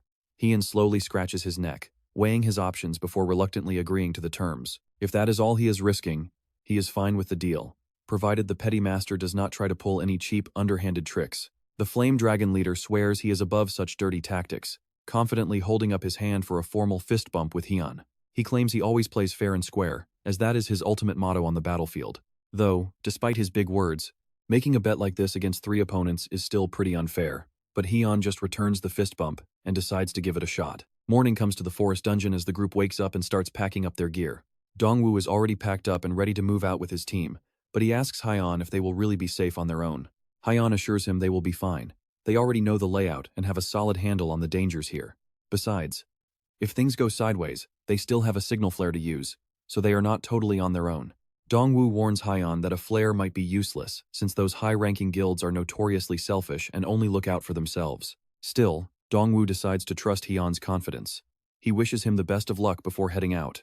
With that, the 2 squads split up. Hyun leads his own guild mates deeper into the trees to handle the rest alone. Meanwhile, elsewhere in the woods, Park Hoyan is having a much rougher time than Hyun. Things are looking incredibly grim for his crew, with 3 members badly wounded and 2 others dead. They are treating the wounded, but trying to fight off enemies while protecting them is a massive struggle. Park Hoyan pulls a stray arrow from a tree trunk and snaps it. He finally understands what Venandi actually means. It is not the name of a dungeon boss like they first thought. Instead, it is the name of a specific monster species living here. They are arrogant hunters that seem to get a real thrill out of treating talented humans as their prey. Seeing how coordinated and deadly they fight, Park Hoyan cannot find any clear path to break through. A guild member suggests that their best option is to track down the main base and wipe them out entirely. But that is way easier said than done. So far, their team has done nothing but walk into deadly ambushes and panic. There is simply no way they can easily track down the hidden base of these clever creatures. It is officially a do-or-die moment. They are about to take a gamble that might just destroy them all. If these beasts are using the dense woods for cover, then they just need to get rid of the woods. Park Hoyan suggests they burn the entire forest down to flush them out. Naturally, his guildmate is completely against such a reckless plan. He desperately warns his leader that if they set the woods ablaze, there is a very high chance they will burn alive, too. But Park Hoyan does not see any other choice. If they keep playing defense, they are all going to die anyway. For him, there is no other way out alive. His member suggests using a signal flare to beg another guild for backup, but Park Hoyan knows deep down that nobody is going to show up to save them. Those elite high-ranking guilds are far too selfish. They only move when it benefits their own terms, even if they actually show up. Park Hoyan is terrified of losing his guild's pride and their spot in the rankings. That is why he wants to end this crisis right here, right now, completely on his own. He commands his mages to stand by as he summons his weapon from his inventory. He hesitates for just a second, waiting for the wind to start blowing east to make sure the wildfire spreads as fast as possible. Meanwhile, Hyun runs into his very first encounter with the Venandi scouts. Even though the monsters screech and howl, they do not strike right away. It looks like they are deliberately waiting for Hyun's squad to make the first move and step into their range. Ignoring the sudden warning from Young's sharp intuition, Hyun prepares to strike, telling his team that they are going to rush these beasts on the count of 3.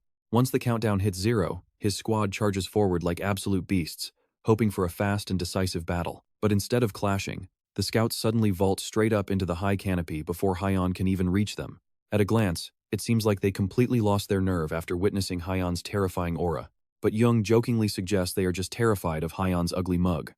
Joke or not, their sudden retreat is a massive red flag. Now we have to wonder, is it really a good idea for them to follow these beasts? Jung suggests they should just stick to their original route and keep moving forward. After all, The way these scouts fled into hiding suggests they might be getting pretty close to the dungeon core. Trusting his gut, Jung is convinced that something incredibly wild is waiting for them if they just keep walking this path. Hyon totally brushes off Jung's ridiculous gut feeling. He completely ignores the warning, which is a massive mistake because it is about to become a huge headache. The hidden monsters are not about to let them walk away. A hail of sharp arrows starts raining down on the group from the safety of the leaves. What would easily kill a normal hunter is just a minor annoyance to Hyon. He furiously screams for the cowards to get down here and fight. Dealing with these annoying hit-and-run attacks is seriously pushing him over the edge. But honestly, their annoying strategy is working. One wrong move, and these Venandi will drag other monsters straight to you. Even if you somehow manage to close the distance, you'll find nothing but a deadly trap. They are incredibly annoying, yes, but thankfully none of them are actually that strong. So the plan is to just let them tire themselves out, but that's way too slow. So Yusung asks their leader if there's any faster way to deal with these clever beasts. To Hyon, the answer is simple. They just need to grab a few hostages and start torturing them, tearing out claws, skinning them alive. He literally doesn't care what they do. There's no way they'll keep acting so arrogant once Hyon finally gets his hands on one. Sure enough, after some effort, Hyon captures one of the Venandi, pinning it down with a blade pressed against its neck. He yells a threat to the rest, back off, or your friend dies right here. But the other Venandi just stare at each other, totally confused, before firing another heavy volley of arrows. Yeah, it looks like this hostage plan is a total bust. Now they're sprinting for their lives, arguing the whole time about how incredibly stupid it was to think a monster would actually care about hostages. After some intense running, the three of them finally stumble into a decent spot to hide. Those brutal beasts even executed their own ally during the chase, proving how utterly ruthless they are. Fleeing indefinitely isn't an option. They desperately need to come up with a real strategy. But while they're desperately trying to figure out their next move, look at that.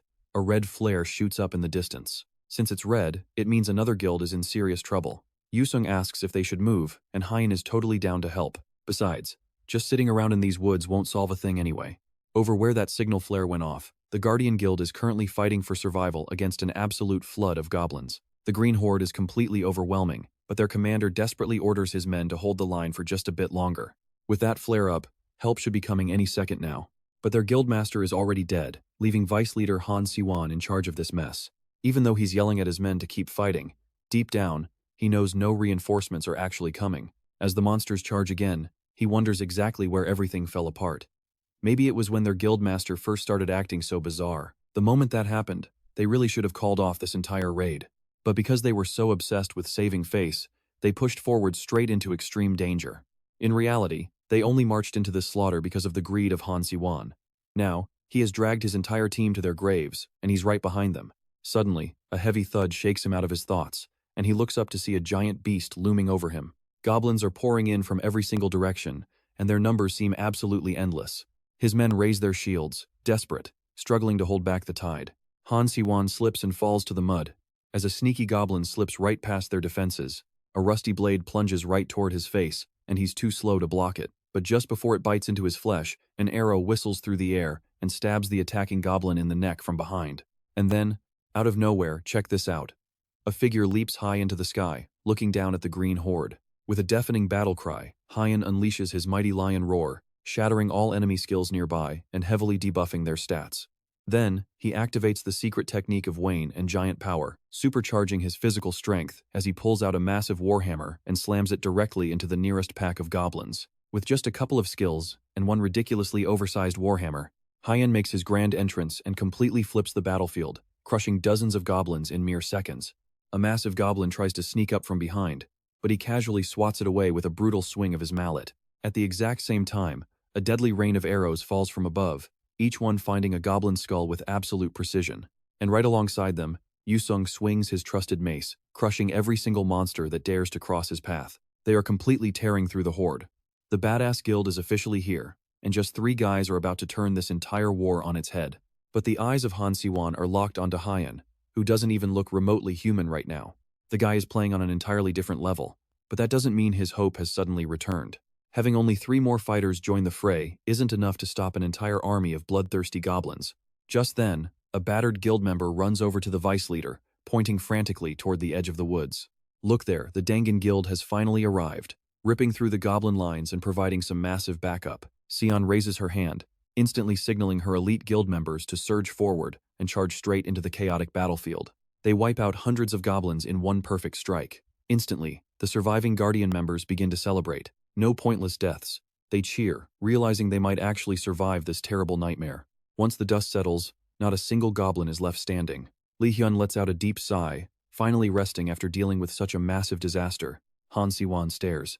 He looks over at the elite Dan Gun Guild, who answered their desperate call. They have been fighting in this dungeon for so long, yet their numbers have not dropped once. Even crazier, this powerhouse squad looks totally fine, despite having only 3 active fighters. Total slaughter. The Guardian Guild has been almost entirely wiped out. Dozens of his comrades lie dead on the cold ground. It is brutally clear they could never survive this alone. Lee Hyun snaps him out of his shock by calling his name, asking why he is just standing frozen on the battlefield. He is the boss. He cannot just zone out when there is still so much work to do. Lee Hyun tells him they are setting up the next tactical meeting, so he needs to pull himself together. He is broken. Still shaking from the fight, Han Si-won quietly agrees and follows him. But hold on, things are getting way too hot on the other side of this burning forest. The wild wind keeps shifting, making the massive blaze impossible to control.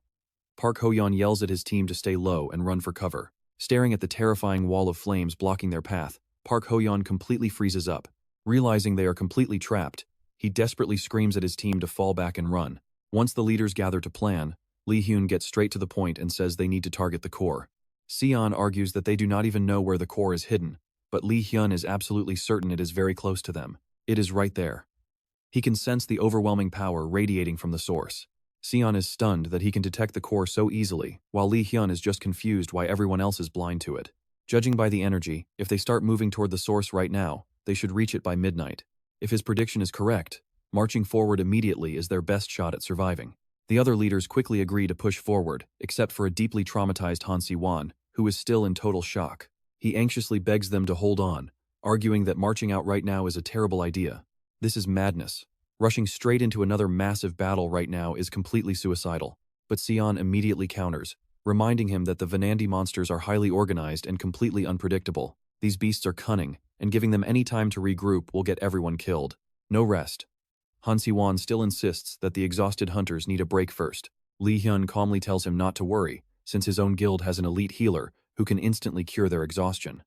Han Si-won is left completely speechless by their insane pace. They are at their limit. The entire Guardian Guild simply cannot take anymore. And honestly, Lee Hyun has had absolutely enough of this guy's constant complaining. He looks right at Han Si-won, asking if he seriously expects the stronger guilds to babysit and escort him out. Get it into your head right now, we are inside a dungeon, and in this place, being weak means you die. The truth is, the Guardian Guild failed because they were weak, and he only survived because stronger hunters bailed him out. But they did not enter this lethal dungeon just to play savior and cater to his broken team. They came to clear this place together. If he is just going to stand there whining, then he is completely useless to them. Silence. Han Si-won tries to fight back against those harsh words, but he just sighs in bitter defeat. Deep down, he knows Lee Hyun is entirely correct, and there is no way to dispute the brutal truth. Shrugging it off, Lee Hyun tells the others to grab a quick bite since all that arguing worked up his appetite. Later that night, exactly as predicted, they arrive at a zone absolutely crawling with dangerous beasts. With the clock ticking, he orders his squad to focus on carving a path forward instead of fighting. The elite hunters battle furiously through the endless waves of beasts, and soon, Lee Hyun spots the glowing core amid the chaos. Hunters charge toward the core to crush it, while Sion commands her team to light up the sky. Instantly, the dark sky erupts with brilliant, colored flares. They are all coming from the exact same spot, letting every local guild know the core has finally been found. Within just a few minutes, all the different guilds gather to back up the main team and destroy the core for good. This kicks off a massive war between monsters and hunters. And as the chaos heats up, the boss monster finally shows its face. It is the great warrior of the Vanandi. And just seeing how it carries itself, you can easily tell this thing is way stronger than any other beast here. Lee Hyun does not waste a second. He leaps off a nearby monster, pulls out his giant hammer, and slams it right onto the boss the moment it shows up. No time to scream. That massive hammer immediately crushes its skull, ending its life on the spot. Even Lee Hyun is shocked by how fast the boss went down. It seems this dungeon was only tough because of the endless swarm and the cleverness of the Vanandi. But honestly, the boss itself is not really that tough, and the drop is the sword of the great warrior Vanandas. It is a D-rank weapon that was used by the boss Lee Hyun just put down.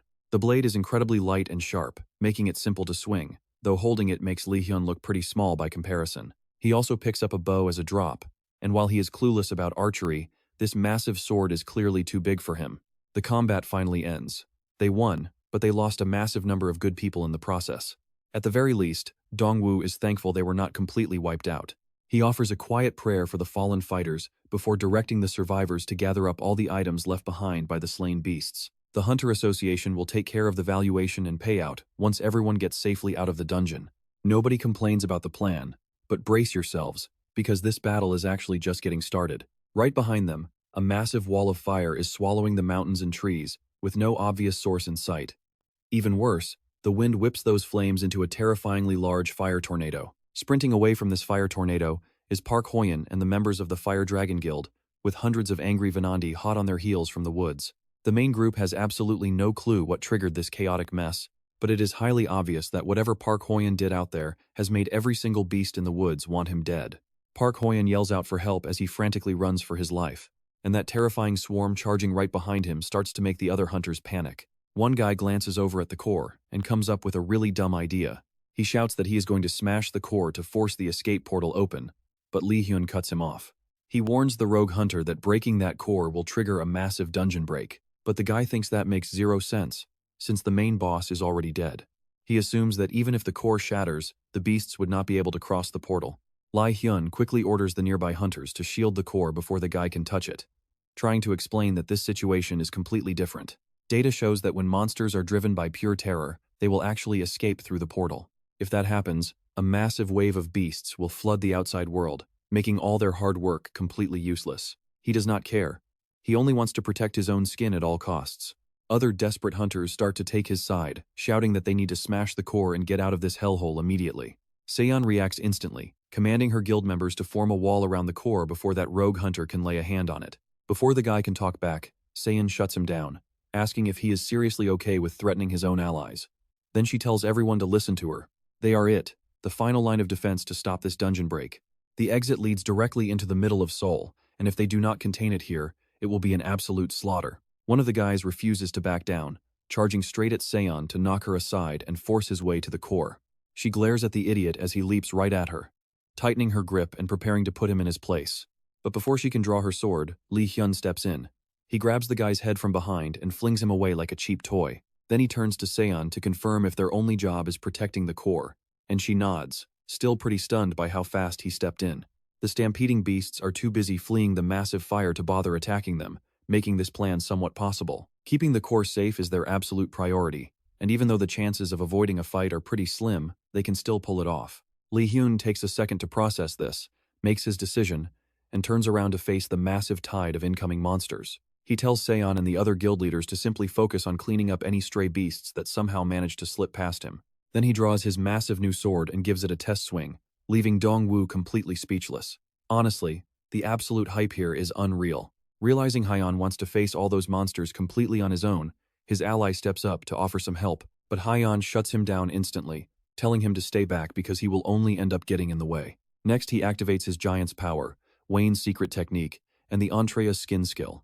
This is the perfect moment to unleash a trump card he has been saving for an emergency, the Berserker skill, even if it totally clouds his judgment. With all those active skills running, he prepares to charge straight into the oncoming monster wave.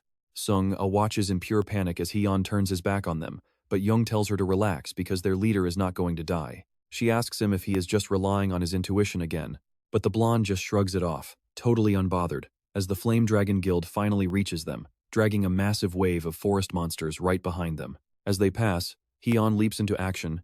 Charging in with blinding speed, he completely obliterates several beasts.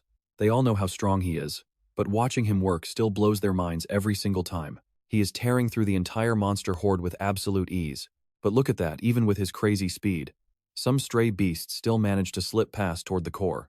Sean instantly springs into action, commanding the team to lock down the area and protect the core together. And since Hyeon already thinned out most of the horde, keeping the core safe is a total walk in the park.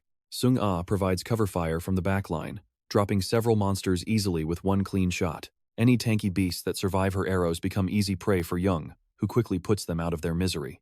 He weaves through the chaotic crowd, slicing down any creature that is not dying fast enough for his taste. Naturally, Young is getting some seriously twisted pleasure from all this slaughter, a feeling he will never, ever get tired of. But as he is dodging through the mess, he spots a Venandi taking deadly aim at Sung-a and screams for her to watch out. Unfortunately, Sung-a is too slow, and the arrow pierces her chest, sending her crashing down. Both Hyeon and Young freeze, staring in absolute shock as Sung-ah collapses to the ground from her injuries. A monster seizes this moment of distraction, rushing in and landing a devastating direct blow on Hyun. It slices his arm completely off at the joint. His mana is running dangerously low, but losing to goblins is just too pathetic. His severed arm instantly grows right back, leaving the goblin so shocked it practically speaks English just to complain about how overpowered our main character is. Honestly, that cheap goblin attack only seems to have fueled Hyun to fight with even more raw fury. He cleaves the creature perfectly in half with his blade, giving it a taste of its own medicine after it sliced his arm off. Suddenly, a screech echoes from behind him. He spins around just in time to spot another goblin leaping towards Sung-A, ready to tear her to shreds. But before it lands though, Hyun flashes in right on time, executing the beast with a single, brutal slash of his sword. Instantly, another Venandi seizes the opening, driving its spear straight through Hyun's chest. He is bleeding out fast with his mana pool completely dry, and those desperate defensive tricks to split his remaining energy did not save him. In the end, that defensive trick was just pathetic. When he shielded his head, his arm was severed, and when he protected his arms, his torso got impaled. Since he does not give a damn about his own safety in battle anyway, he deactivates the Antria skin skill and throws his whole body on the line. First on the list, he triggers a massive mana explosion, vaporizing the Venandi that just skewered him. With his hand completely mangled and skin literally peeling from his body, he turns and asks Sung-A if she is okay.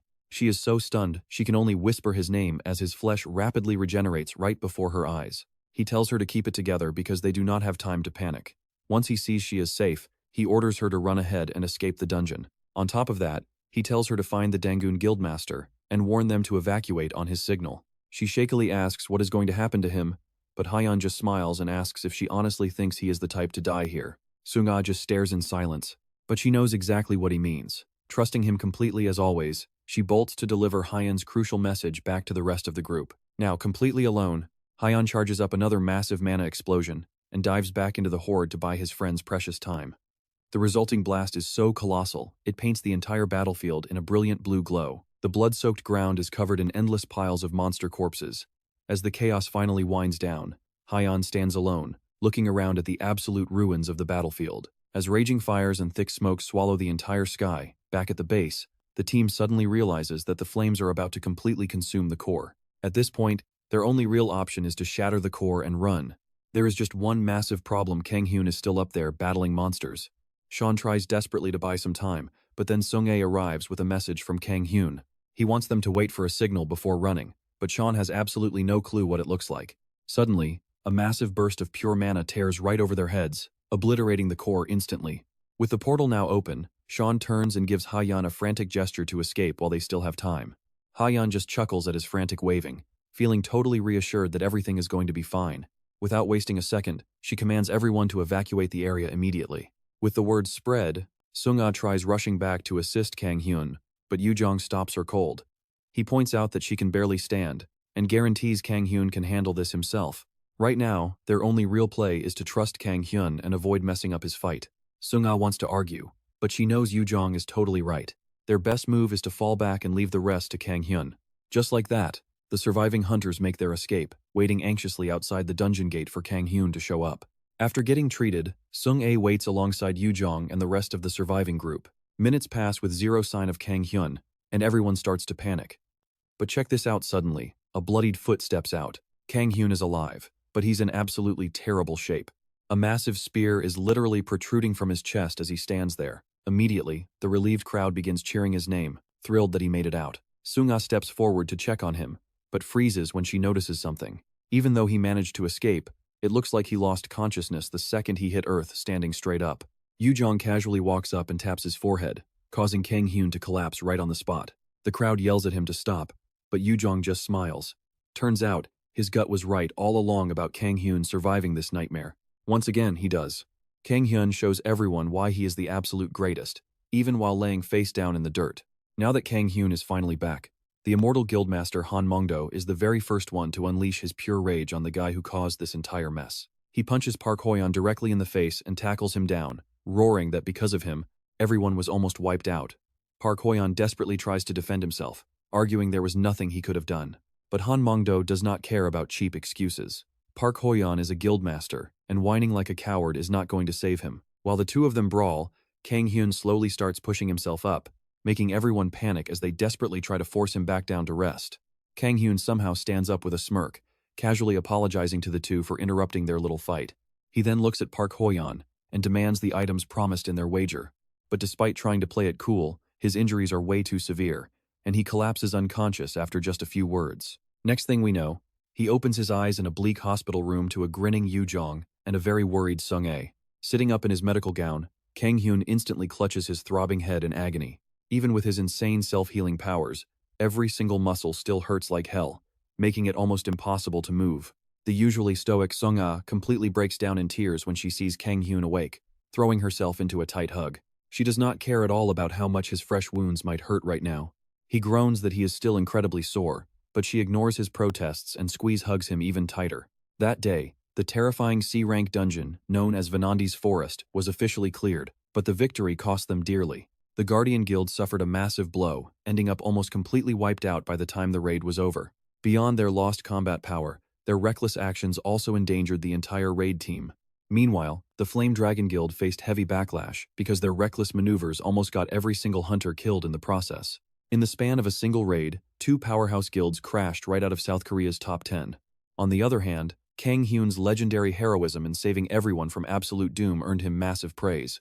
Thanks to his unbelievable carry, the Badass Guild skyrocketed into the top 10 with only 3 members. Naturally, the reactions are not all praise. His extreme personality and wild stunts have stirred up a massive crowd of haters. Keyboard warriors immediately seize the opportunity to drag him down, flooding the web with malicious hate. Suna scrolls through the comments attacking Hyun, her fingers flying.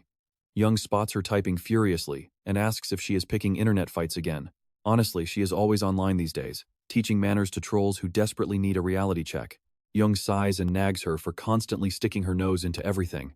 As she gets deeper into the digital war, he slides her a drink to calm down, but she pushes it away. In reality, Young is just anxious because Hyun is late.